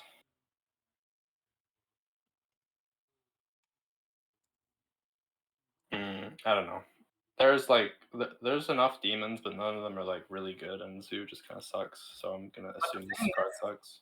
There's a chance that like these 1/5 demons that are like super annoying and kind of unremovable, or like 2/5 demons, Yeah, that's true. that they just might not be removable, and then you play this. Right.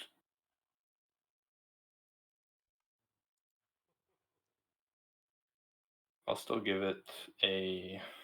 Yeah, I'll give it a 2, I guess. Midway Maniac and stuff had no playability just because Yeah, you had not enough ways to buff it. Yeah. now this card might be interesting. Okay. Like, I mean, I'll give it a 2. you know Fungal Being Man? generous. Like you played Fungal Man. Yeah, Fungal Mancer, right? It's 5 mana +2/+2 to 2 minions. Yeah. And that was Right. like ridiculous. This is definitely gonna get 2 minions if the minions are 1/5s. Yeah, maybe. It's more just that I think Zoo isn't good enough, but this card isn't that bad. It's definitely alright. It is tradable too, so yeah. I give it a 2. I give it a 3. Okay. So 1. Another one. 6 mana, 8/6, costs 1 if your hand is full.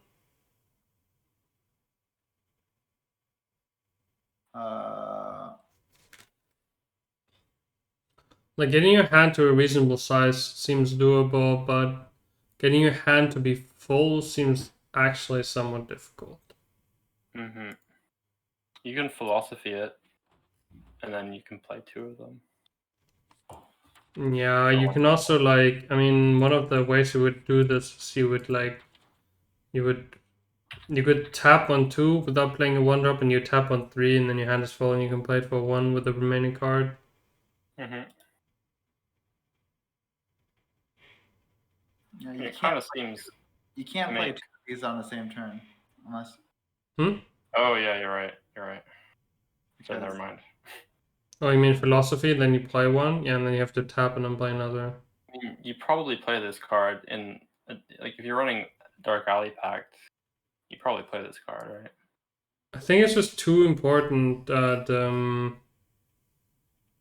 I just think it's too important you play your 1-drops on 1 in the current meta. On just contest with 2 mana spells, just kind of keep up this Warlock. But yeah, I mean it's a demon, so it can be buffed. I don't think this is that good.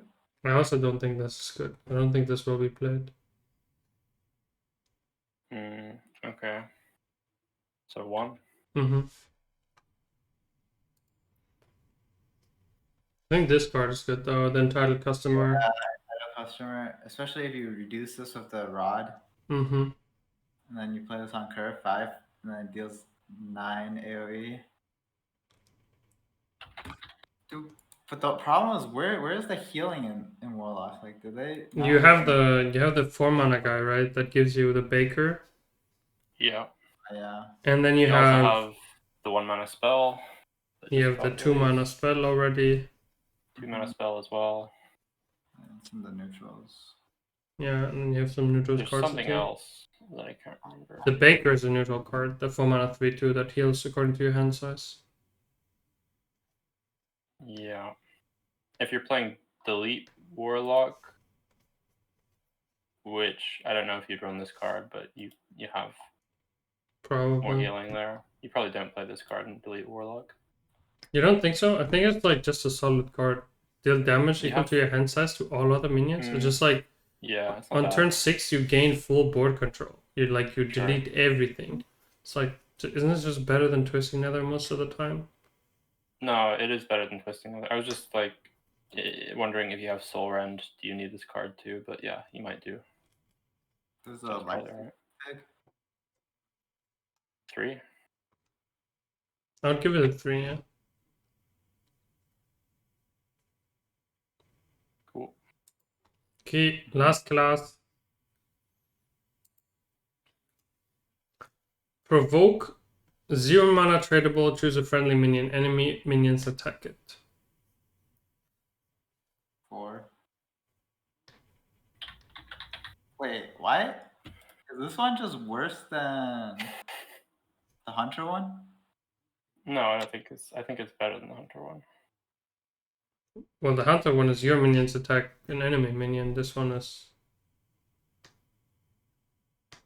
Yeah, I think this is better. The Hunter one, you get the card back. You literally get a card. Well, yeah, but in terms of what it does on the board, this card I mean, seems a lot better. could be pretty good with Oh, Scorpion and it's Hysteria. They all attack it. Okay, yeah. Yeah. Never So mind. what do we want to use this with? I guess Frenzy minions like Crush would be good. You could use it with Scorpion Yeah. sometimes. Crash is like the most insane one. Mhm. Yeah, a 3/9 that trades with everything. You gain in armor and immediately get the weapon to clean up what's left. Seems pretty sick. Yup.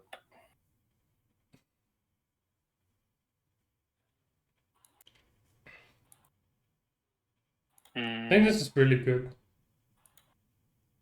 Yeah, I think it's 4. Yeah, with Barov. It works with Barov, that's true. Baroff, yes, that is a good one. Whirling Combatant is a frenzy minion that was always kind of hard to trigger. Yeah, it seems pretty good. It's So also it's really pretty good good with with the that. new 4-drop that's coming up later. The 4 mana 3/6 after this takes damage, shuffle 2 golden parts into your deck. Yeah, I don't know if that's one's That good card's enough, but so bad.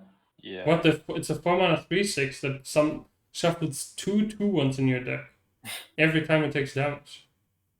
Are you trolling? Yeah, it's just Yeah, you played it 2/1s with aren't that you great. played it with Provoke. It's a 3/6. It trades very favorably. It like has a good potential to clear your entire opponent's board. And then And then you clear your opponent's board for 4 mana. I'm not I'm not sold on provoke yet. I'm gonna give it a 3. Dude, this remote control golem is just garbage. Okay. It's remote controlled garbage. What did you rate provoke? 4. 4. Okay. 4 for provoke though.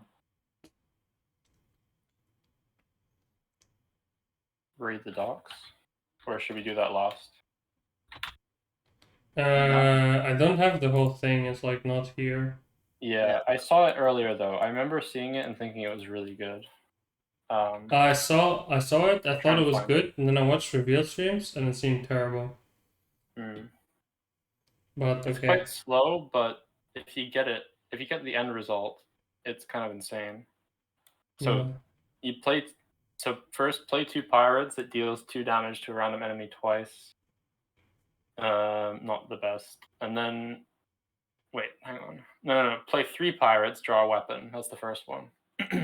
Play 2 pirates, deal 2 damage to a random enemy twice, and then 2 more pirates, you get Captain Rikara, which summons a Juggernaut, which I think is just a sort of dormant or Yeah, it's an aura kind of thing. uninteractable minion, which is start of your turn, summon a pirate, equip a weapon, and fire 2 cannons that deal 2 damage. It's very slow, but like this is a permanent effect, so Yeah, I've seen it, but it wasn't good. Like I saw the effect, and people were playing with it. You had to play too many bad pirates in your deck to make this work, and then the weapon plus the thing wasn't good enough anymore. That's what it looked like. Like in the streams yesterday, it looked terrible. Like absolutely garbage.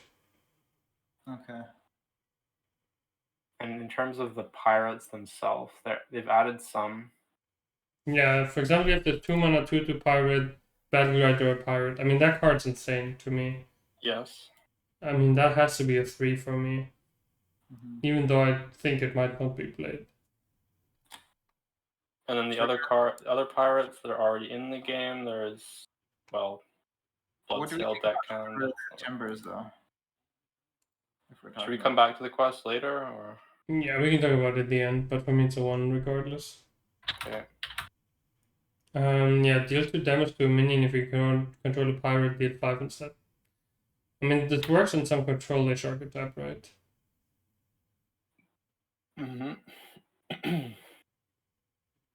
Well, I don't know if it's control. I think it would be the quest deck, and Don't you you play this for tempo. Yeah, we're talking about Shiver Their Timbers, right? Yeah. Don't we have the deal 2, gain 2 armor? Yeah. Yeah. That card is pretty solid. I mean, I don't like this Someone card. plays it. Yeah, I mean, Yeah, but I think you'd also rather play Minefield in most of these decks. Uh-huh. No, I don't know. I think the pirate deck is a tempo deck, right? Yeah, but, And then this card is very good. It's 1 mana, deal 5 damage. but it doesn't go face, which is Yeah, sure, but I don't know. It's a good. I mean, that's a good card. 1 mana, deal 5 damage. it's okay. I think if you're gonna play the pirate deck, you definitely run this card. Okay.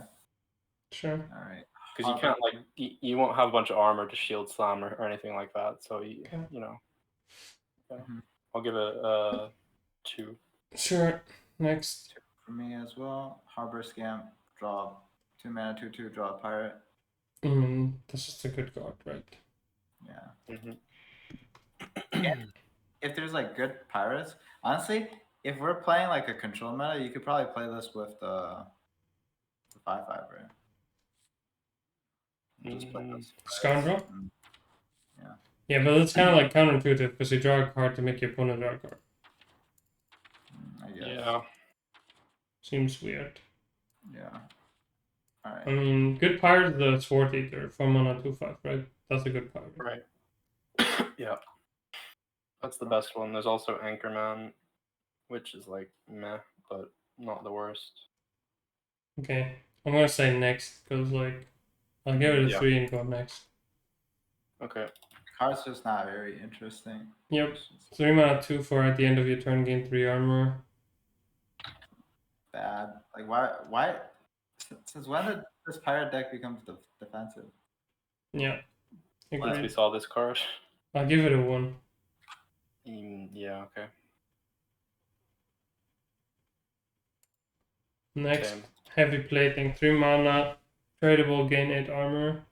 I actually like this card a lot because I feel like gaining armor is something that's not super easy to do nowadays. Yeah, So, agree. It's not like really powerful, but Yeah. Yeah. and I'm not 100% sure you play this in Control Warrior, but there's a good chance you do. You might if you have enough card draw. Yeah. But I think it's a might, so I'll give it a 2. Yeah, it's a good 2 though, I think. Okay, then you have 3 mana, 3/3. Pirate, Battlecry, give you hero +2 attack this turn. I mean, that's another good pirate, isn't it? Yeah, this is good. That's solid. Ish. I mean, I guess that also works if you don't have a weapon equipped, never mind. It's just like SI7 without the combo, Yeah. but you have take to- some damage, Hmm. but that's it. Yeah, I mean, 3. I I'll would give say. it a 2, because I don't know, like, I don't see, I would never play this in any of my decks currently. Yeah, I guess so. I mean, SI7 isn't played, so maybe it's like a 2, probably. But you definitely play it in the pirate deck, I think. Mm-hmm. Yeah, but I personally don't think the quest works, so. Maybe not. Alright, 4 mana, 3/6, remote control Godland. After this takes damage, shuffle 2 golden parts into your deck. When drawn, they summon a 2/1 mech. Fr0zen already said this mega garbage. Well, I don't like it either. I mean, It's just it's probably you're like a the warrior, 4th best so warrior 4-drop, but if there's one class that cares the least about summoning 2/1s randomly at random times, it's probably warrior. yeah, that's true. So It's like worse than the other pirate, and it's worse than the frenzy guy. yeah, Yeah, it's just kind of worse than all of these. doesn't affect the board at all immediately. Yeah. So it's a 1. Talking about remote control golem, right? We've been talking about remote control garbage, as you called it. Correct. Swift one. Alright, 6 mana, 6/2. Death Battle, summon a minion from your deck. What is this garbage? This is not that. This is like, wasn't there a spell that was like summon a minion from your deck or something? Like Yeah, recruit? that cost 7 that- mana. It's still But in no, the that was game, 6 by mana. the way. Commencement. Summon a minion. No. That there was a card Oh, just yeah, called yeah. recruit that summoned just recruited a minion for 6 mana. Yeah, but that also, I mean, like, you can summon this if you run 2 of them. So that's not bad. I mean, it depends. Like, if your opponent ignores it, and then you trade this off, and then you get another one of this. I mean, it would be a little slow, but the end result would be the same, right? It's just a big warrior card. Big warrior doesn't exist right now because we only have like commencement as the best card, but this card I mean, it's still not gonna exist. probably, but I'm not gonna exist with this card. But like this card in that deck is a very good tool for it, right? Cool. I'll give it a 2. It's not Give it a that bad. 1. So never see play ever. It's 1. It will never ever see play. Yeah, okay. It's like it's honestly probably there to nerf the 6 drops from like Evolve or something. Totally, that's totally why they printed it. Yeah. Yeah. Next up's Lothar, last card that we're reviewing today. At the end of your turn, attack a random enemy minion. If it dies, game +3/+3. I think this card is bad, like absolute trash, but maybe there's some random redeeming qualities of this. I mean, that was my first impression as well. But then when I reviewed this card previously, and then chat kind of convinced me that it's maybe not omega bad. Because it's like good in the Rush Warrior mirror and stuff like that.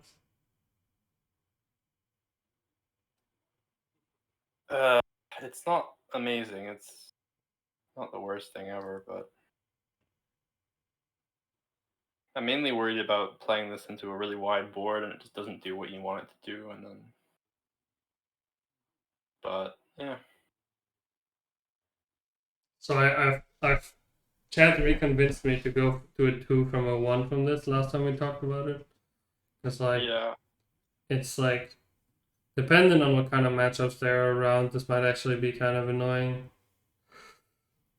It's just a really sad minion when your opponent plays taunt because you can't use the effect when your opponent has taunt because you have to clear the This taunt card- first.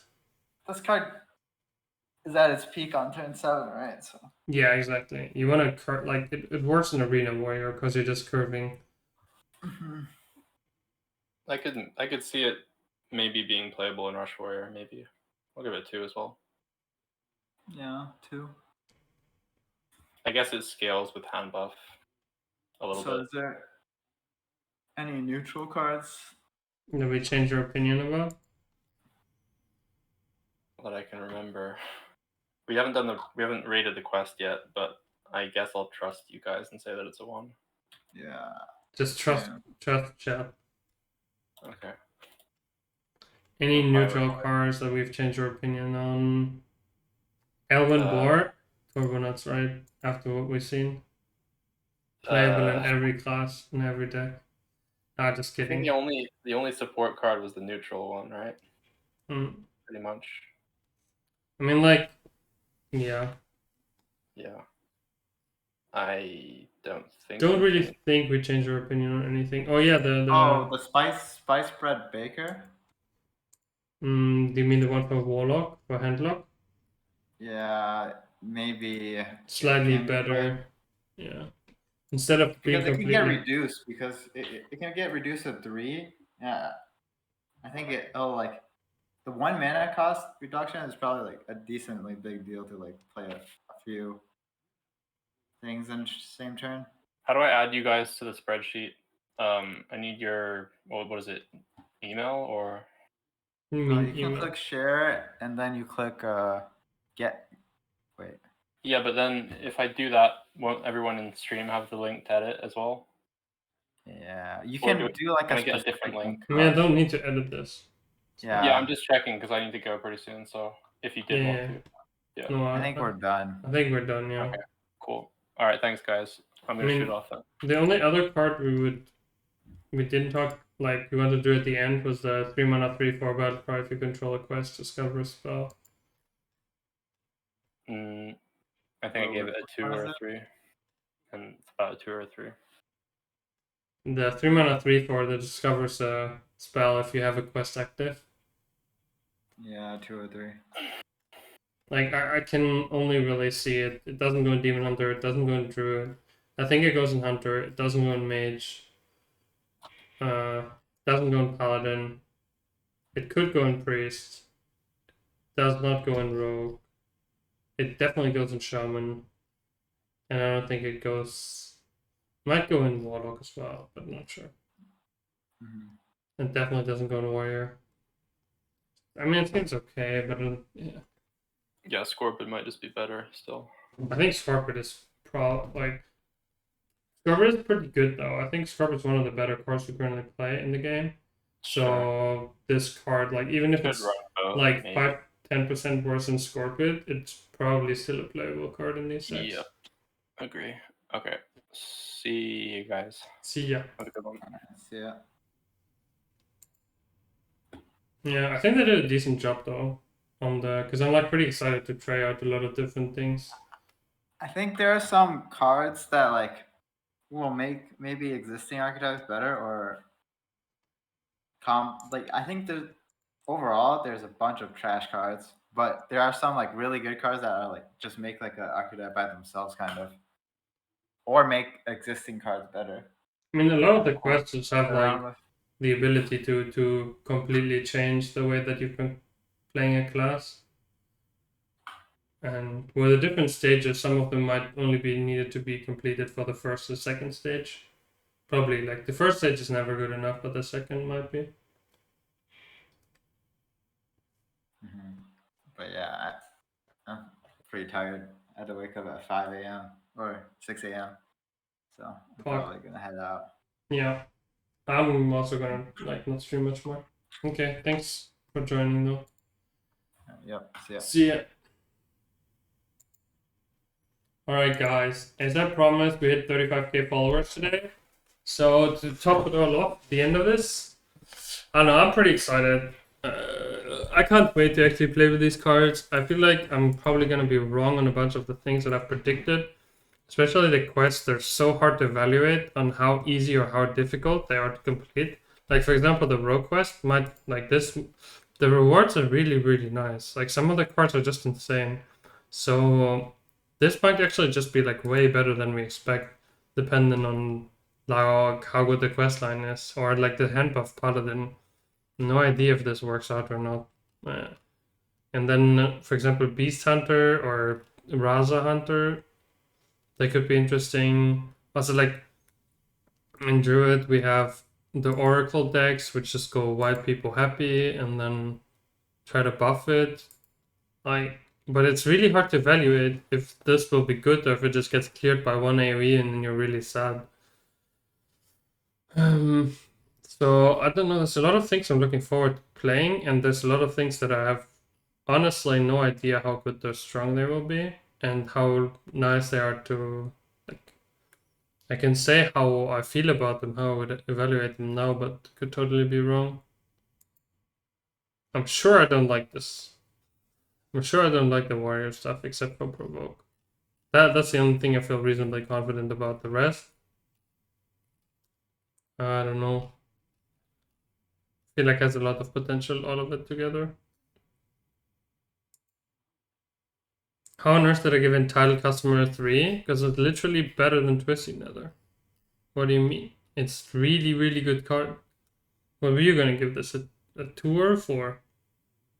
It's a 5? I mean, our scale only goes from 1 to 4, so it can't be a 5. I mean, this card is insane, but we've been pretty conservative with the grades we've been giving out to everything. So, like, we've hardly given any force to pretty much anything. And this has the potential to not be played depending on the current, like, Warlock's been pretty weak so far. I mean, the card is obviously super nutty by itself, but it might not see any play depending on how the meta shapes up. Like, this card could just be too late, where turn 6 is a turn where you can't AoE anymore because you have to actually heal instead. So, like, yeah.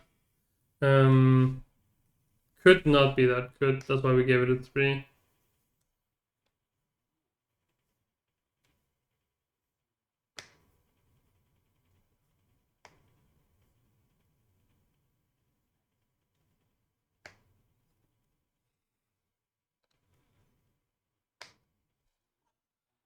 Anyway, okay, we're gonna play some marbles, right?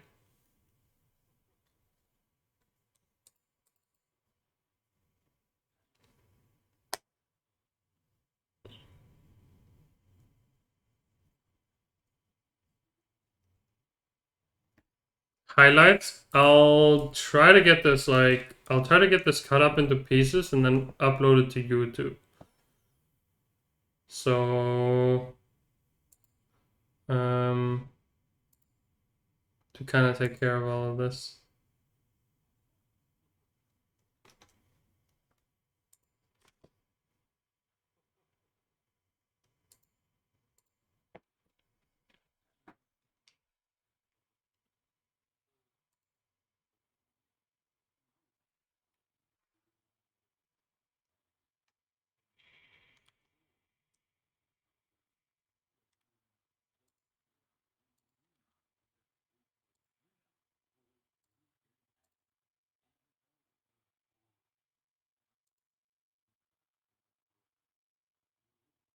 Okay, let's try to find the race. Because we finally hit the 35k followers.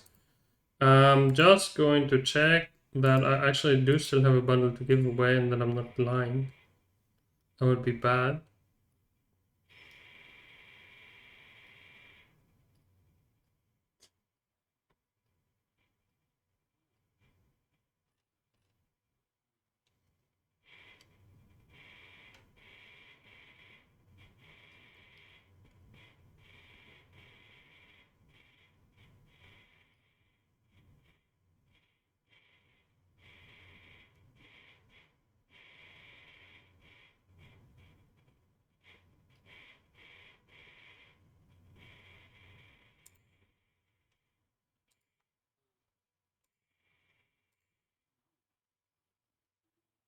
Anyway, let's try to find a map.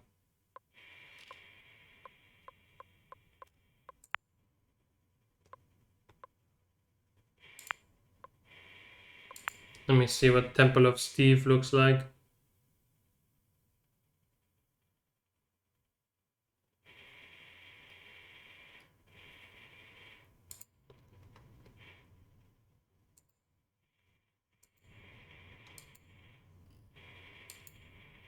I'm gonna just start it just to see what it looks like. Chill, guys. And then I'm gonna restart it if it looks any decent, because you can't free cam this.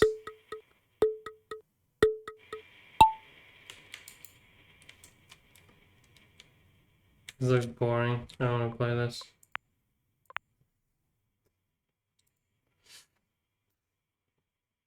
Okay, let me see. Let me try to see find a different race.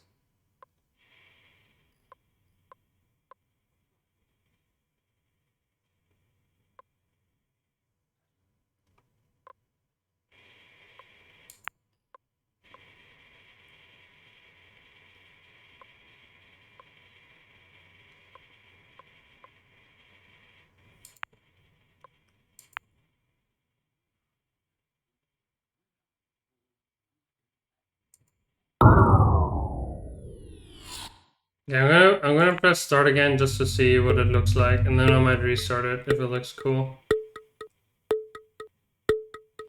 Play the Chinese temple thingy? I already done that last time. We already played that previously. Yeah, okay, we're playing this. We're playing this one. Alright. Let's go. It's called Alienated Race. Let's go. This looks awesome. Okay, you guys have 3 minutes to actually yeah, press play, and then we'll go get on our way.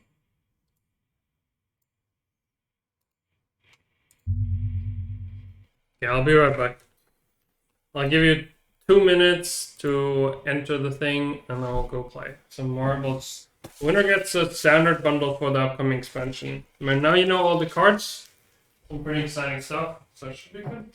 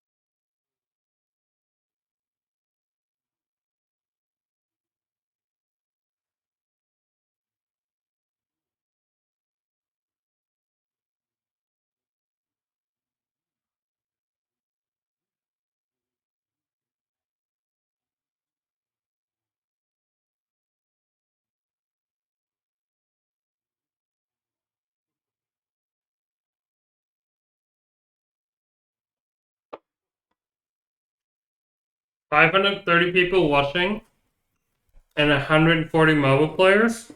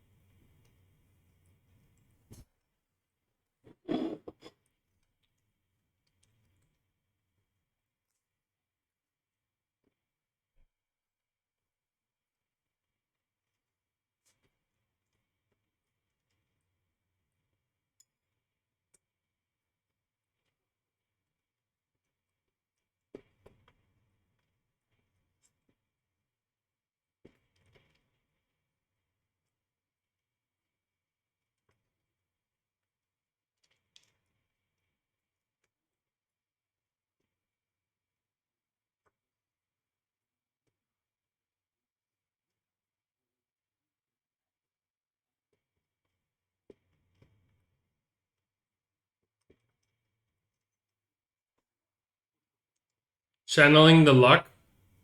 I'll give it a few more seconds.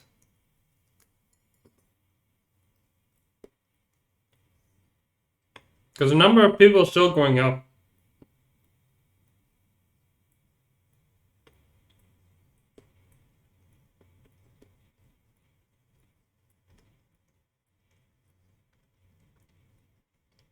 That slice of cheese cost more than a bundle.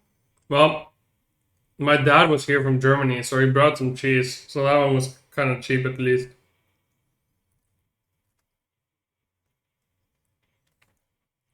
He brought it from Germany. There it doesn't cost anything.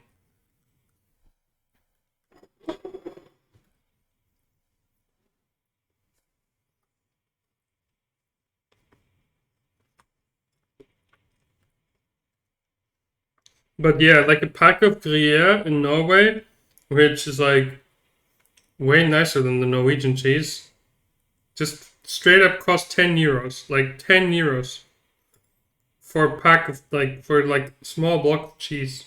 It's not even a large block of cheese, it's like this much. Like this thing. 10 fucking bucks. Complete Monka is actually.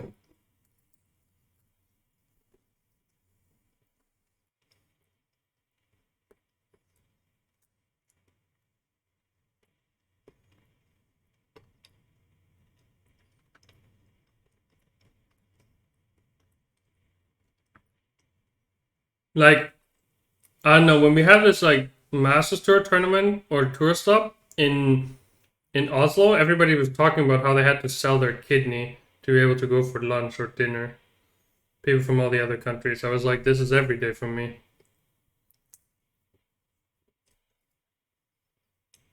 And then why do I live there? Because I studied here. And then I met my wife, and she's Norwegian.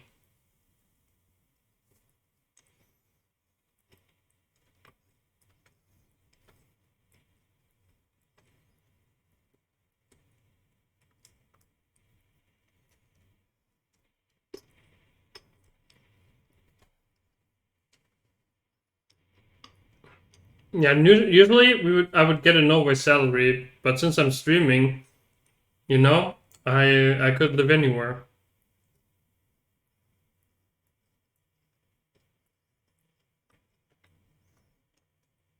Norway's the nuts to live, but like I said, I want to live where my wife lives. You do understand that, right, Seth?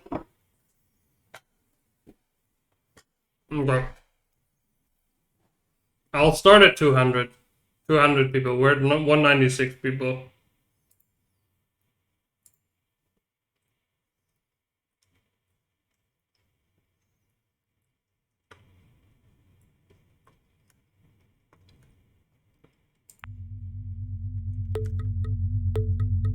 Alright, let's go. Alien level. Faster. Alright, so let's see what we got on this level. Get the alien spaceship. I wonder if it's gonna start abducting people. I think it will actually start abducting people. That'd be hilarious. If it actually takes people away and just yeets them out of the map. I'm waiting to see what the spaceship does.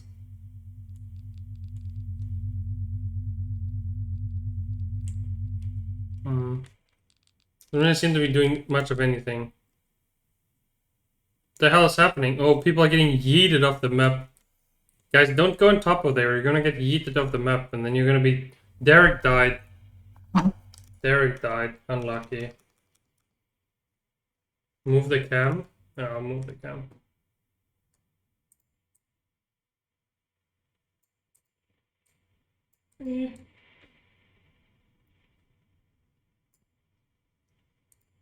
For the scoreboard. Derek already got yeeted off the map. But they're okay. You're now in the cornfield, trying to make it through the alien cornfield. And then all of you made it fine. Some people are getting abducted by aliens. That's also okay. Too bad for these people. Or are they getting transported to the earlier part of the map? No, they're not. I was thinking maybe the spaceship would take them away. Anyway, who do we have here? I think this is our first place race. Our first place race is currently Villain HS in first place. I think we don't have anybody coming in from this side. We don't have anybody coming in from this side. So this is the winner, first place. Hey Young, first. Let's see who gets second place. Pretty close. Second, first. Rocketus, Major, third place. But sadly, there's only one prize for the player's first place. So, Hey Young. Oh, this is even moving left and right. That's scammy. So many people died.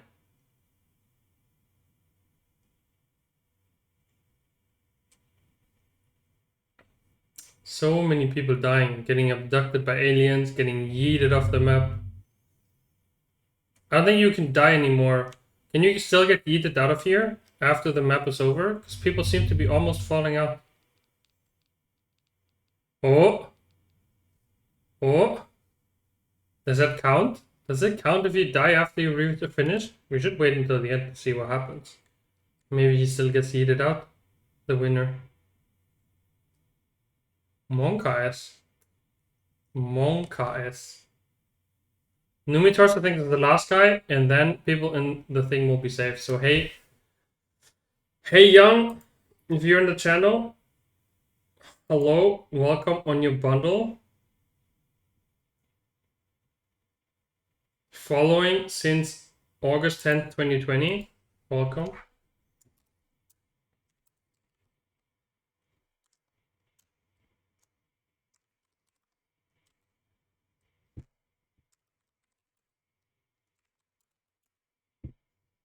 Alright, I send you a whisper on Twitch.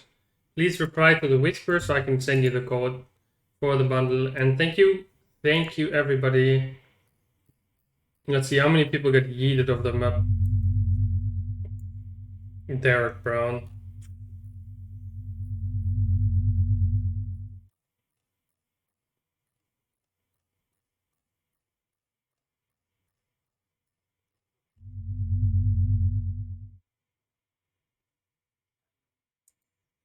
Well, thank you guys for joining my little review with Fr0zen Deaddraw. I appreciate everybody coming, hanging out. I think I'm gonna make it a short stream. I mean, I could make it a really long stream, but talking about the cards for so long is always like, it's always a little bit exhausting when you talk so long about the Hearthstone cards and everything. It's yeah, like you have to think about a lot of things in the game. You talk for a long time, so usually the like talking only streams are a lot more exhausting. I'll try to get this all uploaded to YouTube somehow.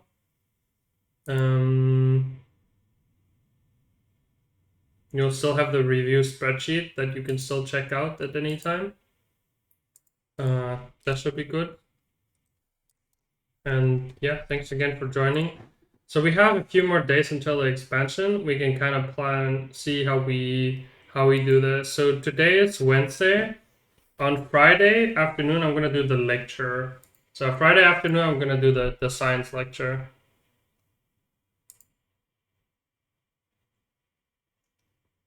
Actually, set's coming out on Tuesday, right? Should we do it on Friday or on Monday? Let's make a little poll. You guys can vote if you would rather have it on Friday or on Monday. I'll also make a poll on Twitter.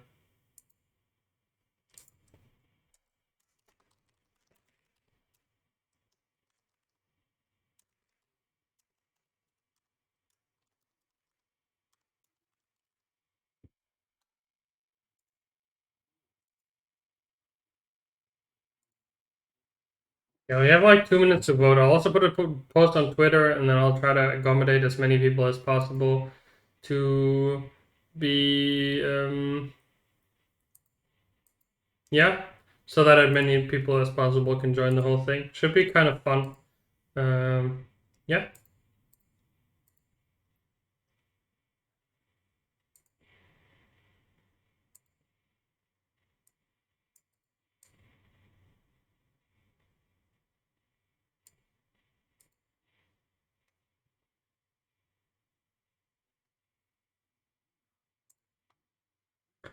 I'll try my best. I have like it's kind of complicated taking a topic like communication and chemistry and trying to make it somewhat reasonable that I'm not talking about just pure garbage, while at the same time,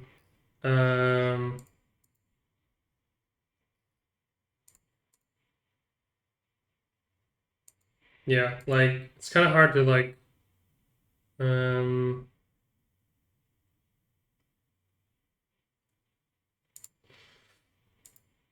trying to talk about a complicated topic like this, but also not making it in a way that absolutely nobody has any idea what I'm talking about. I haven't prepared as much, so I'm kind of hoping it's Monday. But not that many people have voted as well. We can see. I was kind of hoping on doing it on Monday because honestly, otherwise I would have to probably just do all the preparation tomorrow, and it's quite a decent amount of work. So I'll also do it on. I'll do a poll on Twitter as well. Unless people have like absolutely no time for me to do it on Monday, I'd probably do it on Monday. You know, rigged election like always. What was the best card in the set according to you? I think the best card in the set according to me would be the 2-mana 1/4 Shaman card that doubles the battle cry. So it's like it's like a brand already. Like that card seemed pretty insane, together with some battle cry reduction. Alright, so only 27 people voted. It's not quite the turnout I had hoped for. So I'll make another poll on Twitter, and I'll see you back. I'll see you guys back tomorrow or later today if I really feel like streaming later today. Anyway, appreciate everybody stopping by. See ya.